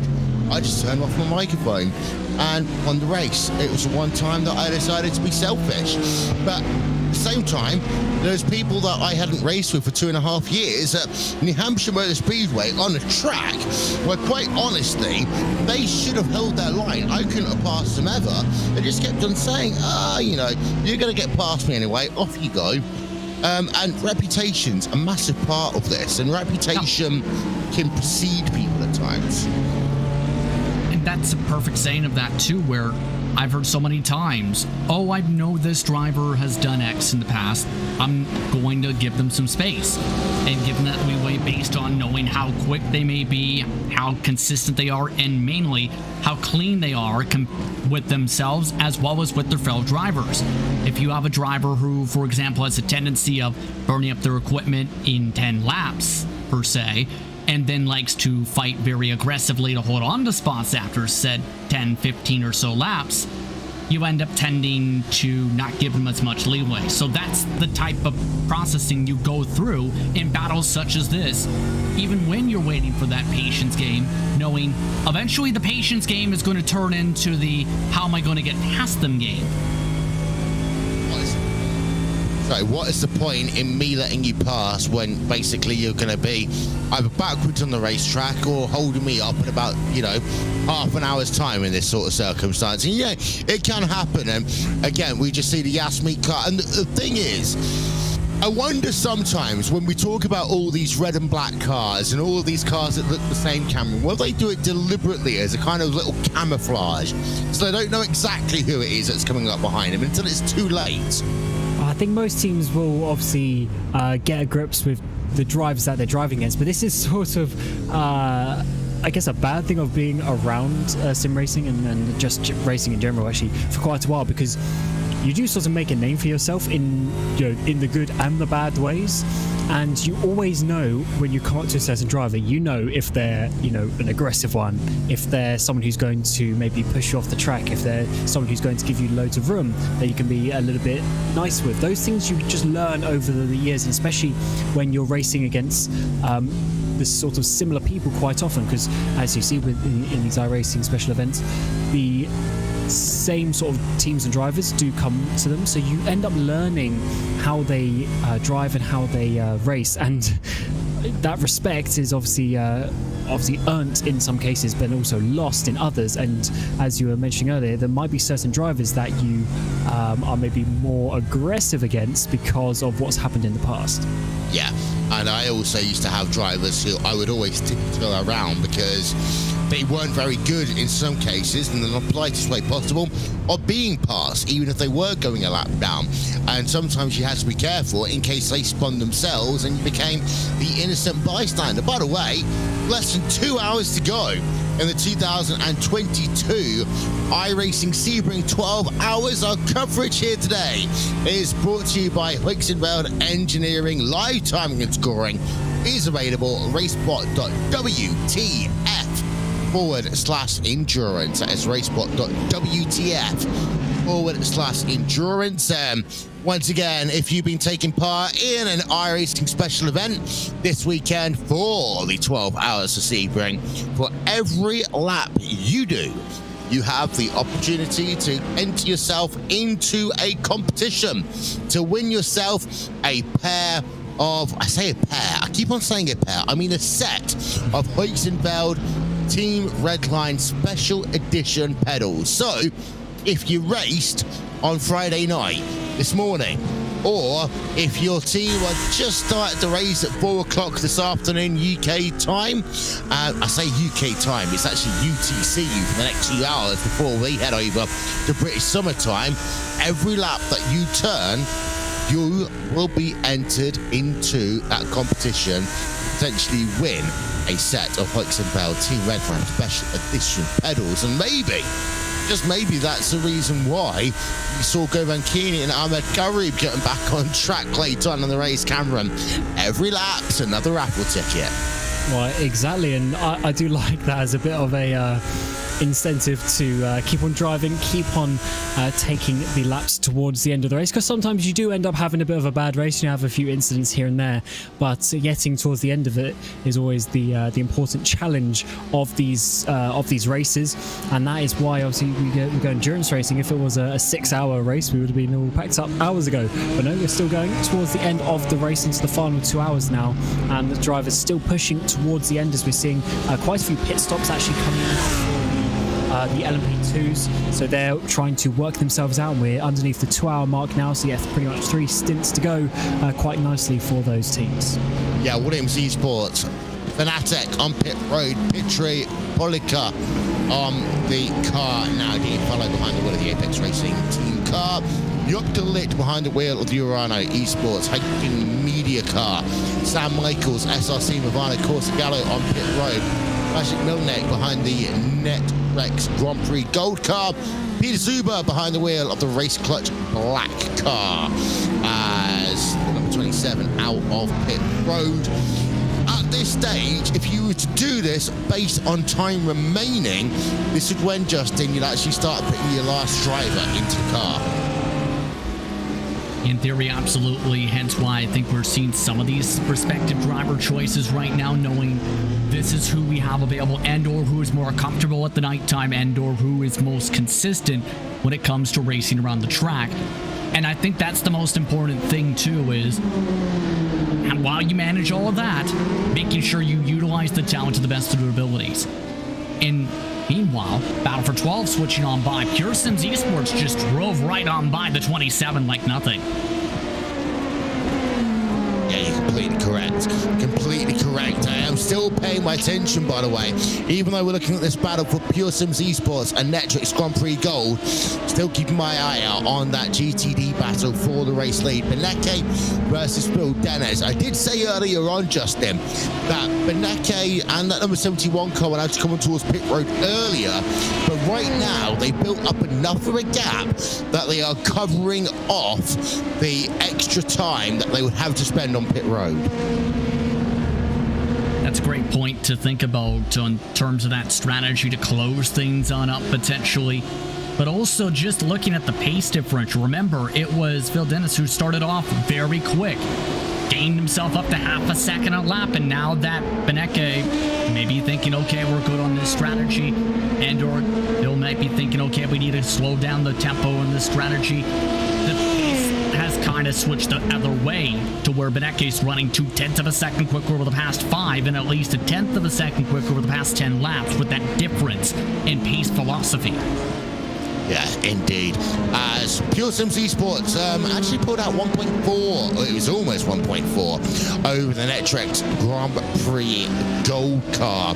That, as I say, the battle going on for P number 12 in LMP2 right now. As just having a look through, seeing where Rogers is. He's on lap number 335. Right now on track. So the gap he's got, it's 1 minute 15 to Williams Esports Fnatic, but they are due on pit road at some point soon. It is incredible how the Commander cars have just been able to work strategy to their advantage once again here, Cameron. And even though Williams Esports Fnatic did lose that 10-second, I'd still think that Commander have had that trick up their sleeve for the last kind of 6-7 hours or so. Yeah, they've certainly been pushing the way with the strategy, and as you say, as you say, I think it has been working in their favour either way, despite that spin or not for the Williams car. But we will have to see how this one works out, how that pace is going towards the end of the race. It's getting obviously towards the crunch time now, where you're getting to a point where you can't really do too much, as there's obviously less cumulative effect that you can do from a certain strategy.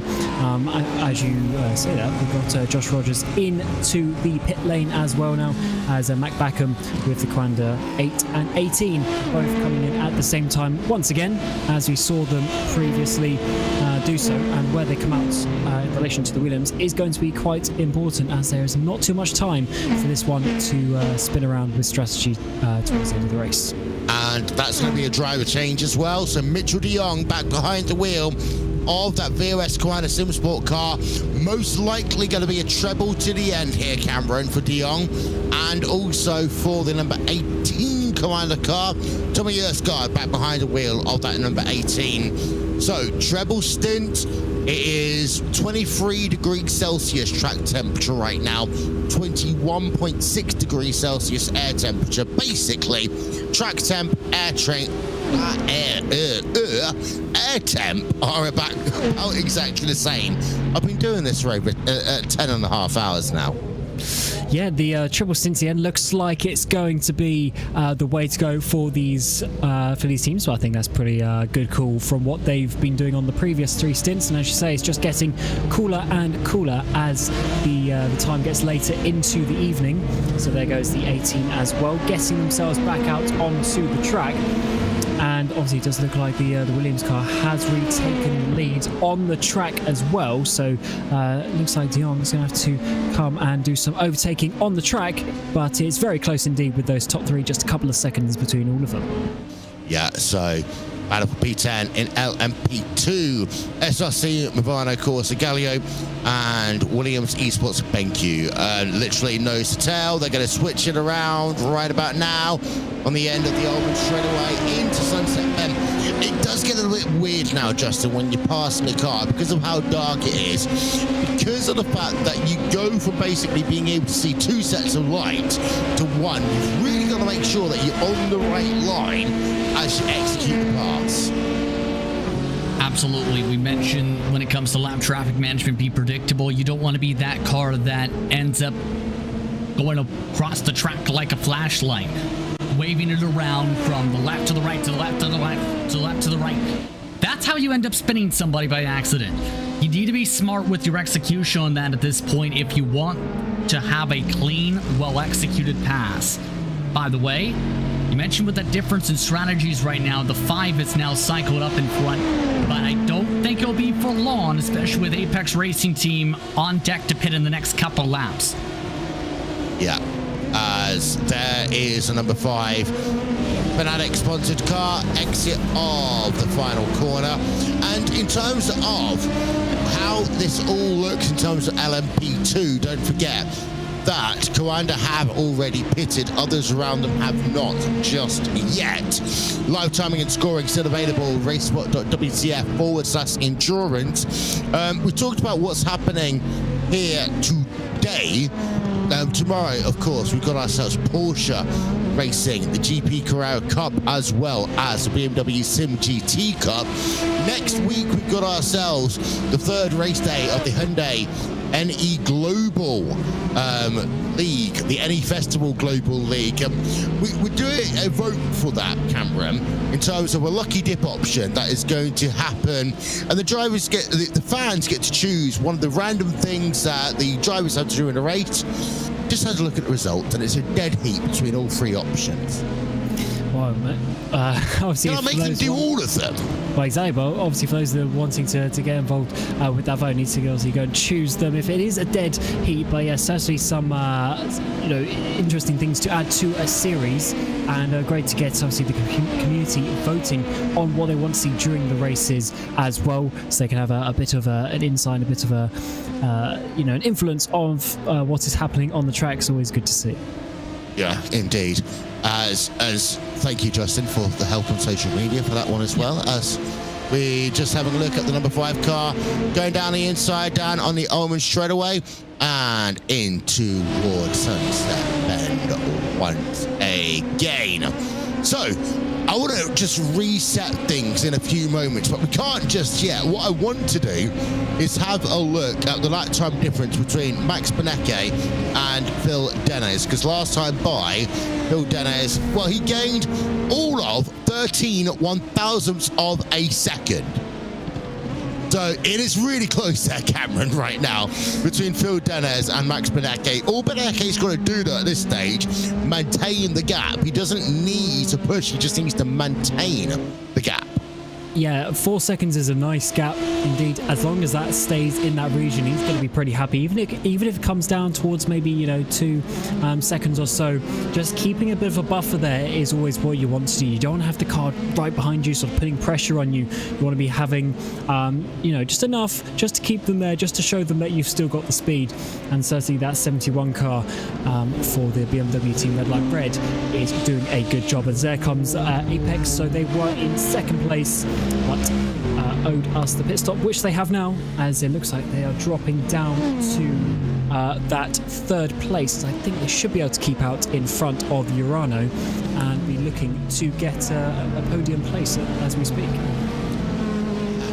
As the number of drivers that have retired in this race, just to give you an update. So early on in this race, Orion race team out pretty much at the start of the race. That's a real shame. Really looking forward to seeing how that team was going to do. It's been so long since I commentated on them. Williams Esports Razor out very earlier on, as was Rodset G out to Esports. A big incident in the opening laps of the race. Pure Sims Esports IMSA. T3 Motorsport by Manisi out of the race. Esports Treble out. Barry Simsport are out with both their purple and their red car. Race Clutch White out of the race. BS Turner out of the race. Carbon Simsport out of the race. The new Team 75 Bernard by SimRC car. The first time we've seen SimRC not running in their historic black, grey and yellow out of the race.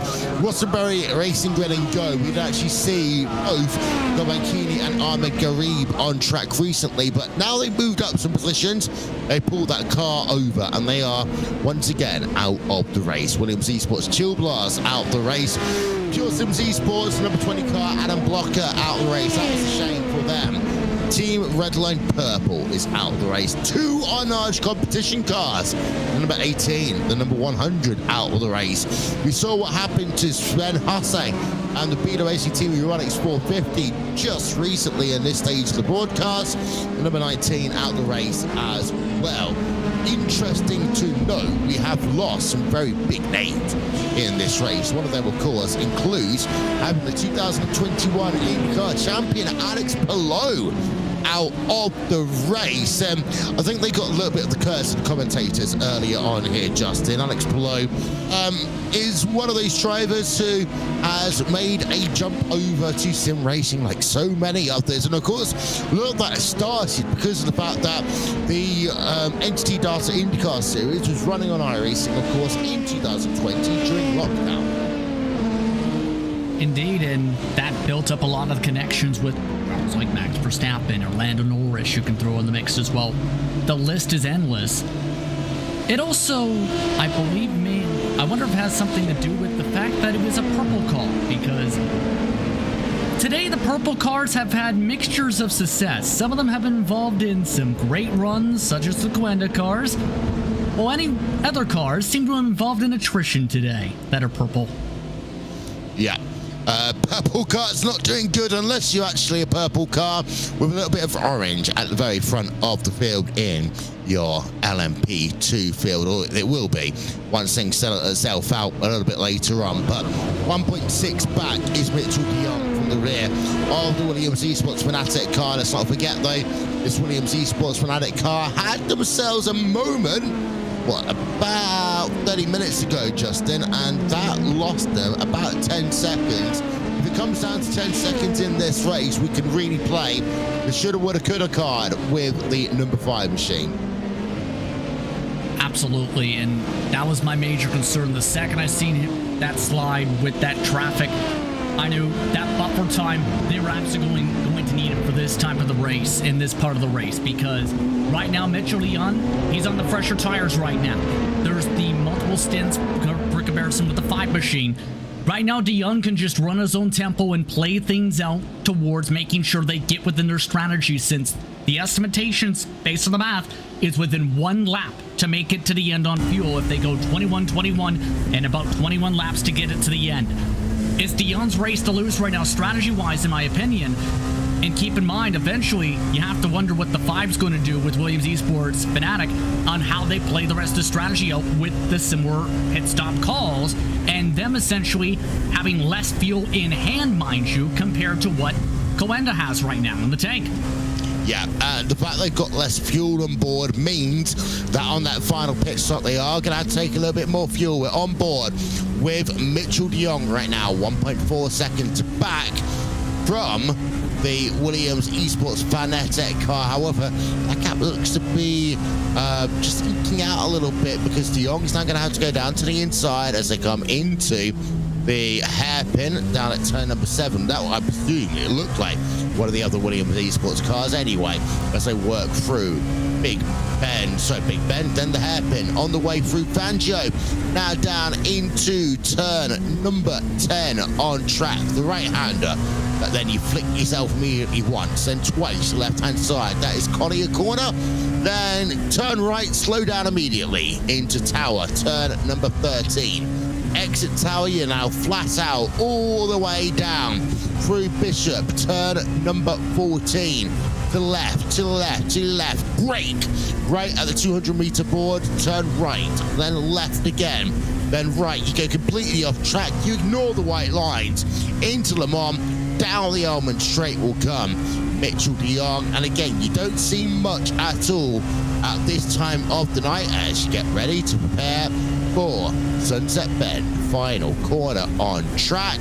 You take the line in, you eventually find the line on the way out of it, and you head yourself past the start-finish line, down it towards turn number 1 again, Cameron. Yeah, an absolutely amazing track here. Certainly a driver favourite. Always events going on at this track. Just such a historic venue, and it's it's still obviously got its historic values, but it has kept up with the modern ways and the modern cars that come around here, and yeah, always produces a really great race. And just that sort of final sequence of corners that you were mentioning earlier, with the sort of Le Mans chicane then coming out onto the women's straight, where you go completely off sort of wide. It is quite an interesting part, because you're really lengthening the track at that point, but it just gives you a massive slingshot onto that back straight, and then as you come towards Sunset, you can't see anything, but luckily they've put a few cones there, just like in this corner, for the drivers to see roughly where the braking marker is, because it's certainly very difficult by the time we get to this point in the race, because even though the drivers are, they're already warmed up to the track, they know what's going on, it is quite difficult to jump in these conditions and try and find your reference points when they're hidden in the darkness. Don't forget, Justin, they change, because now it's night time. You can brake a little bit later, get a little bit more grip to the centre of the corners, and you can accelerate a little bit earlier, but it's all dark, so you're going to have to hope that you can figure all of that one out when your actual field of view is much narrower. that I think is more so coming down to making sure you put in test laps, because a lot of these teams spend hours upon hours preparing for events such as this to know those set marks for each and every run through. If you don't have that preparation, it makes things difficult. So you need to be able to find that time to learn those marks before you end up having to do it for the prizes in hand, or rather the positions in hand, when the official race gets itself underway.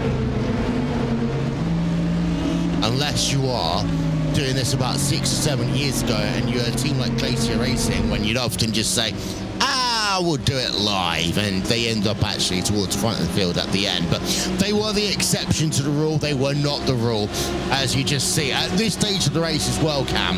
When you talk about negotiating traffic, it becomes a lot harder, as we've got Team Red Line Green, Race Clutch Red going side by side. Moment, but Race Clutch around the inside line in towards turn number 1, as I will now come underneath the Corvette bridge, Chevrolet bridge even, into turn number 1. That's not a million miles apart, Corvette and Chevrolet, same company. But yeah, Race Clutch back ahead. Yeah, that was an amazing dive there down the inside of Sunset, but just showing you the different lines you can take at that part of the track. You can do sort of a really wide line around the outside, or you can take it really tight on the inside, but then suffer a bit on the exit as the 7 now getting the run down towards the hairpin. Certainly had a good few battles. They get it underneath the brakes there, nice and late on the brakes, nice easy position there, and the number 7 gets up that place. But yeah, so number 7's been batting these couple of Race Clutch cars for quite a while now. I'm sure he's a bit tired of seeing that same livery, even though it has got a bit dark. And Patrick Wolf there, still in the car, making his way up into currently what is 7th position. We've got a purple lap in terms of GTD, and it comes from the R8G number 88 car. That is Florian Leibruck, as he does a 156.919. Florian Leibruck in the number 88 R8G Esports car at 156.919. Just behind them, the Marla Racing team just does a 157.034. So it looks as though it's getting to business picking up in GTD with less than 100 minutes left to go in this race, Cam. Closer to the end, and that's why we're seeing some of these drivers starting to really fight for positions at earlier points in the race. You might have seen maybe them starting to sit behind a little bit, save a bit of fuel, put themselves in a high point with their strategy. But when you get to this point in the race, you need to start going for those positions that you have been putting yourself in a good place to get, and the drivers really starting to go for that, as we saw the number 7 there, Wolf, working his way up to now what is a 6th position, with a couple of the teams making some pit stops as well. And in the GTD camp, the lead has gone out, with Beneke stretching the lead now to over 6 seconds. Yeah, and that seems to be after BMW Team BS competition had the advantage early on. I have to give credit to Max Beneke here today, Justin. He's done double duty running this race and also the Porsche Tag Heuer Esports Super Cup by iRacing. It's not as though he has basically driven just one car all day. Changing from a BMW to a Porsche, then back to the BMW, is no mean feat. No, it's not, because you have the differences in terms of what you may be feeling handling wise and characteristic wise, but also track to track differences that could come up to play well with what you may be feeling, what you may have on hand for how you set things up for, say, shorter distance race of like an hour or a couple hours even, compared to a 12-hour race car. So there's those differences characteristic wise that are going to make it very difficult to cross on over unless you got that prep in amongst the best of the best. Well, you know what? On the back straightaway right now, Justin, let's carry on the tradition of doing some onboard laps, shall we? Talk us through a lap here in the dark, if you're Beneke in GTD. When it comes to Beneke right now, making his way through Sunset Bend, just trying to make this car roll its way to the corner to begin this lap down the front straightaway. It's very tight to make sure you don't get it off track or hit the tower barrier coming out of that final corner. If you are able to hit the marks right, you have to lift about right there to be able to roll yourself in through 4th gear, make your way through the inside of the track. Just avoid getting it off track, heading towards turn 2. And for the hard braking zone of turn 3, that normally is a disaster and a danger spot in the short runs. 4 and 5, you just keep the rhythm going in the lower gears before you get yourself up towards max speed, come out of a big bend, and make your way up to the hairpin. Now, the hairpin, as we've seen multiple times throughout this race, if you don't hit your marks right on this hairpin, especially knowing the cones around that 3-cone mark, you could potentially wheel hop it and or spin your car around, depending on how hard you hit the brake and where you are carrying the speed. Once you make your way through Fangio up towards turn 10, you just try and keep yourself along those rumble strips towards turn 9 before heading the 3-cone again to the braking zone of turn 10. Keep yourself into the lower gears for the flow up to turn 11 through Collier, where it's near full throttle with these cars right now. Once you get the grip through turn 12, keep the pedal down around to the 2-cone, make your way through Tower. You keep this flow up now to make sure you don't get the off track that can come up to the left side of the tires out of Tower before you make your way through the kink of Bishop. This, with these cars, it's a little bit of a pickup of the throttle before you hit the braking marks towards 15 and 16 towards Le Mans. Then once you make your way through the left-hander towards the right-hander in turn 16, it's full throttle, full pace from this point. You end up going too far over the rumble strips, you put yourself at risk of getting an incident point. Usually you're ending up to as high as you can in terms of speeds, in terms of the gearing, around 5th or 6th gear. You have to hit those cones right around the comfortability mark, depending on the class. With these GTDs today, they've been going around the 1 mark. With this lower grip, get yourself to roll through before going full throttle for the corner exit. Just avoid the grass. Just like that. With Maximilian Benecke, he picks up a little bit more time as a result of those marks. Last time by at that stripe, 1:57.3. Yeah, and just behind, Phil Dennis sets his fastest lap of the day at 1:57.238. So it's not over yet in this battle for your class lead, Cameron. There's still going to be at least one more chapter written in this book, with now getting close to 90 minutes remaining in this race. Phil Dennis has not given up here. It'll be interesting. Is it going to be Dennis completing this race? Will they try and chuck Talbot back behind the wheel for that final stint? Because it has been Reino who's been the faster of the 2 cars, the 2 drivers in that BS competition car over the course of this 12-hour race. Yeah, that's the one thing when you have obviously multiple drivers in the car. It does depend who is really the faster driver, but I think he is looking into a good position, but as you say, Dennis has not given up with this one, and he is going to be pushing towards the end. So I think there's going to be a battle at some point. I don't think the gap is really opening up too much, and as you saw, Dennis faster on the last lap. So at points, I do think it's going to come down, and obviously depending on when exactly they are with their final pit stop, it's going to be the important factor as well, with a few seconds ebbing and flowing each way when we get to that point as well. But another battle for the lead that is getting very close. It's the one in LP2s, and we now have VRS Grand Sim Sport under a second behind the Williams car, and this Williams car obviously having the lead a bit earlier, but then losing out with the collision in the hairpin. Granda getting back in the lead, but losing out once again because of strategy. So it's been going both ways, but now it is down to Mitchell de Jong to do this on track. Yeah, it is, and if he does it, then basically what it will do is it will give more comfortability to the Coanda car, because of the fact that they are slightly different in terms of this strategy right now. Fastest lap of the day has gone in LMP2 to Coanda Sim Sport. Now, that was set by Josh Rogers earlier on. Last time by, it was a 1:45.330 for Mitchell de Jong in that Coanda car, and 1:46.420 for Williams Esports Fanatec. That's the reason why it's so close. Now we go on board with the number 8 Coanda Sim Sport car on the exit on turn number 5, up through Big Ben towards the hairpin. More traffic ahead of them, Justin.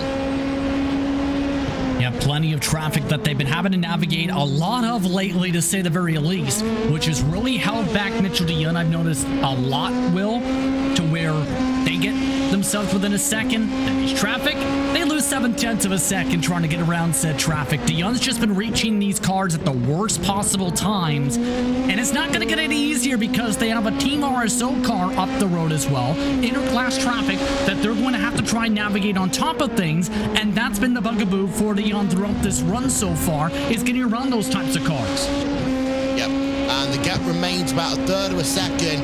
We're going to work through this very high-speed section of the track again. You don't want to have to overtake the traffic here. If you can, you'd want to wait until after this corner. Right now, the right-hander, turn number 16, on through Le Mans, and a wiggle there for Mitchell de Jong. That's going to mean that he won't get the job done in terms of this battle for the race lead, and it will mean that de Jong has to flash those lights to try and get past the traffic in towards Sunset Bend, and now it's all getting backed up because you've got Williams Esports Fanatec having to wait until the very last second to duck across the number 89 car, as that was Dennis actually taking over the class lead because Beneke is on pit road right now. So that was P1, P2 there in GTD, P1 and P2, LMP, same piece of real estate, Cameron.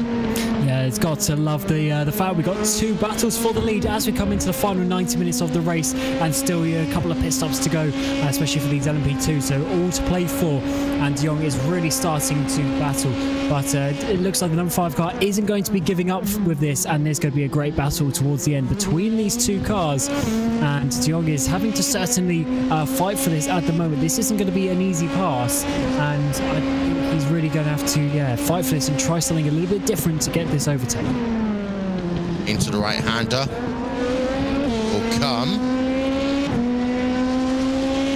Planet Sim Sport car as they start to pick up the pace again. So a bit dark, trying to figure out what part of the racetrack they're on. I've done so many laps of this, but here we are back on the exit of turn number 13, Tower Corner. Now flick it again through those fast left-handers. Let's see whether or not de Jong can get the traction out of turn 16 this time by, because he couldn't do so last time. He ran over the rumble strip. This time he gets a better run, but he is still about a third of a second back. And here's the interesting point. He's not gaining that much immediately as they work up down towards Sunset Bend. In fact, he's nowhere near close enough, so he needs to be a little bit closer on the exit still of turn number 16. He gets a good run through Sunset Bend, out the final corner, down past the start-finish line, but again, not close enough. So really, you're wondering whether or not de Jong has actually got straight line speed advantage at all here. I think maybe de Jong might just be a little bit better in terms of the downforce, but that means he's not able to put the power down and get ahead on these long straightaways, Justin. It's looking partly that and partly thinking about the fuel numbers, possibly because he is starting to show the nose more and more, I've noticed, especially that run through turn 1. I think if de Jong's got himself a chance, is taking it. Defensive line's being taken. That's not pretty to move under braking. And they stay 1 and 2 for the time being as they overtake even more traffic right now. We go on board. Mitchell de Jong again in the VOS Commander Simsport car, down into turn 10 again, into Collier again. This is, with less than 90 minutes to go, a battle going on for the race lead. Now we have to remember in all of this that de Jong has got the advantage because of the way the strategy has worked out so far today. I'm just wondering when we're likely to see the Esports Fanatic car on pit road. Gonna have to pull out those numbers in a moment if I can get myself away from the monitor for just a couple of seconds. But again, de Jong, big wiggle, exit of Le Mans there, Justin. And I'm majorly concerned, if anything, for the 5 to get towards the end on the gas, because if they go 21-21, like we're talking about the possibility of de Jong and the upcoming strategies, I don't think Williams Esports Fanatic can make it to the end on gas. They are short by about a couple laps right now. So they need to try and stretch to 22-22 at minimum to make sure they can get to the checker flag, I think, Will. And that's the tough thing. They're about 3-4 laps away from their estimated pit window based on their strategy. And it's going to be tight to make it to the end based on those set data number points. difference. Yeah, it really is. I'm just trying to have a look. Unfortunately, I haven't got all the statistics that I need for Mitchell de Jong right now. Rogers has done 56% of the driving here compared to 44% for Mitchell de Jong in the number 8 Coanda Simmersport car. Over to the number 5 Williams Esports car. It is almost equal, 51 to 49%, Cameron. So they are due on pit road, though, in the next 3 to 4 laps. And if you are de Jong, this could be a great strategy. Don't pass, don't let them fuel save, push them so they have to go at full tilt. Yeah, I do love a bit of mind games when it comes to this racecraft and strategy. And I think you're right, to be honest. I think John just needs to sit there, especially if there is potential fuel troubles for that number 5 car. Just make them push, make them think about it, and also make mistakes, because when you make mistakes, that costs you fuel as well as lap times. So yeah, I think that would be good for de Jong just to sit there for now. But I mean, I'm assuming he knows that. I'm sure they would have done the calculations to work out roughly what the Williams' strategy is. And for de Jong, it also makes it a little bit easier as well, because he can just sit there and follow what Pocella does. So it should be nice, easy rest of the stint for him, but yeah, still pushing quite hard, and I think maybe just trying to force a mistake. And Justin, this is exactly where those 10 seconds, those 8 to 10 seconds that were lost earlier on by the Williams Esports Fanatec car can really come back into play, because if this was a 10-second gap right now, you could easily fuel save. Exactly. And that's kind of put them into panic mode more so than anything. You'd have to think, based on how they've been pushing. They're turning their fastest laps, mind you, of the race on average right now in the 144.6s. So at the very least, they're trying to keep this tempo high as possible with the pressure on behind. Because if they try and save, and de Jong, who's in a more comfortable spot to make it to the end in just a couple stops, can just drive on by, there goes your chance to win the race right there. So if anything, you got to find a way to save while holding the race lead, while also not bleeding too much time out, because they got a 1 second cushion or so to Apex Racing Team on their strategy currently. And if they both start going really slowly, there is the outside chance here, Justin, that Apex Racing Team could leapfrog both of them. Exactly. And that also depends on when the tire strategies come into play and what decisions are also made for Bielo and company, because Bielo's on the older rubber. de Jong, mind you, did take tires last stop, and that's the intriguing thing to me, where if he was really feeling comfortable on the gas at the start of the run, at least, he would have potentially quickly passed the Williams Esports machine, and I think he's just using this car to save the gas, as we've seen Coanda do in the past. Think big picture. Yeah, just having a look back through my timeline, by the way, Phil Dennis has just set a new overall best at 156.887 in terms of your in terms of your GTD field. So Phil Dennis has not given up either. He is leading right now over Max Benecke due to the virtue of the fact that they are slightly different in terms of their pit stop strategies, but Dennis is charging right now, Cam. Yeah, he's really trying to make this work. These extra couple of laps that he's got in the tank when he's obviously on the lowest fuel, that he is still in a really good position as comes into the pit stop this time around. Needs to use them to his advantage, just gain those extra few tenths, and then we will see how this one works out. So yeah, this fight is certainly not over, and looking at this 1 minute 20 to the end, so he's going to have to make an extra pit stop, but that final pit stop for him is going to be very short. And you know what? You could also do the alternate here.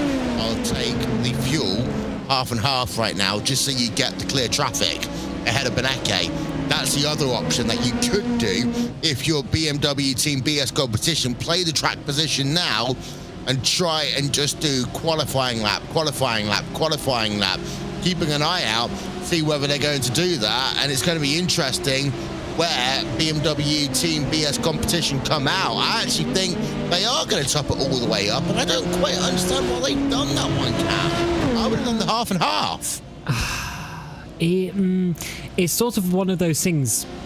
Where do you gain and lose the time? Because yes, this way you effectively will lose more time now, but then you're going to gain a lot more later on. So it's a bit weird, but it's also, I guess, with a track position where you want to go as well. And also, this is I would say, the safer option to make sure that you have absolutely zero troubles.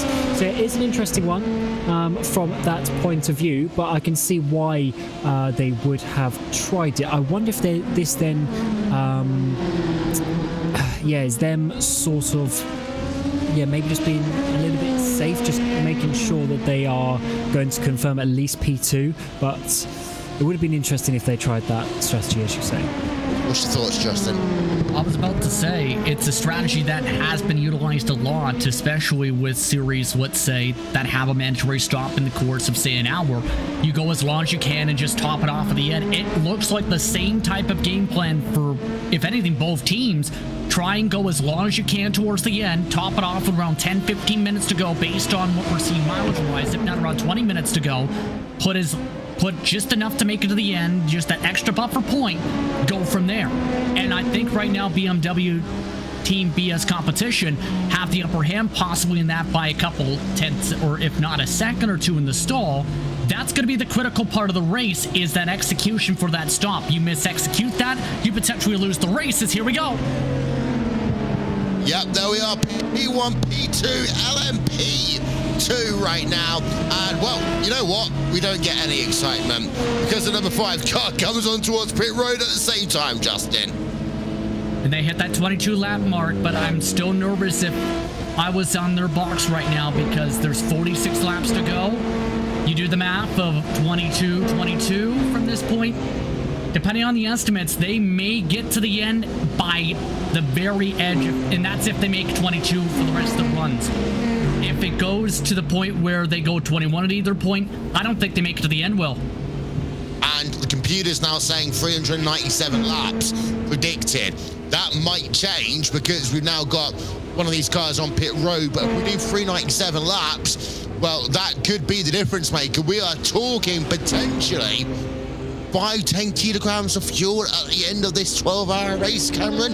That could be all the work that was done early on by Coanda here compared to everyone else. Yeah, I mean, I did miss the first part of the race, but I'm sort of a bit confused as to how this situation has got into itself, because you can obviously work out and do the calculations of roughly how many laps is going to be quite far in advance, and it's so much easier saving that fuel, 8 hours ago when you had a lot of time to slowly bleed off those extra laps here and there, rather than getting to this point where you need to save 2 or 3 laps in 2 stints.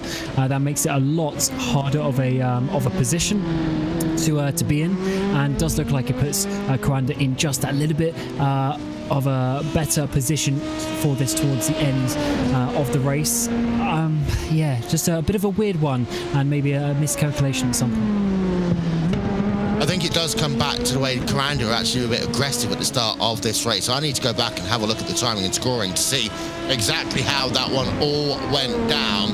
As just having a look back, as I say, now we're up to 398 laps predicted here, Justin. So that could be the difference maker. 398. As Coanda, they did come in early. It keeps on hovering. 397, 398. I've called a race before, but they've come towards the white flag and the checkered flag with 5 seconds separating them. If it comes down to that, we could be looking at maybe Williams Esports Fanatec coming down on fumes. They do the 1 extra lap. We could have heartbreak in terms of this could go down to winner takes all. Second place not meaning anything for the Williams Esports car right now. Yeah, this is absolute panic mode, if anything, with how tight it's going to be. This is, if you're a fan of strategy, then this is your perfect place to be. If you are someone who is a team boss, you might be pacing around a little bit right now. Right now, if you're Williams Esports Fanatic, you have to make sure you execute. You cannot afford to make any more mistakes, can't afford to get tangled up with any more lap cars. Any mistake from this point forward loses them the race, to be quite frank. For Mitchell DeYoung, again, he's on his fuel marks. I think he makes it on a 2-stop from this point forward because he's coming up to lap 21's end right now. All he needs to do is divide it up either 22-22 or go a narrow lap and go 21-22. You have that extra buffer. They won't get that buffer, though. They'll have to go 22 apiece to get to the end, realistically, and might have to rely on the potential of an estimated lap going away with the stop. So, Young on pit road, they might have timed this one right to the very limit, Cam. I can just imagine right now, Philip Stam is burning through a couple of calculators and spreadsheets right now. Number 8 on pit road. At the end of this race, I guarantee they're going to say, oh, easy. We knew this was going to be the case. But micro adjustments, that could be the difference. And look, the 18 is on pit road at the same time. So Commander basically have pitted their 2 cars, line and stern, pretty much all race long, Cam.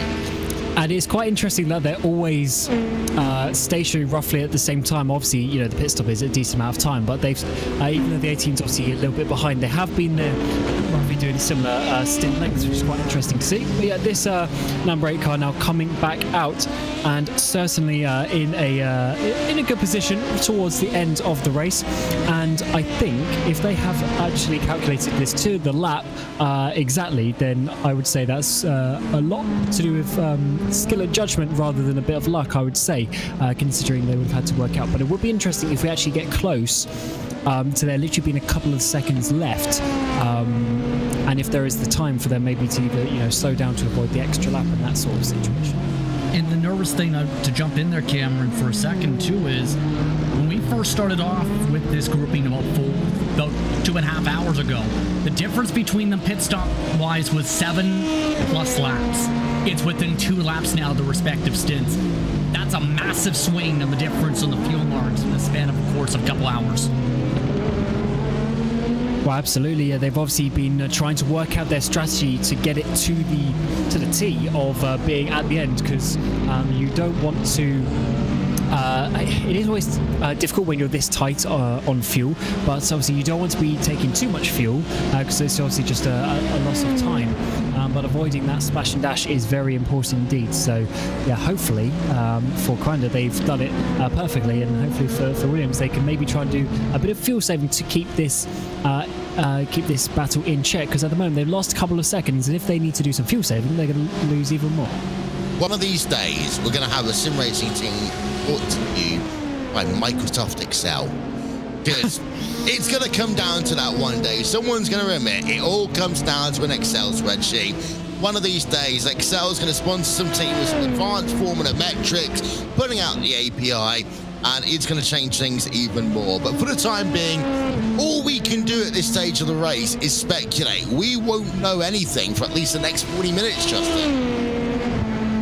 Yeah, and this is the reason why a lot of these teams prioritize this development, where you need to put in the laps, put in your laps into a Excel sheet per se, or a spreadsheet platform, and basically plan things out to know, okay, how are you going to run X amount of seconds on your average pace? And then you can factor that in for your strategy calls. And it seems to be that case with Coanda in particular, with both their top cars right now. They planned that out. They did that to the T and figured, okay, if we want to keep things in sync, this is the lap you have to come in precisely each and every time. And they haven't deviated from that at all, it seems, at all. Outside of maybe the junior car, who came in after a 2-lap run, they just had the top off again. But don't forget, the junior car's been in the wall so much this race. I don't quite know whether or not we want to consider them along with the number 8 and the number 18 in terms of their strategy, because they are 5 laps down right now, Cam.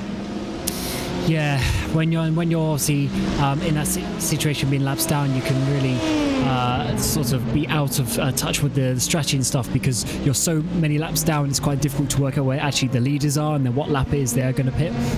You have to sort of be on top of your game, trying to work that one out. As we just saw the number 1 SRC Movano Corsa Rosso car getting past the number 18 VRS Coanda SimSport car there for that 5th place.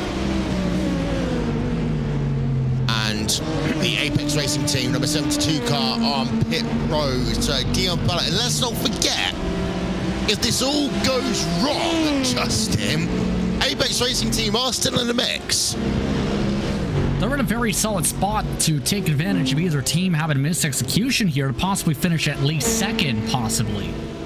It's just got to keep themselves clean themselves right now. Right now, for sure, we know based on the marks right now, they're good to go with a couple more with this pit stop and possibly the next one to get to the end, for sure.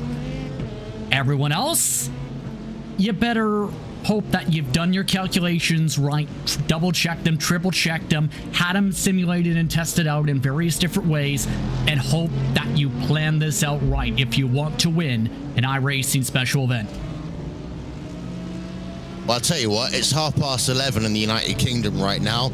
We've got 1 hour, 10 minutes of this race still to go. This is some proper prime time viewing going on. And yeah, it does come down to strategy, but it also comes down to consistency. Those 10 seconds that the number 5 team, Williams Esports Fnatic, lost about an hour ago, they could well be crucial in all of this. Just to keep you up to date with the GTD situation, Max Benecke last time by did a 157.8.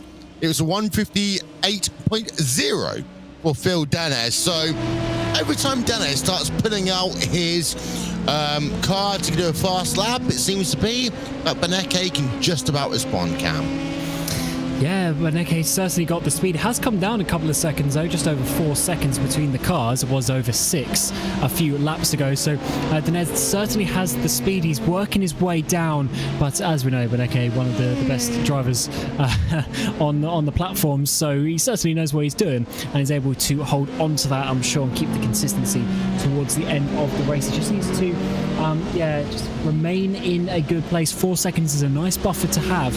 He can afford a couple of mistakes, a couple of bit of bad traffic here and there, but Denez is certainly in a good place to capitalise if Benecke can't keep that up. Don't forget, you can use the hashtag use the hashtag Sebring12. That's the one. Use the hashtag Sebring12 if you want to talk to us on Twitter. Let us know how your 12 hours of Sebring has been here today. Thank you, as ever, again to Heusinkveld Engineering for sponsoring today's race and live timing and scoring. If you want to keep up to date, RaceSpotTF/endurance. Okay, we're getting down to the last hour of the race. We'll give you a full update on your field when we get to the top of the racing hour in just about 8 minutes time. But Justin, just having a look through the rest of the field, there is a battle going on. P8, P9 on track. Yassi versus, well, Team Redline Green. And Yassi was amongst those who were slicing and dicing through. Remember, Yassi finished on the podium last year. Funnily enough, they actually had backing that year from Microsoft. Josh Ladd was also in that car at the time. But Team Redline Green, remember from that early incident in the first hours of this race, doing a phenomenal job pace-wise to recover here. They've got the fresher tires. Last time, nearly 3 seconds quicker. And at this point, you can see right there, they want to go. And at this point, Yassi just says, you want it? Go ahead. I really wish, not only do we get a team sponsored by Microsoft Excel, they actually also put Clippy on the car as well. I can imagine how you can make this one of the most entertaining liveries of all time. Little speech bubble. I hear you need to learn how to do strategy or something like that. Would you like me to format a letter for you? There's a replay. This is Dylan Scrivens in a Mercedes AMG Team Euro. Oh. That was a side punterino, if there was anything. Was that one of the Kawanda Junior cars again? That was Osgard. Yes, that was Osgard. Yeah. Okay, and it looked like Scrivens may just turned into him. Yeah. So Tommy Erskard, VLS Quanta Simsport number 18. That's a car that has been a bit slower all race long than the number 8 car. Side-on contact is what normally makes these LMP2 cars so hard to drive. We need to keep an update then, Cam, on what the lap times are as we're getting into that last hour of the race. And you can see that Tommy Erskard is struggling right now. Yeah, that was a weird one, because obviously with it being so dark, you can't necessarily see the exact racing line, but it certainly seems maybe Scriven's turned in quite aggressively there. Erskard was flashing, come down the inside quite late as well. So yeah, a bit of an odd situation there. There may have, I don't know if there was a previous between those two cars later or earlier on in the race, I mean. So that was, yeah, a bit of a interesting one. But this number 18 car now actually coming past Urano there, we're going to need to see how, as you say, this pace is before the end of the race, because they're obviously in a decent position. They're not going to be wanting to lose out too much, but if they have to pit for some damage repairs, they haven't got too much time to make anything back from that. If you got the meatball flag, of course, which is the black flag with an orange circle on it, you're going to have to come in within 3 laps. Apart from that, at this stage of the race, you probably want to just try and nurse the car home if you can, Justin. But we're not going to know for about another minute, 30 seconds exactly how bad that damage is until we get the next lap time in. I can say one of the recent updates at the end of last year allowed people who were spectating any session to see what the flag calls were, if they had a black flag, a track limits warning, or a meatball flag. Tommy Osgard does not have a meatball flag, but he does have significant left side damage right in front of the rear tire, and that's going to be the critical thing to see how this flares out and paces out. Last time by, lap he ended up getting the bump with was a 1:45.920. For reference, the leader's running 1:45 flats. So we're about to see, with him having a more cleaner time here, how truly big that pace difference is going to be now with the damage, with about an hour and 4 to go. I am waiting for someone to just start watching on YouTube saying, can we turn the lights on, please? I'm very sorry, you're at Sebring. You don't get much more light than this. It is literally what we can see with the headlights of the car, unless you're on the start-finish straight. And we're not going to show you a start-finish straight camera, not here today. There's too much excitement going on. So Tommy Erskard, he's going to come past the start-finish line right about now. And his last lap time, a 1:46.448. That's about a second off pace from your leaders. Okay, that's not going to be an issue. He can still stay in P6 on there, Cam. Yeah, that isn't horrific, but I'm sure it's an extra second a lap that he isn't going to want to lose in this current situation. But they are in the fortunate position that they have quite a big gap behind them, actually. So, as you say, they should be able to hold on to that position, considering the pace of the car behind as well. They're only 4/10 slower on the previous lap to the Movano car of Sam Michaels, number 25, behind them. So, yeah, a bit of a difficult situation for them to be in, though, because nursing that car for a whole hour with a bit of damage isn't going to be the funnest part in the world, as we jump to their sister car of the number 8, who's now starting to pull away ever so slightly from the Williams car, who can't quite keep in contact. I'm also keeping an eye out on what the gap is between your P1, P2, your number 71 versus number 89 cars in GTD. So, this is what the battle is going to be in terms of GTD. The battle for the race lead. And the number 71 car is Team Redline Red, which is going to basically be Max Benecke till the end of the race. You then got the number 89 car in terms of Team BMW BS competition. And having a look at the lap progression, it just seems to be one time Dennis will get a better lap than Benecke will get a better lap, then Dennis will get a slightly better lap than Benecke will get a better lap.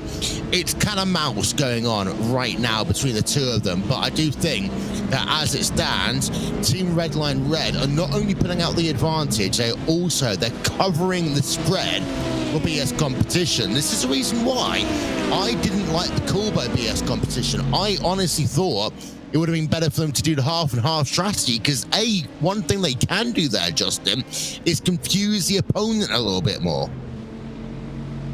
Yeah, that is a possibility that you could have, trying to make them wonder, okay, did we mis-execute something? Did we miss something? If half and half is going to work? Something like that, where I've been in situations where we see drivers decide to, say, at a super speedway, pit 10 laps into an official race. You wonder, how's that going to work? They all group together while everyone else pits together.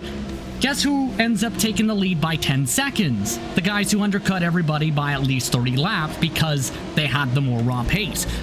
I'm wondering if that's something along those lines, but also just Beneke knowing they're on a similar strategy, offset by a few laps, stretch it out as much as you can, get a buffer against your competitor just in case, because you know they're going to try and go a little bit quicker in the pit stalls with that less fuel needed by that 4-lap offset. So I think Beneke, if anything, has more than covered that spread.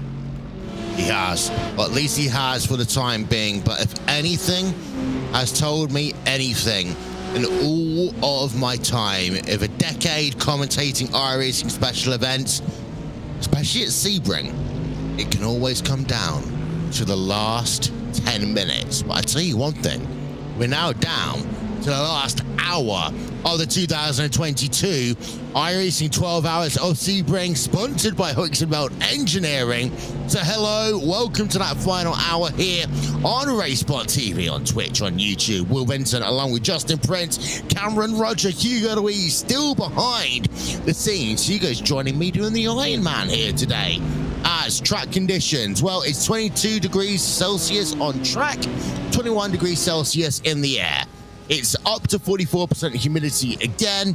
Basically, you've not got any real deviation between the air temperature and the track temperature. It is absolutely perfect for nighttime racing right now.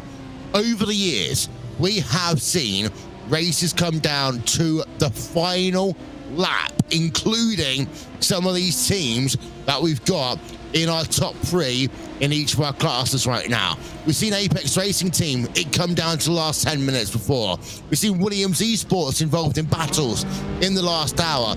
Oh, we've seen Koala Simsport involved in battles all over the place in years gone by. BMW Team Redline Red with a 6.5 second advantage now over BMW Team BS Competition. Well, that is a 2-stage battle. Number 1, it's for supremacy here today in GTD.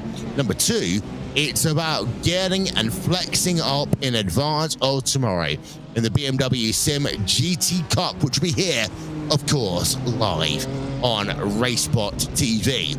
Don't forget the teams in 3rd place in each class. Apex Racing Team are that dark horse that can linger and maybe strike.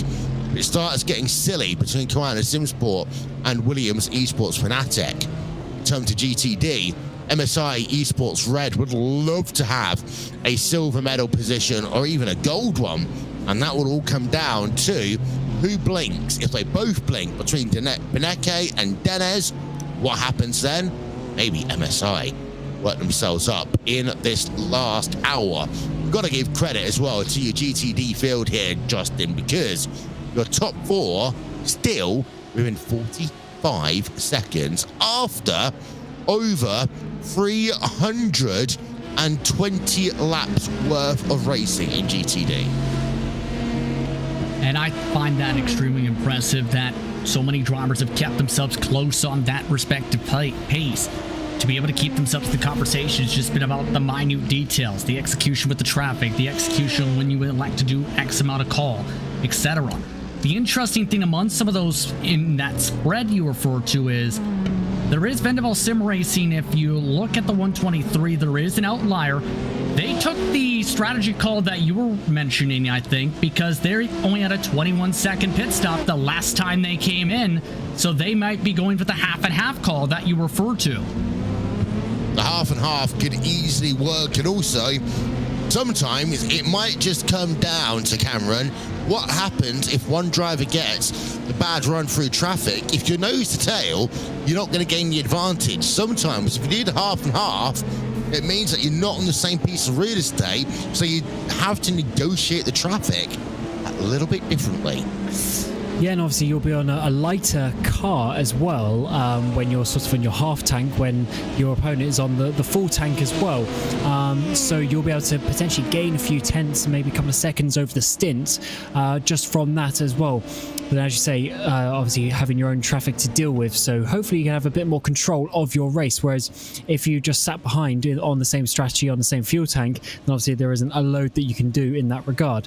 The only downside is you will have a slightly longer final pit stop, but then you would have already gained that time from the lighter tank and also the shorter pit stop initially. So it's really sort of pick your battle of when you want to gain and when you want to lose in that regard. And I'm glad that someone has tried it. And Heusinkveld, they actually did set the purple time in that GTD field from doing that as well. So certainly a very good choice from them.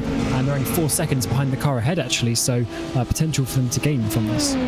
They did a 1:56.842 as the fastest lap overall in GTD.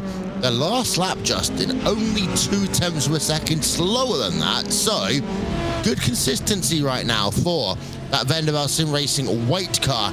Dylan Burr's behind the wheel of that one. They are trying to catch up to the rear of the Beeler Racing Team Euronics number 451. That is, of course, one of the few Lambos in the field here today. I'm very curious on how that plays out. Remember, when it comes to the old racing team, they've had a lot of bumping, baby. The old racing should say. But when it comes to battle on screen too, we mentioned the bumping and banging with Team Redline Green, where their car's not purple, so they're still running.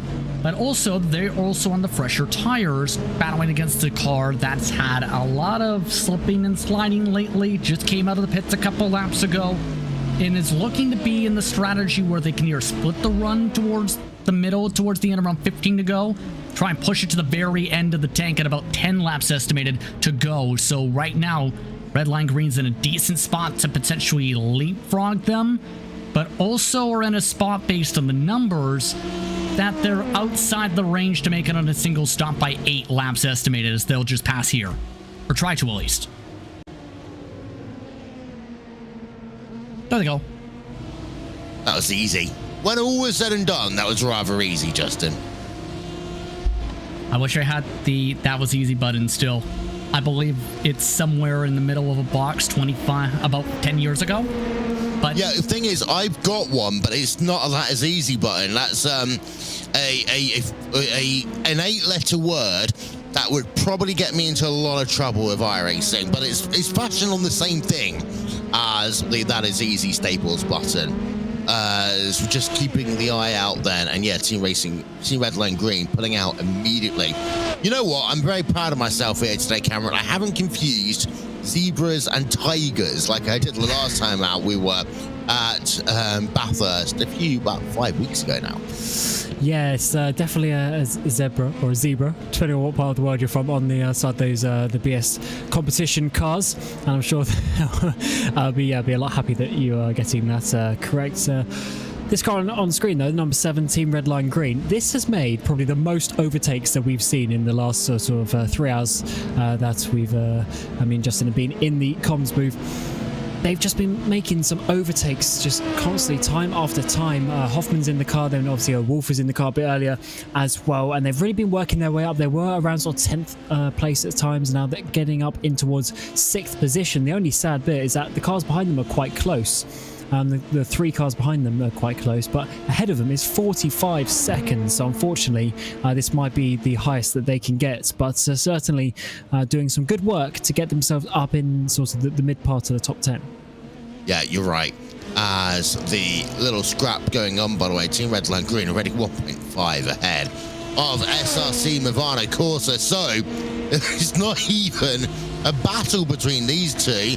It's just driving away is that Team Redline Green car.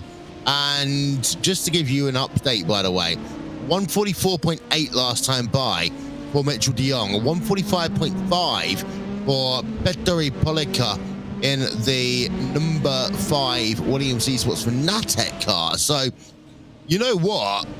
That Commander Simsports car is by one of the fastest on track by a mile, and the only 2 cars that are in the same zip code right now are the 3rd place Apex Racing Team car. And actually, I take that back, because all of a sudden you've got Team Redline Green setting their fastest lap of the day. So actually, Cam, now Team Redline Green are being unleashed. They might try and go purple in a minute, because they were less than 1/10 of a second away from going purple just now. I mean, yeah, that's a great lap, isn't it? They're way faster than some of the cars ahead of them, and almost a second quicker than Mitchell de Jong in the lead of the race. So really good pace at the moment from them. Yeah, just a shame that where they are on the track, it's going to be a bit harder to gain from there in terms of positions, but they can certainly consolidate that position that they are in with it being so close with the cars behind them. So yeah, good job from them to work their way up from obviously some struggles a bit early on, 2 laps down to the leader. So yeah, just losing some time over the course of the first 11 and a bit hours of this race, but the pace has been pretty fast at the front from this guy and this team in particular, Mitchell de Jong in the number 8 car, lap 3:69 at the moment, and still setting some really fast lap times. Team Red Line Green on pit road, as they're probably going to go purple actually. They had a great lap. I was just having a look through the micro sectors because we've got 7 different timing sectors actually. We're spoiled for choice on this track. Now, they're only about 15 seconds each, are they, Justin? But they do make it easy for us to understand how the cars are progressing, literally corner by corner right now. One thing that's a little bit more difficult is for us to see what car we're talking about, and we're very thankful for having these little LED boards on the side of the car, because we know now that is Koana Sim Sports, because they got the O1 on the side of their car. That means they are in position number 1. And it really helps not just on the broadcast side, but from the spectator point of view, because keep in mind, you see how dark it is and how you have to imagine what the fans would be seeing from the rear world tracks as well. Usually the fans are encouraged to watch from the hairpin by that hotel that's overlooking the corner from the left side. Turn 3 is a prime spot, turn 17 as well as the fan zone with a lot of the work that's gone on there. But it helps you visualize where each driver is in what positions or what spots in terms of groupings to be able to follow along if you're inside the campground or say don't have access to a TV in said campground or a radio to be able to keep up with the action toe to toe. Yeah. So I want to keep an eye out, by the way, on the lap times. Also, between Coanda in the number 8 car and Williams Esports Fanatec in the number 5 car and Apex Racing Team in the number 72 car. Last time by 145.024 for Coanda, 145.4 for Williams Esports Fanatec, 145.6 for Apex Racing Team. So it looks as though there is no fuel saving going on at Coanda at all right now, as we keep our attention on that number 8 car, currently piloted by Mitchell de Jong, who we also think will go to the end of this car. And looking at some of the lap estimates as they continue to shuffle around with these respective classes, 28 estimated this time by for de Jong, or in some sources you can say. As mentioned, he's on the marks to make it by maybe the very edge of the tank. And that's going to be the tight thing in that preparation coming in. I think you have to watch Williams Esports in the Fanatic machine in the 5 much more to see where they're going to end up being in terms of their marks, because they're going to be even more tighter. Apex has them more flexibility out of the group into the top cars. So it's just that difference in mileage. And we talked about being in positions and do you like to save? You've got the answer. By the way, the strategy call you mentioned about the half and half, another has tried it. Team Red Line Green, 25 seconds in the stall, so they know they can't make it. So they're going to lighter car to the end to be able to pit one more time. And that should let them go purple. Again, the way the tyres are working, they probably will go purple soon. The computer's saying 397 laps. Don't forget, the lap record is 396 laps in this race, set last year. So if they do go to lap 397, that's going to be the interesting thing, Cameron. If they go to lap number 398, then it's going to get really messy. Yes, certainly is. And I wonder if the number 5 Williams car is going to go along those lines with the strategies as well to make it just that bit easier. But yeah, the extra lap was so That's, I think, yeah, as you say, could be the crucial reason, because sometimes it literally comes down, it does come down to seconds. And depending on how close they are, depends if the leader maybe wants to lift off to avoid the extra lap, or if they know their opponent is struggling on fuel, maybe they'll stay flat out and do the extra lap to obviously hinder their opponent. There can be some strategy played with that, because more often than not, actually, it does generally seem to get quite close with the timer. All will become revealed potentially in the next 15 minutes time. We would love to know your thoughts on this if you are watching on YouTube or Twitch. Are you excited?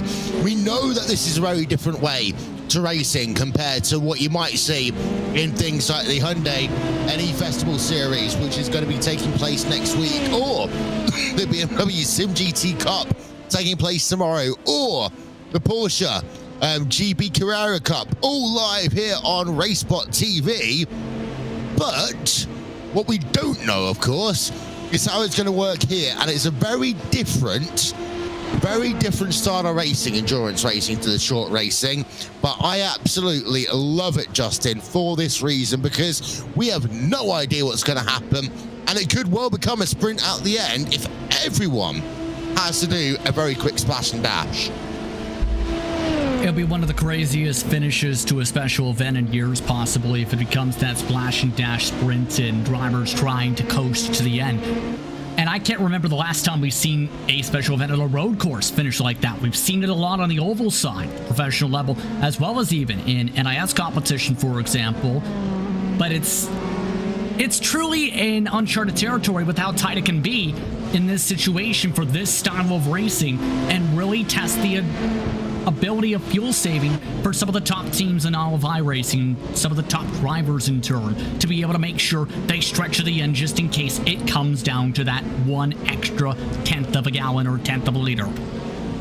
Yeah, I'm also very sad that we don't get the chance to check out Best Cam's Fun Hot Girls and Boys video chat. You know what? You got that here right now. These are the best cams that you need what is almost midnight. In fact, it is midnight now in the UK. These are the best cams that we need right now, Cameron. We don't need anything else spamming us on YouTube. Yes, that is certainly I mean, there's two different types of cams that you can look at this time of night for sure, but certainly this the racing is getting quite exciting as we get towards the end. But it's quite crazy how it in a whole 12-hour race, and all of the different variables that come into that, all the thousands and thousands of gear shifts, of turn-in points, of corners, of GTs that you're overtaking, and it might come down to literally a couple of seconds, and maybe the fact that it goes an extra lap. And that is why we come endurance racing. That's why we have these special events, because you want to see who is going to come on top after 12 hours of racing. It's not easy at all, and it's always even if a team wins by a big margin, it's still an effort, and respect to teams that can get to the end of these 12-hour races. Yeah, it really is. You know what? I only really do commentary on Sebring a couple of times a year. It always happens around March, Justin. And the last time I was actually involved in the production of one of these, it was Connery Maddock here with me in my old flat just before lockdown. Because, of course, 2020 was when we had lockdown, at the same time that my PC decided to explode. So 2019, it did come down to the last 10 minutes of the race. And if Connery was here right now, he would wax lyrical about how exciting that was. Sebring, this track just likes to give us surprises right at the very end. It won't tell us in advance. It won't make it obvious for us. We have to learn. We have to get ourselves attuned to it. But this is a race where there are those little storylines, and again, we don't quite know how it's going to be in either of your classes. All we do know is BS Competition have had a moment, have they? Or no, they're coming towards pit road. That's correct. They're coming towards pit road. Keep in mind, you mentioned right there, BS Competition, I should rather say, in Film Dens, has gone in for the service, so he's gone for the undercut call. The big question is going to be if Maximo Beneke tries to try and follow it, or if he sticks towards try stretch the run as far as he can and put in the least amount of fuel and hope that works out. So this is towards that argument you were making before that you wanted to see the last pit cycle with this class. Phil's now taking that decision this time, knowing he was losing ground, had to try something different. The tough thing is, he's right now lined up around MSI Esports Red and trying to pass by them soon. I'm trying to figure this one out. They did actually do a service when they came on towards pit road, Cameron, right? Because it looks really quick. Yeah, it might be. So we're going to have to see how that one obviously comes back towards them. Oh, you know what? A bit different. I just double checked it. You're right on that one. You know what I think might have been the case? Do you think you got a drive-through penalty with the incident? Oh, you're kidding me. Yeah, the 50 incident limit bites BS competition. Because I was just thinking, I saw there was no time there, and it was really like you can't stop and put enough fuel in with that amount of time on the clock, because they only did 27 odd seconds there. So that must be the drive-through penalty for BMW Team BS competition. The number 89 incident limits come into play in the last half an hour, kind of robs us, we have to be honest, of a battle for your GTD race lead. But that is on what happens when you try to push too hard, too late. The incident point is 50 incidents before you hit the limit. And I thought it was a stop and go penalty, but if it's a drive-through penalty, that would make a lot of sense. Either that, I mean, they've not come back on towards pit road, so why are they all just driven through pit road otherwise? Just got confirmation that there was that for some of the drivers. MSI Esports Red now has a chance to jump up to second on track with this, although they are coming towards their pit stop window soon. This just fell into Beneke's lap as long as he executes the rest of the way. Once again, it is confirmed the drive-through was indeed the case for the 89, it looks. Yeah, and don't forget MSI Esports. Yes, they need to pit, but so does BMW Team BS competition. They still need to make a pit stop as well. Okay, number 5 machine on pit road. Second place, the Williams Esports Fanatec car. They come on towards pit road first. This is mighty close here, Cameron, as to whether or not they can make it. They are the first to blink on pit road for the final time. Yeah, that is, as you say, on the limit of where they would want to be. So they're either going to be perfect or with a bit of fuel saving, maybe they are going to call this absolutely right. So we're only going to find out in 38.5 minutes time. But for sure, with Dion going further, this is going to make it just a little bit, a bit easier for him to stay in that lead. Williams are in a bit of a difficult situation. 38 minutes on fuel, and obviously the race doesn't necessarily end exactly on that 38 minutes because you might then have to do an extra lap effectively from that. So it could be quite a struggle to do best part of 40 minutes on that compared to what we've seen from some other people. You got to be really lucky that you don't have what some of the iRacing leagues have, where you've got to bring the car back on towards pit road at the end as well. Oh, so it's the 4X then for the number 89 car that gives them that 50 plus incident limit. That's what pushes them on towards pit road, Cam. Plus some damage from that as well. So that has really cost them the victory, to be honest, because they're not going to be able to come back from that on pure pace, especially with some damage in the car there. So that is really unfortunate, to be honest. And I mean, from that angle, it looks like he didn't really do much wrong. So that's just the way it goes in endurance racing, and just sad times for number 89 car. Number 8 on pit road, Mitchell de Jong goes another lap. That could be the difference maker. Let's see what the number 18 is. Of course, they have fallen back. They had a little bit of damage, but we've got Tommy Erskine. No, they are on pit road as well right now, Justin. And this is going to be the true sign, first of all, where Dion cycles through, but second, will the 5 have enough gas to get to the end? 33.5 seconds, so full tank with a double stint again on the tires. Dion doing the same thing, 33.4. Off and away nice and cleanly, and it's a significant margin still of at least a full straightaway. Yeah, you know what the funniest thing would have been? That if you were that close in terms of the numbers, you could well have taken tyres there, because that could have been the difference maker between doing the white flag lap or not, then overtaking with the fresher tyres. I mean, I've gone really far down the strategy playbook in my time, Cam, but that would have been the ultra Hail Mary throw. If you needed to basically just waste 20 seconds, put some new tyres on the car, but it doesn't seem as though they needed to for De Jong. Yeah, they're just in a really nice position. Don't need to do anything, anything too crazy. Just a nice stint to the end is what he needs to do to get the victory today. Got a nice lead, got the track position, and did well really to overcome the deficit that they had a bit earlier on in the race. Obviously, they were held to the Williams car, having a bit of a spin around, but then due to the strategy, they dropped behind again, and then they have got back past, got ahead by almost 10 seconds as well. So just really enjoying life out there and just showing the pace that they've got. De Jong, 33.1 seconds was his actual pit stop. It was a 56 pit entry to pit exit.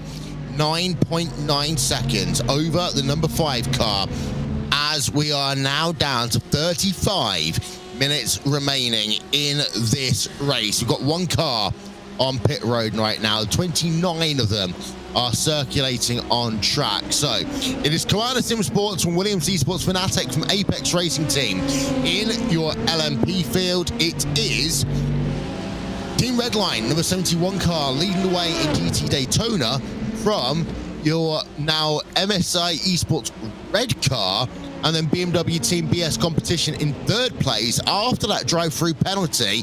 Thing is, it's still BMW 1, BMW 2, BMW 3 in terms of GTD there, Justin. The BMW is definitely showing their pace, especially with a car that's been talked about in the past that been made to be hard to be OP in the real world especially. But the thing I keep on looking towards when it comes to this LMP2 lead is not just the margin going down in fast, Will. It's can either of these drivers make it again on the gas. We've mentioned it a lot, yes, but it is that critical right now, where the balance of making it to the end could be the difference on how Mitchell de Jong paces himself here and how much Williams Esports Fanatic tries to bounce back and pounce back instead. I think de Jong's riding the cradling edge to making it on gas on the estimates. He goes any faster than this, it risks potentially not making it to the end on gas. I've seen Indy 500s like this. 2011 is the one that came to mind when he had Danica Patrick leading, he had Bertrand Baguette leading at one point, then J.R. Hildebrand leading. Well, we know what happened after that one, don't we? But the gap's down to 8.4 seconds, Cameron, so it looks as though that de Jong isn't just flying. I want to see the lap times the next time they come past the start-finish line, but for de Jong, it's not as if he's gone into pure quali mode. Yeah, just I mean, having that buffer of that 8 seconds is a good helper, because he can basically just use that gap, lose a little bit of time if he needs to. Maybe if he just wants to do a tiny bit of fuel saving here and there to make sure he gets to the end. Maybe just with a bit of traffic, he can be that little bit more cautious and just use that buffer, as we mentioned previously. As long as it doesn't go below sort of 3 seconds or so, you're still in a really good position, a really comfortable position there to hold on. So I don't think he's going to be worrying too much, but for sure it is quite close, and they can't go too crazy and then ruin the position that they're in.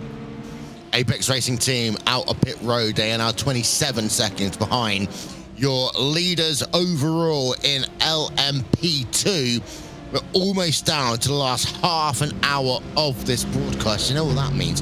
I can go to bed in about 45 minutes time. I've been up since 7 o'clock this morning. I didn't expect to be up this long, Justin. But you know what dogs are like when they wake you up in the morning. They expect to be walked, they expect to be fed, and then they don't let you go back to sleep. Don't you just love having your furry friends be your personal alarm clock, so to speak? One of the cats, when I used to live with my parents would have to go to work at 6:30, wake up by 6:30 to make it on time for work.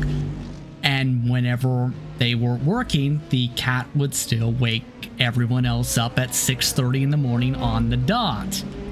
And sometimes that's helpful. sometimes not when you're off for the entire summer and don't need to go to school the next day. Yeah, my ex actually, her cat would wake me up. She wouldn't come and wake you up. What they'd do, he'd meow, want breakfast, and if you didn't feed him breakfast at 5:30 in the morning, would just start knocking stuff over until you woke up to go and get breakfast. So, I mean, of course, we love all of our families here at RaceSpotTV, including the dogs, the cats, of course.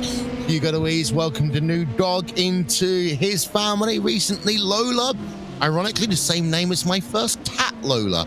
And we've got Cora, the Labrador Retriever, to add to our family late last year. So, RaceSpotTV, I mean, we're not far away from having a petting zoo. I'm not going to lie to you, Cameron. Yeah, so I've never actually had a cat or dog myself. During my time, I had rabbits at one point, which was a lot less interesting as such. But I do actually quite like dogs, and hopefully I'll get one at some point. But I can imagine that is actually not ideal, especially when you want to be getting some nice beauty sleep to be woken up by your companion who is solely dependent on you for their food. Doesn't help that I've also walked 70 kilometers this week running a field trip to Manchester and Glasgow. My students in my real-time job, but that's enough about us moaning. What I want to do for the moment, I want to thank everyone who's been a part of our broadcast over the past, well, we've been on air for about 12 hours now. So first of all, to Mr. Hugo Louise, who I don't know how he does what he does, but he's been joining me on my crazy journey today. So thank you very much. Hugo Louise has been our executive producer all day long here on RaceSpotTV, giving you the cameras, giving you the graphics, all the cool stuff, including pinning up my graphic once in a while. He even flashed the blame someone graphic at some point. I think it was a blame Arjuna one. I need to check when we look back at the replay later on. There we are. We see it again. The little one frame. Thank you again also to Heusinkveld Engineering for being the recital sponsor of this 12 hours of Sebring. And I do have to say, Justin, it's really cool to have a prize that isn't just for whoever wins an LMP2 or GTD here today. It's open to anyone in the iRacing community. And it's really nice because there's so often so much attention put on this top split and who wins it, who is dominant. But I always say, endurance racing, the first thing you can do is you beat the clock. You beat yourself, you win by finishing one of these races. And if you manage to complete 300 plus laps here today, that is an achievement. As also, just to give you the latest update on the computer, which we're going to name one day, currently at 397 laps, so we're going to beat the lap record by 1 if we're lucky. Yes, indeed. And you mentioned the prize of being able to finish all the laps and go as furthest or as far as you can as a driver. You have to think about it this way too.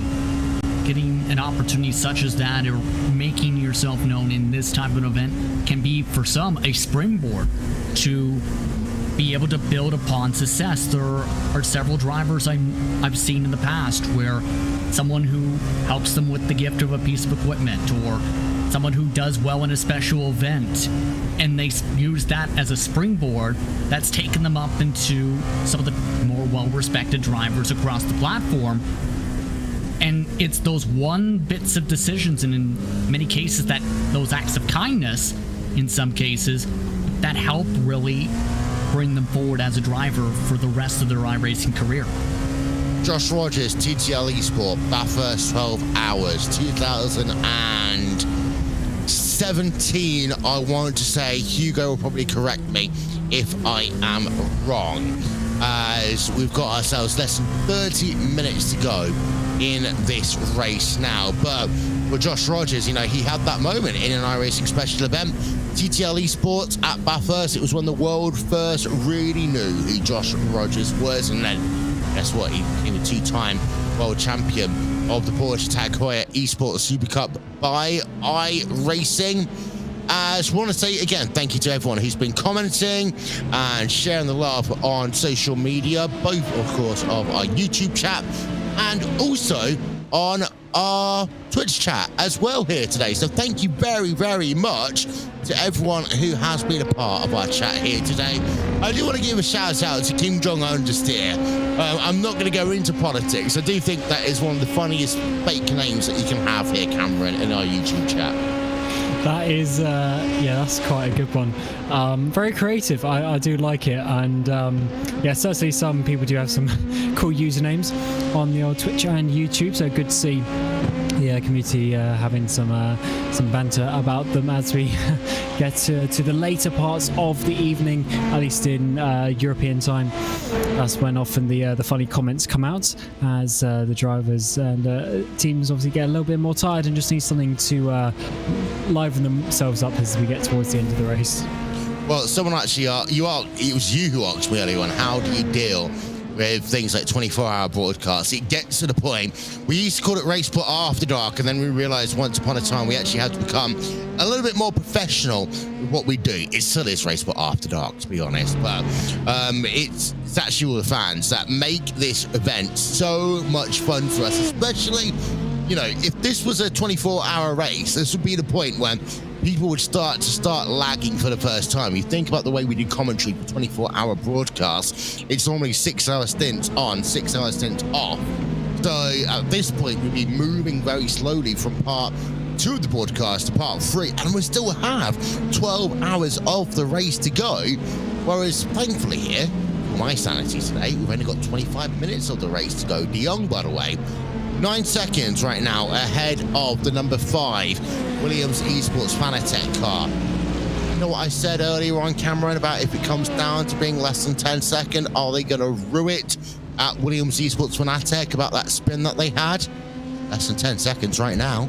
Yeah, certainly is, and the time is just ticking away, but De Jong is holding on just enough, only 1/10 difference between the two cars on the previous lap. He's just doing what he needs to do to hold on to that gap at the front of the field and just enjoying the life there, really. He's, yeah, I don't, from the looks of it, doesn't look like he's over pushing or under pushing, just doing the consistent lap times that he needs. And for sure, Williams, they are so close, and having the lead for quite a while, they'll be certainly not the best pleased with that mistake, or that incident, I should say, down at the hairpin. But these things happen in endurance racing, and since then kind of been a little bit faster anyway, so I think they probably would have had the speed to battle it at the end. But yeah, just being so close, it would have been within a couple of seconds at least. Yeah. I would put up a driver of the day vote, but the last Twitter poll that I put up, in fact, it's the first Twitter poll that I actually ever put up myself, I think, we ended up in a tie. You can't have ties in Twitter polls. I mean, how does that work? Three-way tie, actually. A three-way tie. I mean, I just don't understand how that's going to work. I've got a right now, tomorrow, on top of the race shooting that I'm doing for the BMW Sim GT Cup, I'm going to have to write a 3-part special procedure rulebook, because the only way that I can make it fair is to have all of the options at once. So a rolling start, driving through pit lane, and a race turning into night. Oh, they're going to love me in the Hyundai any Festival Global Series at some point over the next week when I have to write that one up. But hey, plenty of action coming up on RaceSpotTV. So if you are new to us here on RaceSpotTV, we are the world's premier online esports sim racing broadcast. We've been going since 2013, and guess what?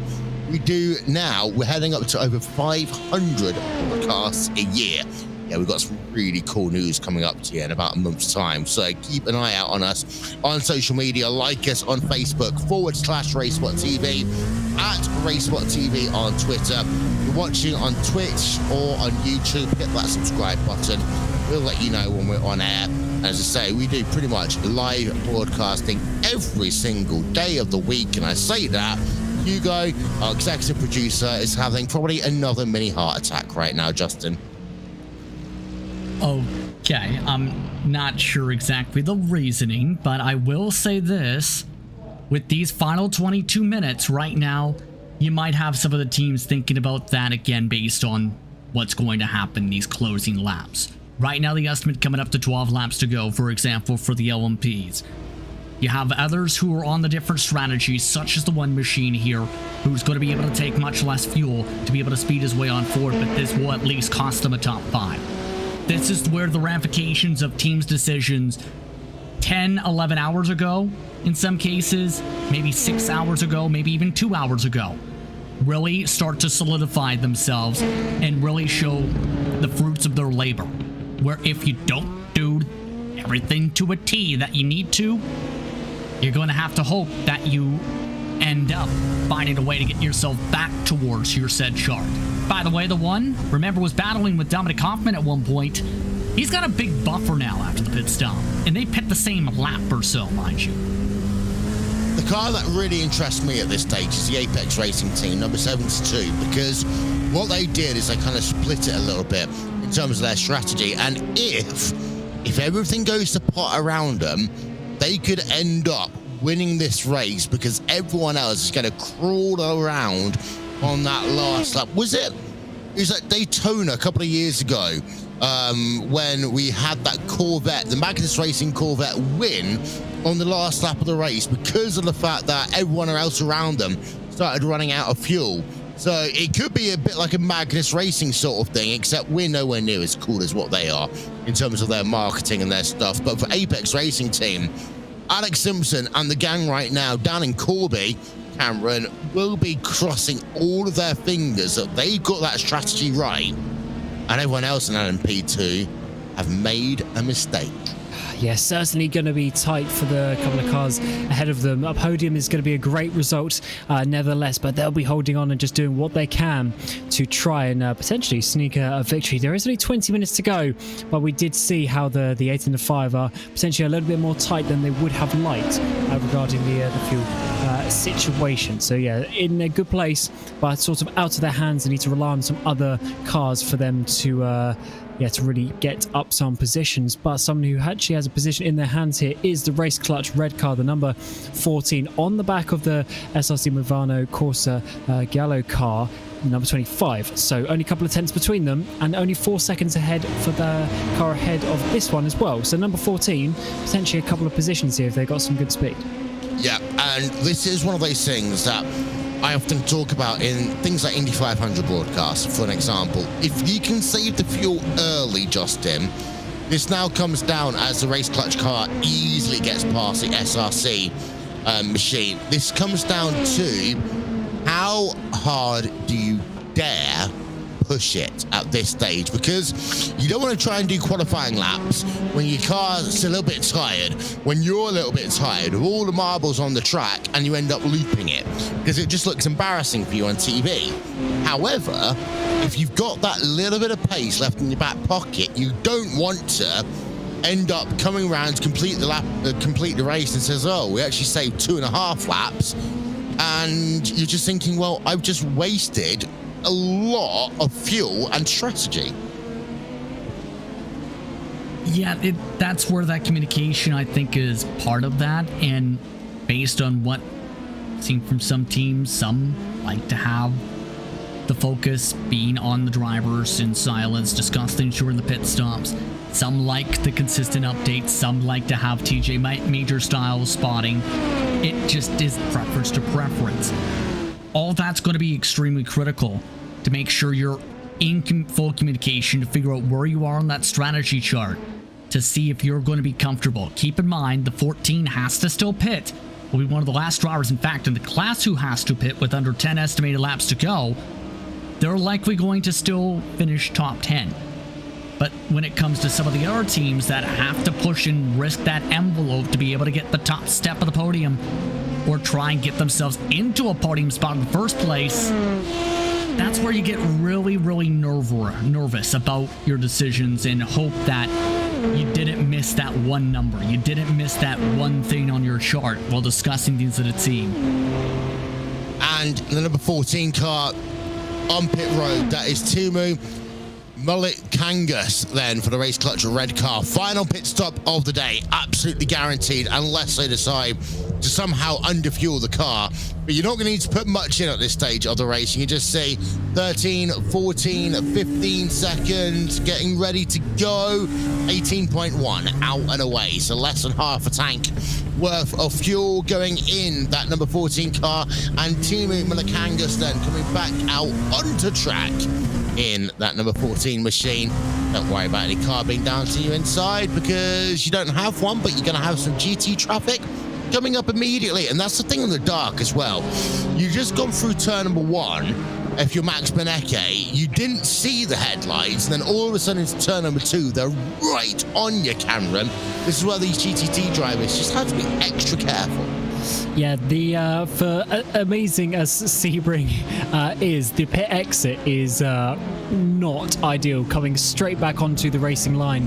And it gets to a point, as you say, when you're coming around that first corner, you can't really see the cars coming out of the pit lane, especially when you're in this situation where you're a GTD and then you've got an even faster P2 coming out of the pit lane and then trying to come back on, because going over that curb and the grass really sort of pinches you on the exit of turn 1. But fortunately they managed to do that. But yeah, you just have to keep your wits about you, try and look on your relative, try and look on your in your mirrors to see what is going on, because it's very easily done, and it's actually surprising we don't see even more incidents at that pit exit. What is it about American racetracks, start, finish line and pit exits? Because Barber Motorsports Park is a little bit the same. They chuck you out basically onto the outside line of a corner where you really want to be on the outside line. But Ohio Sports Car course, the start-finish line is so bad, they don't even want to start the race on the start-finish line. They start the IndyCar race on the exit of turn number 4. Turn number 2. And they send you down to the China Bend at the start of the race. And let's be honest, even that's not a good start to the race. It's a horrible sequence of corners to start a race at. There's so many other examples as well. I mean, the Charlotte Motor Speedway road course, Justin, I think gets the top trumps for being possibly the worst exit in the history of humankind.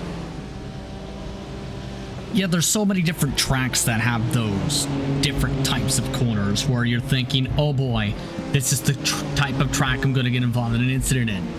Hairpin, for example, as we talked about earlier here at Sebring. One that comes up to mind in particular is the run up the Kimmel Straight. When it comes to Spa in particular, in the run to the braking zone, because you're likely seeing at least a few cars scatter on there. Other tracks like Daytona, you have the horseshoes. You expect at least one time to be at risk of being involved in contact there. It's just, though, that thrill and difficulty for drivers that always drives them to want to win a certain track or race at a certain track. People like having difficulty when battling for things. They don't want it to be simple in most cases. Yes, simplicity can help you be able to get comfortable, but where's the fun in that where you can say I conquered a mountaintop in 167 turns or 150 turns or something along those lines? It's just that difficulty factor that drives so many teams and drivers to want to win there. A little bit of technical difficulties, by the way, for Timu Malakangas. And I kind of predicted this one.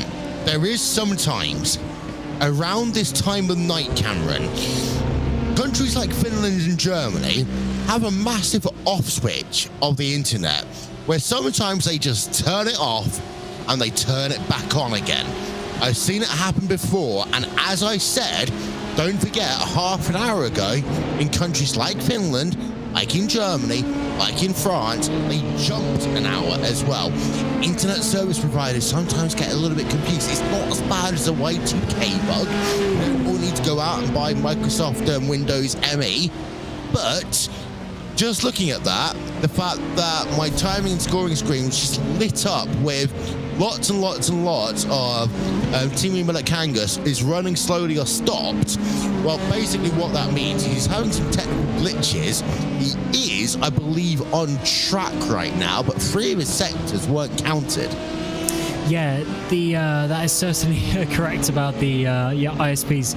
Sometimes they just do a reset overnight because obviously naturally in your everyday civilian life, most people aren't on the internet during the middle of the night. But of course, us sim racers, we love to do these long races, and we end up driving in the night. And as you say, every now and again, that can happen in certain countries, like you mentioned, seem to do this more prominently than others. And this is definitely a thing that I've had with a couple of German teammates of mine in previous years as well. So certainly something to think about when you're trying to work out when your drivers are doing it, especially in a night race like this. But that's the way I see things like this is more of just like, you know, mechanical failure kind of thing, as if we were racing in real life where you get, you know, things failing on the car. I see that, you know, as the same factor in sim racing. So yeah, certainly something to think about when you are organising your race. And sometimes I've had it in the past where you would deliberately, Justin, make sure that you've got certain people from certain countries in the car and out of the car at this point in the night, because, you know, it is sometimes a national thing. I remember hearing from Finland when the ISPs actually don't have any control over it. It literally is. You got some person in central government who just hits Control-Alt-Delete, and 5 minutes later everything's working okay. But 5 minutes later of no internet, well, that's 2.5 laps around this racetrack. It would mean you won't have to worry about can you make it to the end on fuel or not. You just, well, wouldn't make it to the end. And that's not accounting for the amount of time it takes for your modem to be able to reload the internet connection, the amount of time it takes for you to reload the sim. And you're right about that time placement, where for a lot of teams, they try and figure out the best way to work around that with the resources. For example, maybe say if you're some drivers, you have a team mostly from the United States, let's say. If you have a strong driver who's on the West Coast, you run your driver from the West Coast towards the end of the race usually. Try and have it line up to where it's basically early evening at the latest for them. Yep. And so forth. You try and minimize that fatigue level. Try and minimize the chances of connections and so forth. But you also have to make sure you have possibly someone there in the wings and standing by in case you have a Team Redline situation that happened a while back in one of the special events, remember, where they had 2 or 3 different drivers with power outages within the span of about 20 minutes. Yep. And that can happen. I mean, in the UK, as a random example, if you end up with a situation affecting BT or Virgin, that can affect a lot of your drivers. I mean, not everyone's as lucky as me when you've got both of them as internet connections. We're down, though, to the last 10 minutes of the race. So, at this stage, this is where all of these stories are going to finally come together here, Cameron. So, into those last 10 minutes of the race, and we're looking at lap times. We're going to go through them in a moment, but for Coanda, I can tell you they have slowed the pace down a little bit. They've been doing 145s and 146s instead of 144s, but let's also remember they are treble stinting their tyres. Yeah, still a pretty decent pace sort of overall compared to the other LMP2s, but for sure the overall pace has come down a lot, as you say, with the triple stinting tyres not giving the absolute grip that they did an hour or so ago when they put those tyres on. And yeah, that gap, it stayed at the front about 10 seconds or so between the Williams and the Coanda car, now up to 11 seconds actually. So it seems that just 10th by 10th that Williams car can't quite keep up, unfortunately, in that battle at the top of the LMP2s. But for sure, the Coanda car is doing well on the pace and just keeping it out at the front. And then in the GTD field, it's kind of a similar situation. Redline, they've got out the front and they are controlling that pace. So it just seemed like it's worked its way to sort of the more dominant teams being towards the front, but it's certainly very close in both. Yeah, I'm trying to work out quite literally right now where they are on track. We're gonna have to get the calculators out at some point here, because they're doing 1 minute 45s on track right now. We can call it 145 or 146. There are 8 minutes of this race remaining, and I'm doing the silly maths. That works out, I'm going to call it to be about 5 laps to go. We are on lap 394 right now. We predicted what we are going to. I can tell you this one. We are going to break the lap record here, Justin, which was set last year, 396 laps. It is going to be whoever wins an LMP2 setting a new race lap record here. So this is the fastest ever 12 hours of Sebring we have had in iRacing history, and that comes down to 2 things. Number 1, speed of the track here today. The weather conditions have been really favorable to racing. It has gotten warm, but it's not got into the baking, swamping hot that we sometimes get in Florida.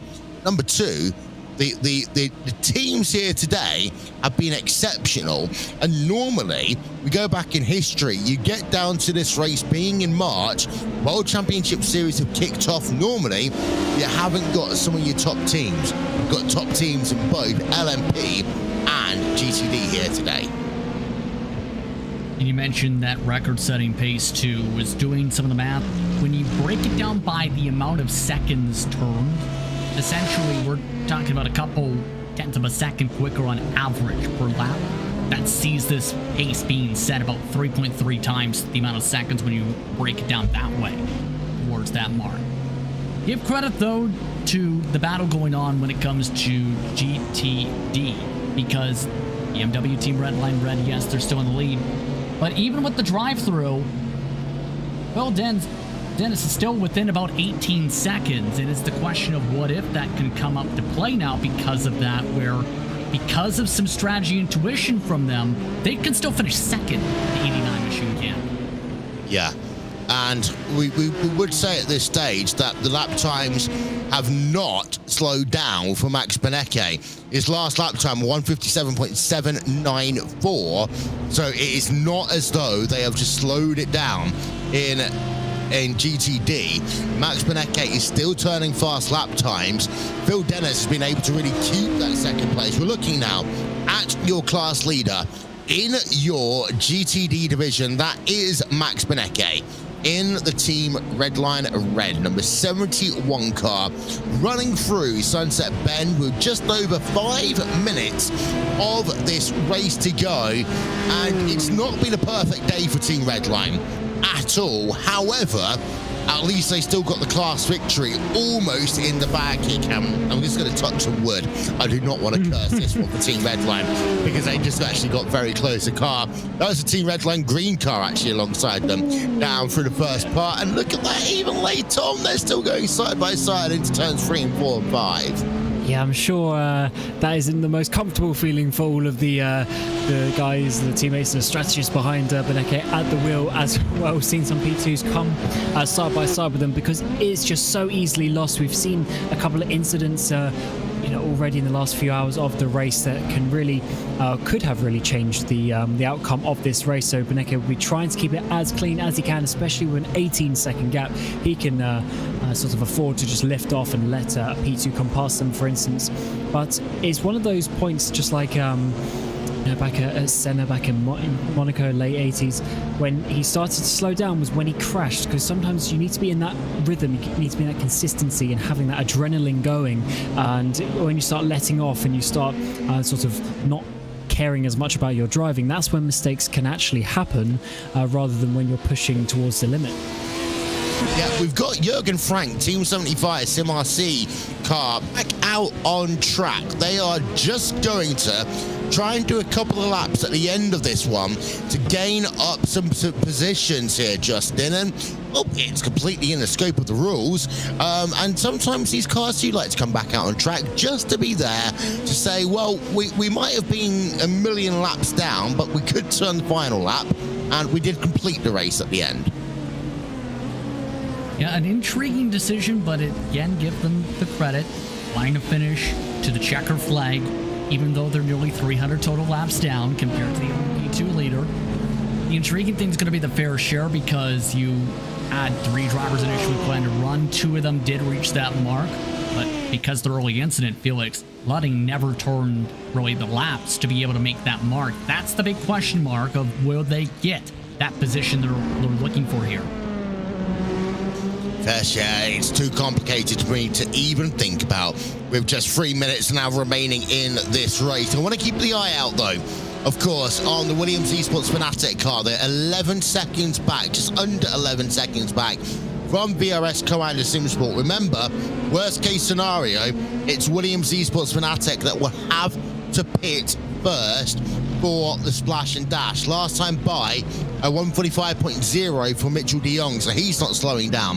A 145.5 for Williams Esports Fanatec. Of course, the last lap will be determined by the race leader and all the cars behind them were laps down, well, they'll have to do one lap less in the end of things. So this could be the weird situation where sometimes a team like Commander Simsport number 18 could end up jumping up a position or two if other drivers who have to do that extra lap run out of fuel at the end and have to tow back towards pit road because of the way that it all works. We're down now to the last 2 minutes.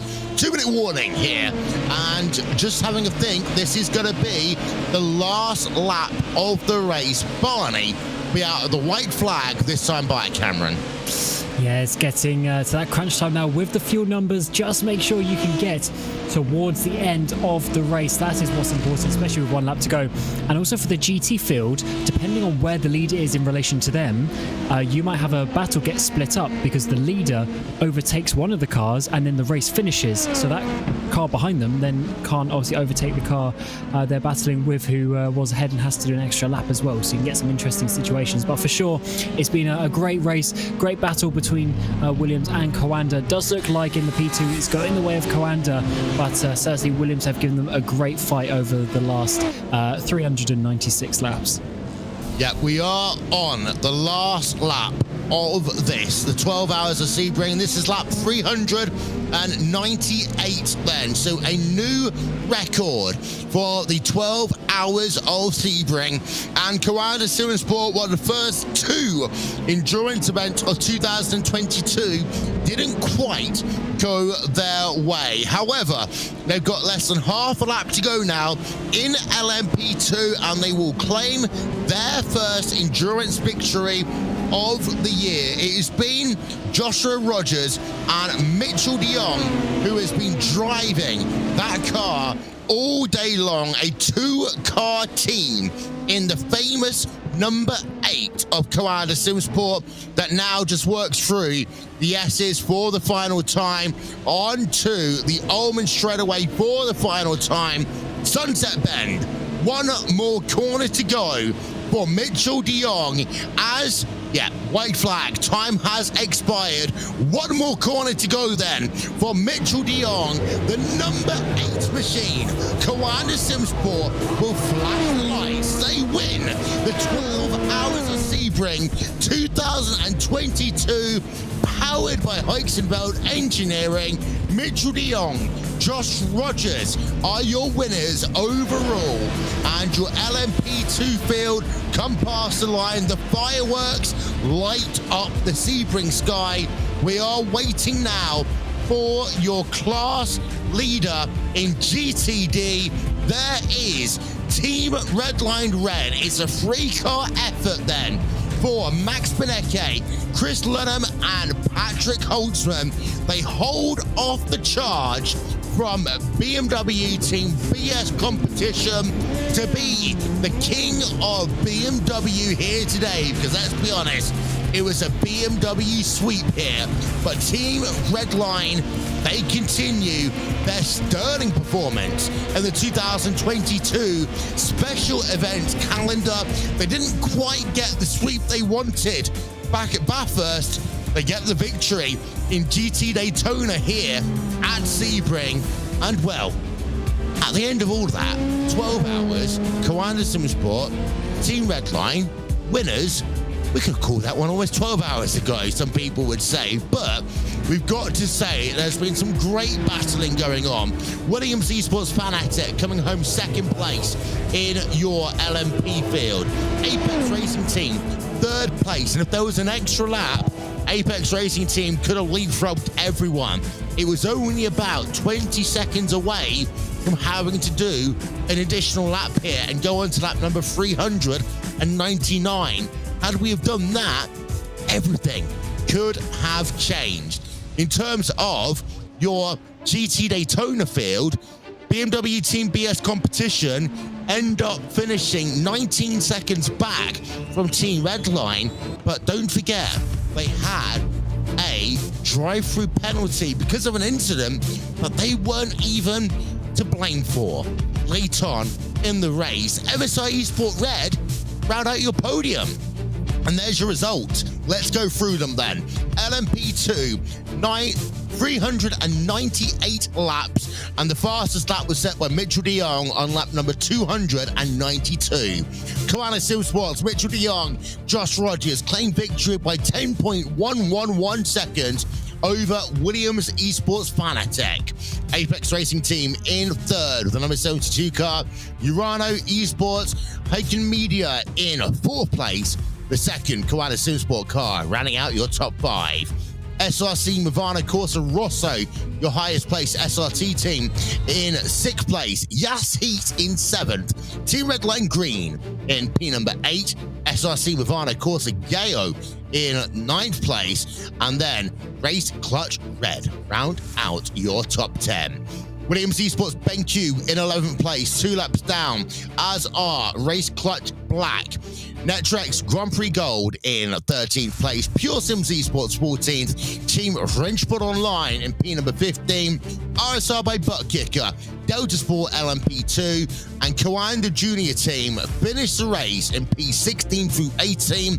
The rest, well, they didn't quite make it to the end and to the checkered flag here today, but we'll show you those results quickly up on your screen right about now. 24 in LMP2 took the challenge of Sebring, and unfortunately Orion Race Team, while they didn't make it really far past the first couple of laps, unfortunately, with Dean Woods and that number 3 car. Let's have a look at GT Daytona, shall we? Because Max Beneke and Team Redline and Chris Lewin and Patrick Holtzman claim victory.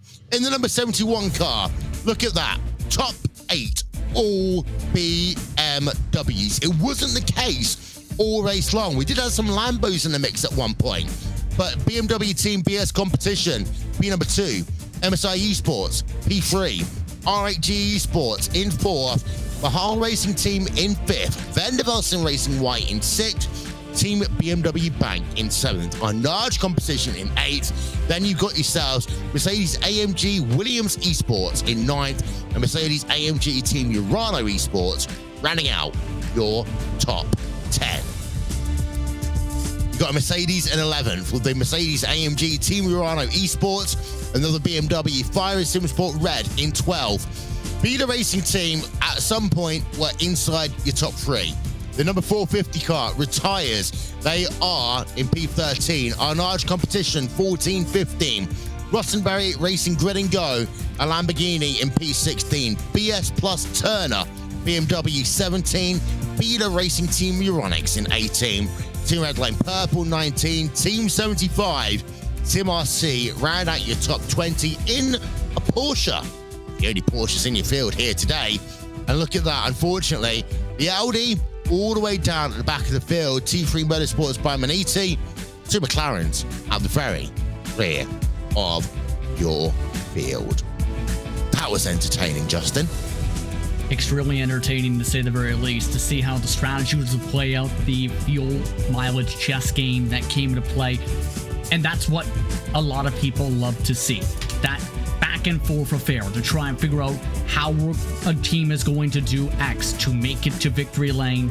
And in the end of the day, Coanda played the strategy cards right when it came to the LMP2s, while Team Redline was able to utilize their pace to help take the checkered.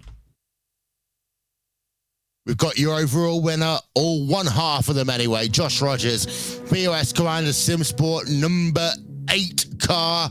And Josh, you know what?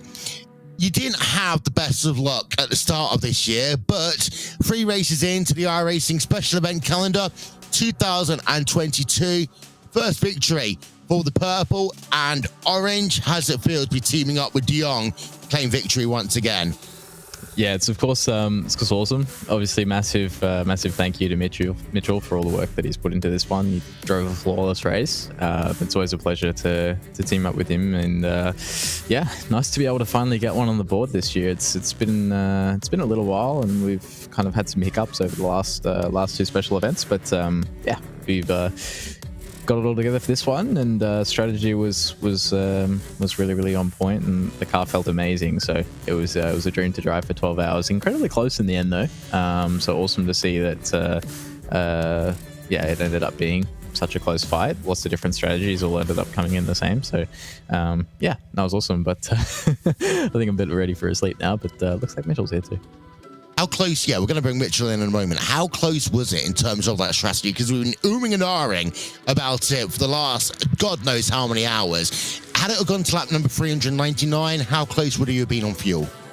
No, we were fine. Calculating it in the last couple stints, we kind of we knew that it was going to be on the fence between 399 and 398. So Mitchell had saved enough to go that extra lap anyway in that last stint, just in case. Not sure if the Williams car had those, so that would have been interesting. But yeah, we'd saved enough, so that was okay. I guess we just missed out on a couple of opportunities to triple stint earlier on in the race. But other than that, it was yeah, it was awesome. Mitchell de Jong is here as well, co-piloting in the number 8 car. It's been a great ride between yourself and Josh here today, bringing the old team back together. There's been some times in the race, though, when it did get pretty hairy with you behind the wheel. And, of course, you also had those great battles with the Williams eSports car and Apex Racing team. Were you surprised how close it was here today? To be honest, I'm not surprised at all. We knew that they were really quick, judging by official races and whatnot. Really happy kind of with how we put it all together. We had some pretty big adversity, I would say, with you know, GT3s and other battles where we kind of got the short end of the stick and lost a lot of time from that. But super proud of Josh and everyone that kind of helped put it together to make this comeback. I think from outside of those mistakes and things that we had to work through, we kind of executed really well. And you know, 12 hours comes down to 10 seconds. It's really insane, the competition. And you know, that's why we love it. It keeps us pushing each other every day, and yeah, I'm really happy that we were able to get this done. Ironically, actually, seeing as you're both in ground now, it's actually 13 hours of Bathurst? No, not Bathurst. 13 hours of Sebring for you guys, because I'm assuming the clock just went forward for you in Germany as well. Did it? I'm not great with time zones. I don't even know what's going on. Who knows? Who knows? But the thing is, actually, being in the Commander Esports Hub, how has it been for you in 2022 as the world is slowly recovering back to normal, Mitchell? Yeah, I mean, at the moment, I'm in California for a little bit of a vacation, but yeah, it's really cool being with the guys over there. Be back there again soon, and you know, it's a great place to work together. Things are starting to come back together. World's getting more back to normal in some ways, and no, it's nice hang out with your friends and drive some sim racing. It's always a good time. Well, the next special events we've got coming up are the 24 Hours of the Nürburgring, and then we go to this little place called Indianapolis in May. Any of those two races fancy a bit of a Kiwanis SimSport invasion? I think the next one on the list is looking pretty good for us that we're looking to run. So, yeah, not sure about the other, but we'll see. We take it one at a time and see who's interested. And I think you'll definitely see this the next one. Well, thank you very much, Josh Rogers, Mitchell de Jong there. VOS Kiwanis SimSport, number 8 car, claiming victory here today. And with that, we're going to wrap up our coverage before clocks turn over here in the United Kingdom. And with that, I want to say thank you very much to our commentators here today who's been with us throughout the course of the last 13 plus hours here on RaceSpotTV, to our executive producer, Hugo Louise, to our Juna Kankapati, to David Haynes, to Will Chadwick, to Justin Print, and Cameron Roger. My name's Will Vincent, been with you all day long. When I say thank you to all the fans, all the drivers, all the teams, all the sponsors, and everyone else for making this one, once again, a great 12 hours of Sebring. Our coverage here today has been brought to you by Heusinkveld Engineering. Thank you very much for their investment in this iRacing special event, and we'll see you for the next iRacing special event at the Nürburgring in just a few weeks' time. Don't forget, tomorrow we've got ourselves a BMW Sim GT Cup, round number 3, right here at Sebring. And a load of BMWs in the top 10 here today. Expect to see them doing battle once again tomorrow. Porsche action as well tomorrow here on RaceSpotTV. This will be the RaceSpotTV presentation of the 12 hours of Sebring. From all of us here, good night from Sebring.